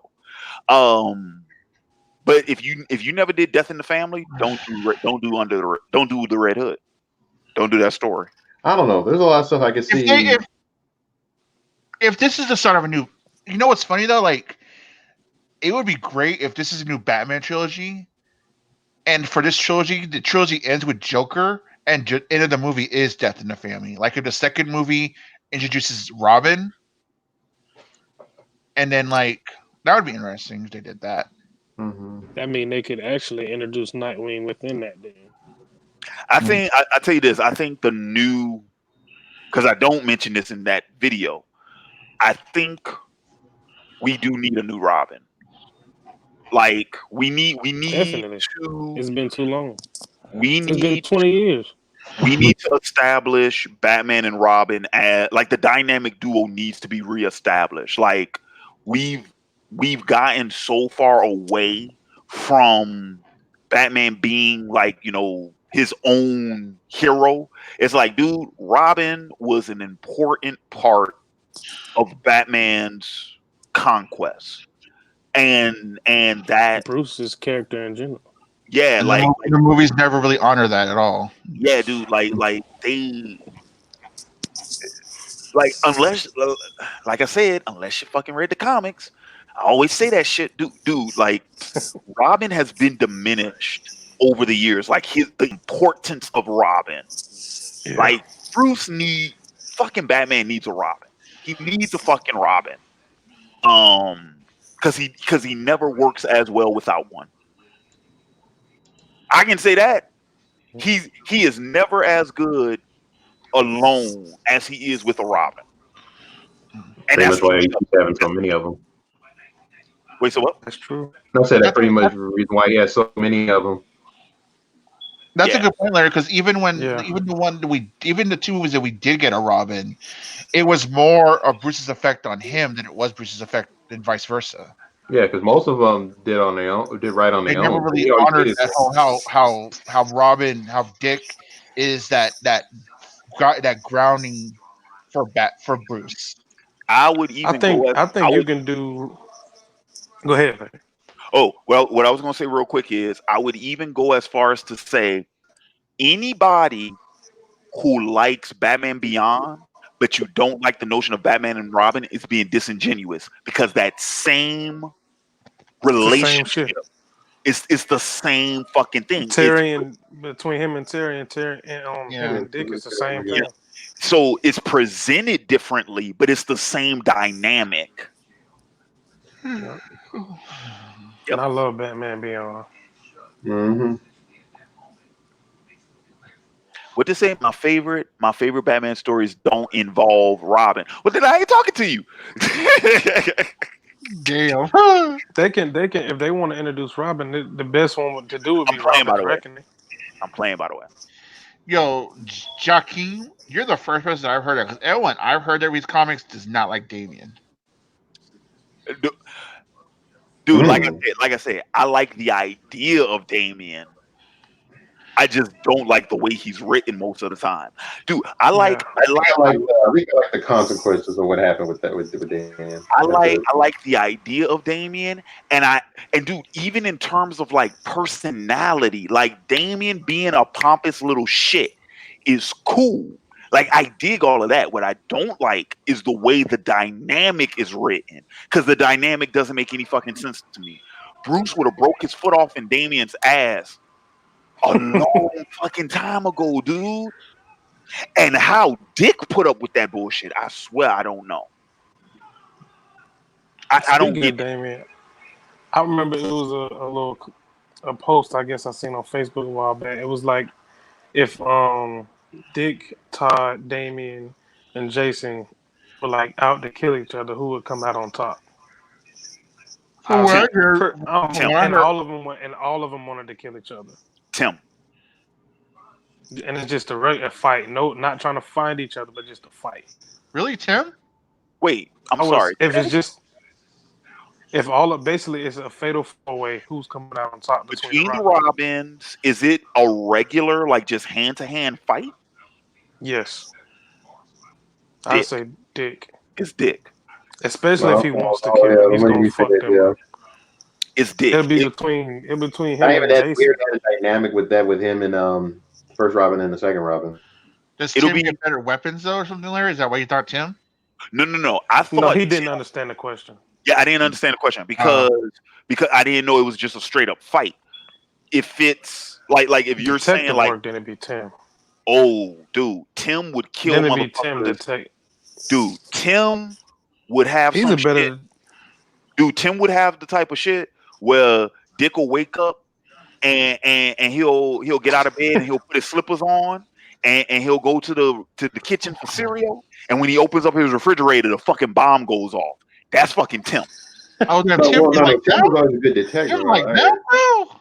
No, Tim is the type that when Jason is taking a shit, all of a sudden a stick of fucking dynamite comes up from under the toilet and blows him up. Tim is the. Didn't the second Robin dealt with the third one because he didn't respect him that much, even though. But didn't the second Robin dealt with the third one that much easily? What you mean dealt with him? He beat him up, is what you mean? Yeah. Well, fuck, Jason is a better fighter than Tim, but that's about all he does better than Tim. From what I heard in the comics, Dick is the best fighter of all Dick is the best fighter out of all of them. He's the closest to Bruce. but dude, it's not fair. We're talking real time though, right? Because remember these He had to fight. characters, Tim, Dick had to fight Batman when he was young. Dick has been doing this longer than everybody else. He's a grown ass man, so he's stronger than everybody else. He's more proficient, dude. If it's a straight up fight, Dick is going he gonna get He's everybody. and out of all of them, he's the smartest fighter. I think planning wise, I think Tim is the most strategic. But at just okay, we in the open field or in the room, we about to fight. I think he's the smartest fighter out of all of them. Yeah, but like I say, it's not fair because Dick's been doing this shit the longest. So it's like True. he has that advantage over everybody else. And also, from what I heard, is that Dick has actually had a hand in each one of their trainings too. Well, there you go. Technically. Yeah. There you go. So, yeah. Honestly, I think Jason would be the first to probably get like die because he's gonna go at Dick because he knows he's the best one and he's gonna get his ass beat. Probably. Jason is definitely the strongest in terms of like raw power. Jason's the strongest. Yeah, he's the most ruthless. I seen some shit where they said Dick like broke a windshield underwater, like hundreds of times water pressure and shit. Oh his God, fist, water like pressure. He punched That's it. water pressure. Yeah, I'm like, how the fuck? Yeah, but Jason got that Lazarus pit shit. So. Oh yeah, he do got that. Yeah, the steroid water. So the way to look at it is like Jason is the strongest. Tim is the smartest. Damien is the most cunning, but Dick is the perfect amount of all of those. Yes. So he's the closest to Bruce out of all of them. Overall. Yeah. So Dick is L, and everyone else is near and what's his face? Pretty much, the imperfect versions. Some people think he'd be able to beat Slade if he wanted to. So my man Dreezy says Damien has the best potential out of all of them. It's just the fact that he's a kid. Well, yeah, because we're talking about in real time. Yeah. We're talking about in real time. Yeah, if we were to jump to the future, that'd be a different story. Pretty much a test tube, baby. Hell, I would make the same argument about Tim. Like Tim now versus what Tim could be. I mean, it is a totally different story. Because I mean, the oldest we see Tim is in his early 20s. Wait, time out. I know Talia practically raped Bruce to have Damien, but he's not a test tube baby, right? No, he's not a test tube. That's what Dick just said. That's what Dick. Not saying they call him niggas. He's like he's like the person that's supposed to be built for perfection, in their eyes. Oh yeah, I see what you're saying. I know Talia. Yeah. No, yeah. I mean about it that way. My man Dreezy also has this comment. He says, when they cast Robin, do you think that he should be a kid, teenager, or a young adult? It depends on what are they doing? Are they doing like Robin's Reckoning, or are they doing? It depends on the timeline they're in, basically. Yeah, I think.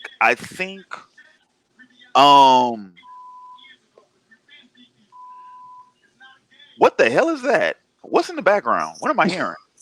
That's this hip hop show. My bad. It was kind of. Oh yeah, don't mess around and get me copyright strike now.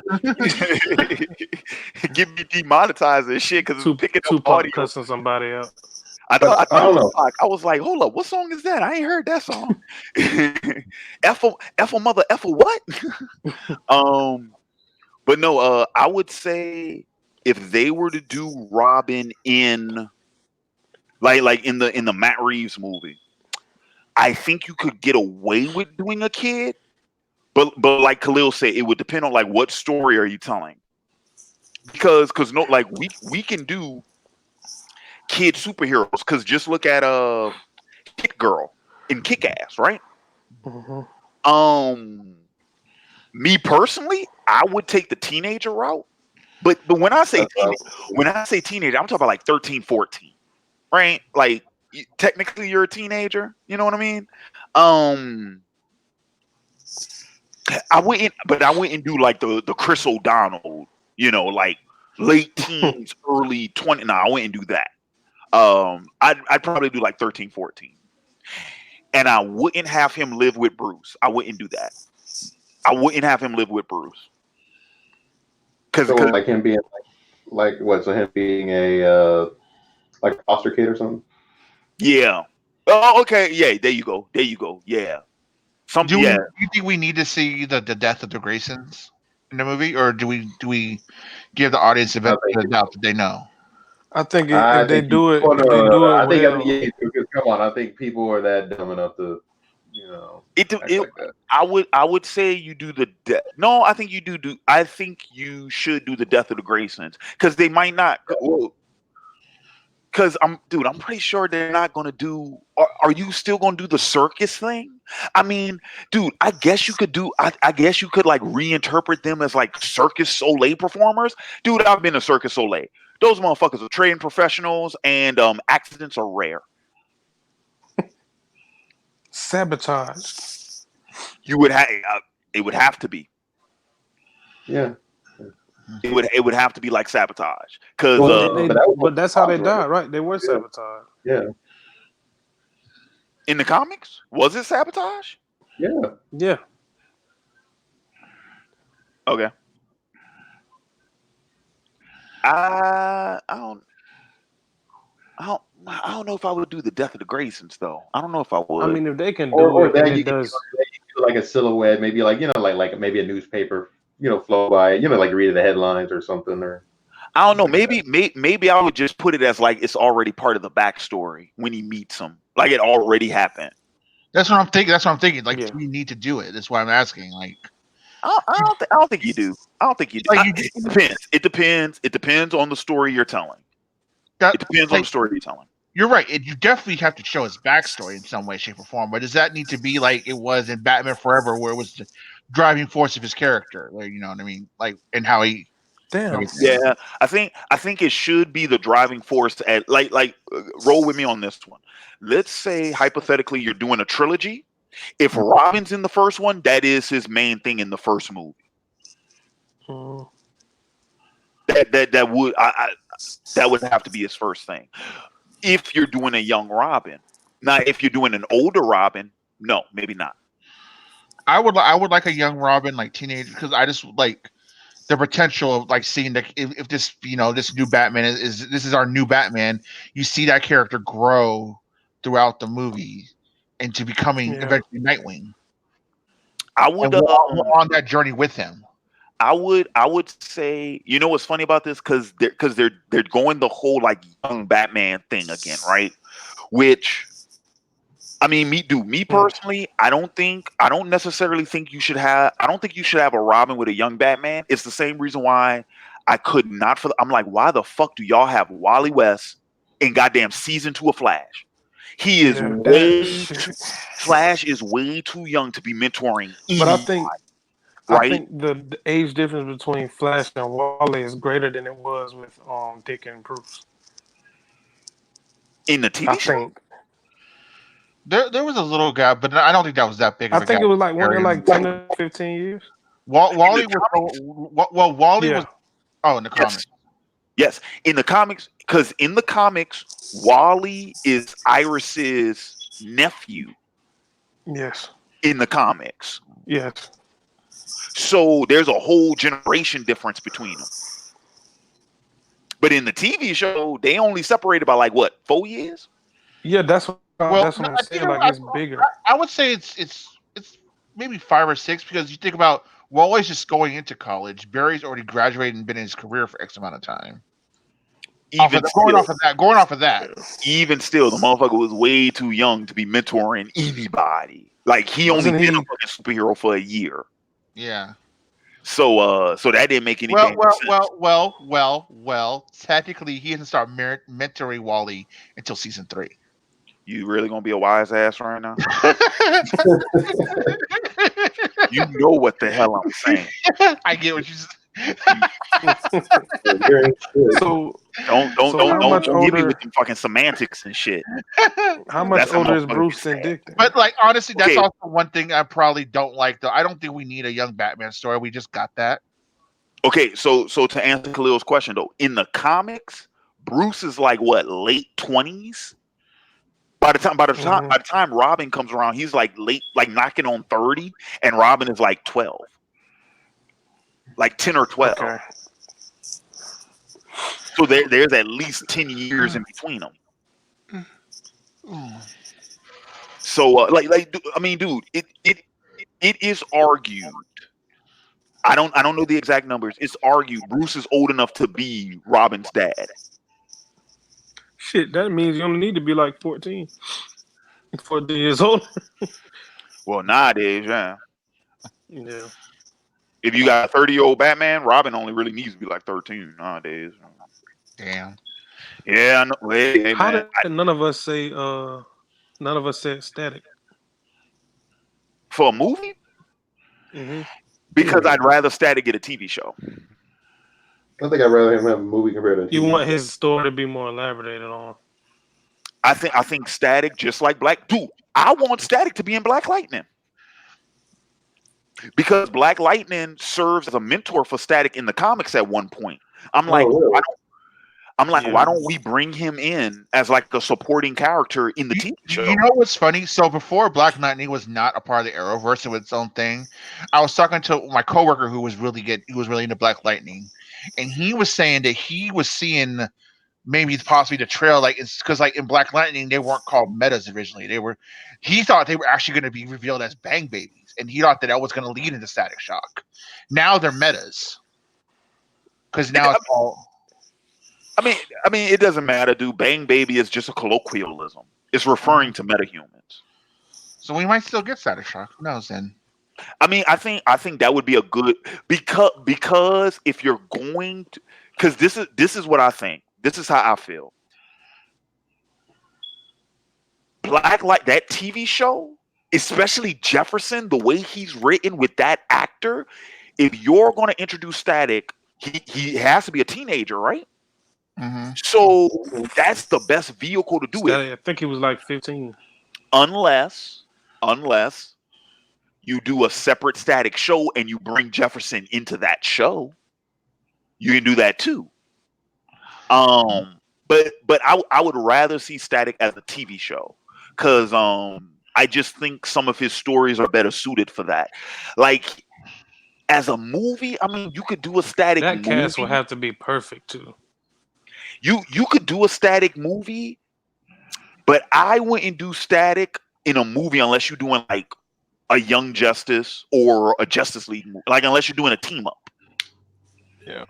I would prefer Static in television the same way, like honestly and truly, I would prefer the X-Men in television. I would prefer the X-Men in television over a movie. See, my only problem with that is I don't see a lot of good television stuff that make it do justice. Well, there was that one X-Men like show on Fox. There was an X-Men universe, but not X-Men. Yeah. Well, okay, well, this would be better. This would be better. Like, where will you find a good platform for it to be to make a good show out of? Because you guys might like to see Disney Plus. Disney Plus. Disney Plus. Well, so here's the thing, because here's the thing. I feel like Static, just like X-Men, those are teenage characters. I feel like television is the better platform. Like it's the better format if you're going to be because once again, Smallville, right? Teenage superhero, right? Like I just feel like that's the better thing for that. That being said, though, let's look at recently you had Cloak and Dagger, which I heard was shit. You had The Runaways, which I saw was shit because I saw the first season of that, and that wasn't very good. But I still think that all comes down to shitty writing. If you have better writers, you get better product. Pretty much. Because funny enough, like take Runaways for an example. I think the actors were fine. I just think they didn't have the best material. How would I think y'all want to see Teen Titans? same way. I- Well, same way. Same way. TV show? I actually, despite how it initially looked, Titans is actually not that bad at all. See, here's the thing though. What turns me off to Titans is the material. I'm like, that's not. I don't care for that rendition of Titans. Fair enough, okay. If it was better material, I'd be all over that. I haven't tried it yet. I haven't watched it. That's the thing. Like for static, honest. Okay, let's be real. Let's be real. The only two options for static is CW or DC or the DC Online service. DC Universe. I'd rather be. Yeah, and DC, from what I'm hearing, DC Universe as a service is not doing that well. So for And a I lot love of it too, but I it- don't it- see it being I, around. I don't know about that, man. HBO Max. HBO Max. well, yeah, because they're doing Green Lantern, so maybe they have HBO Max could be a thing. I think DC would so be I can watch smart all the shows. if DC service, if the DC service does end up falling, I think they should make a deal with well, they won't make a deal with Hulu because Disney. Make a deal with Amazon or Netflix. Yeah. I don't think they do either. Honestly and truly, Yeah, I don't think they would. The Time Warner They Corporation. I don't see that happening. Well, I tell you what, dudes, it is almost 1 a.m. over here, and we've been on for almost 4.5 hours.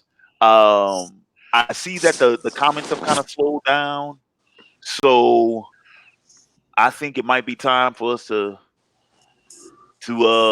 what do they say? Time to be hitting the old dusty trail. that's what it's called. Gifted. Gifted was pretty good. I was actually sad to see that get canceled.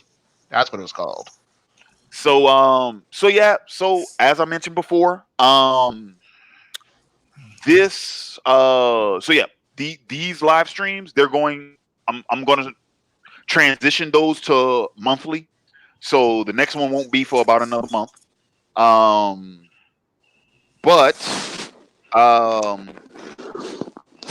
damn, I lost my train of thought. Where was I going with this? Monthly streams. Yeah. Right. Monthly streams. Also, yeah. Monthly streams. We didn't hit any of the fundraising goals tonight, so that's a thing. But I do appreciate everybody for coming out, everybody for checking it out. As always, if you dug the hangout, give it a like. Like, comment, share, subscribe, all that jazz. If you dug it, quick plug, real quick, for the OAW Twitch channel. Once again, another announcement starting.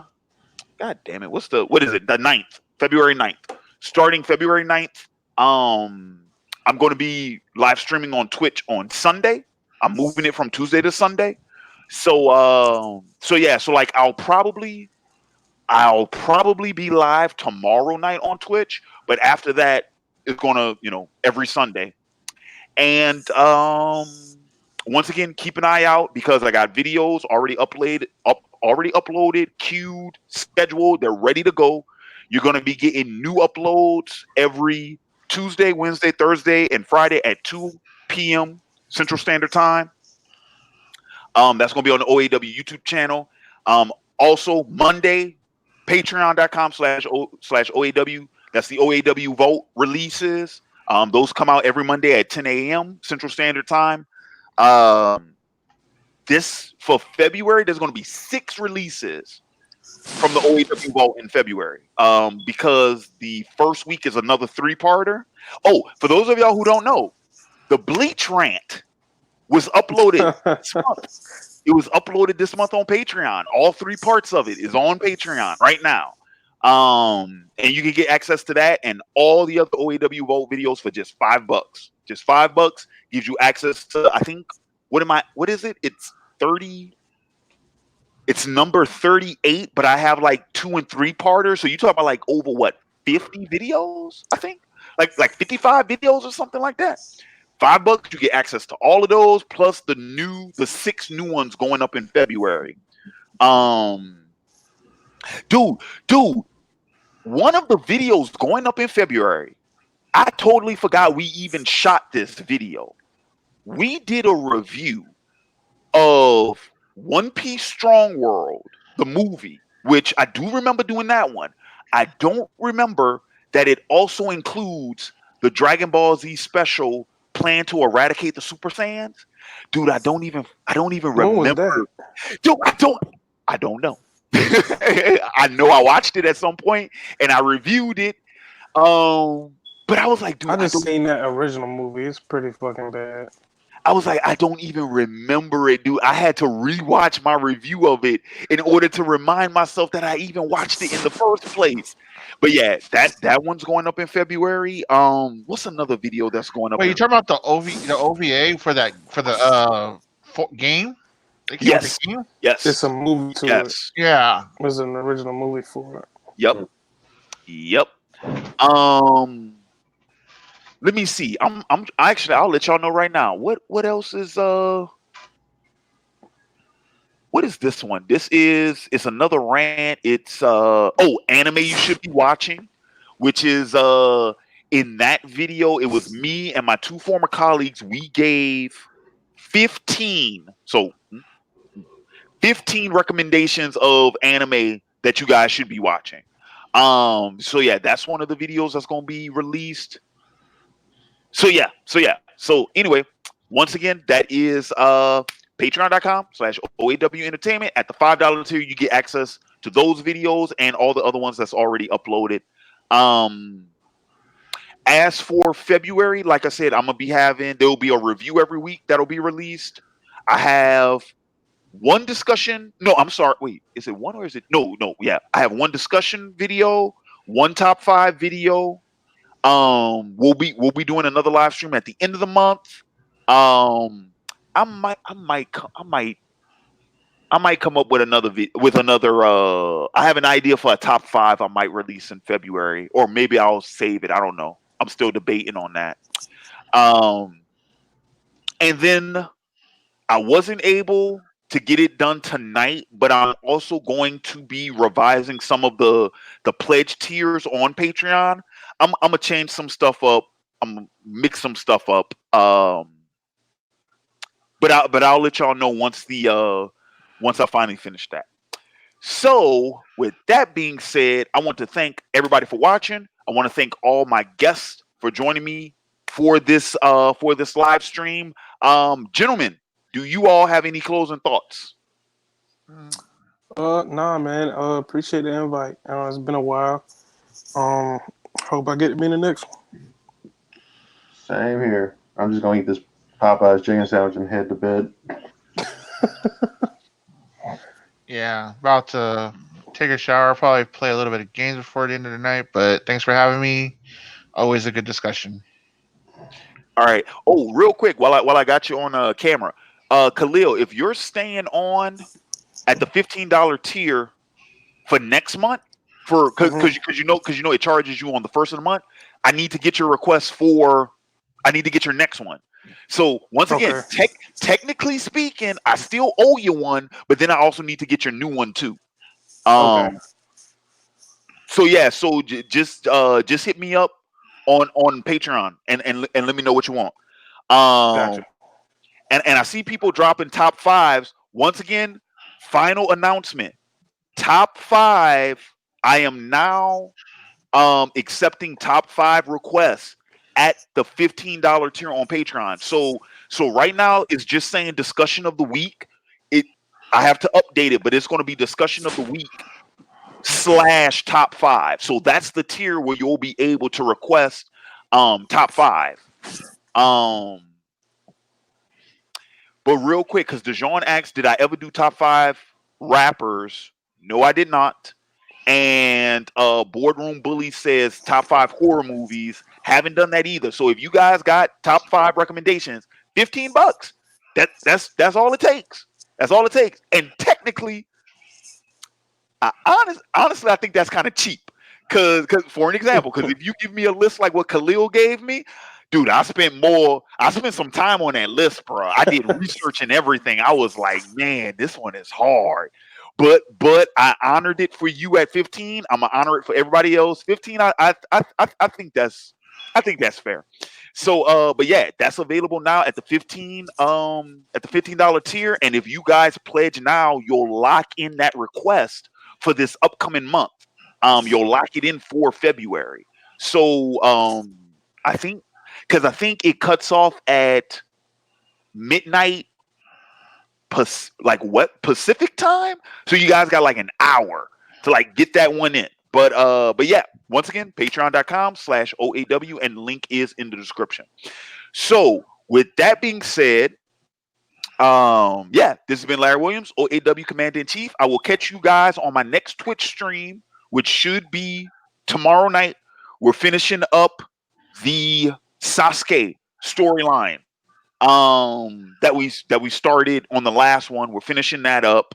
We're hoping to unlock you guys will watch the stream. Y'all know what I'm doing, how the story mode campaign works, because it works in like branches, and you can do different branches at different times. Y'all know, just tune in live. Check out the ones that are already up on Twitch right now, because I got 3 hours of Ultimate Ninja Storm gameplay. So yeah, check those out. And with that being said, let's see.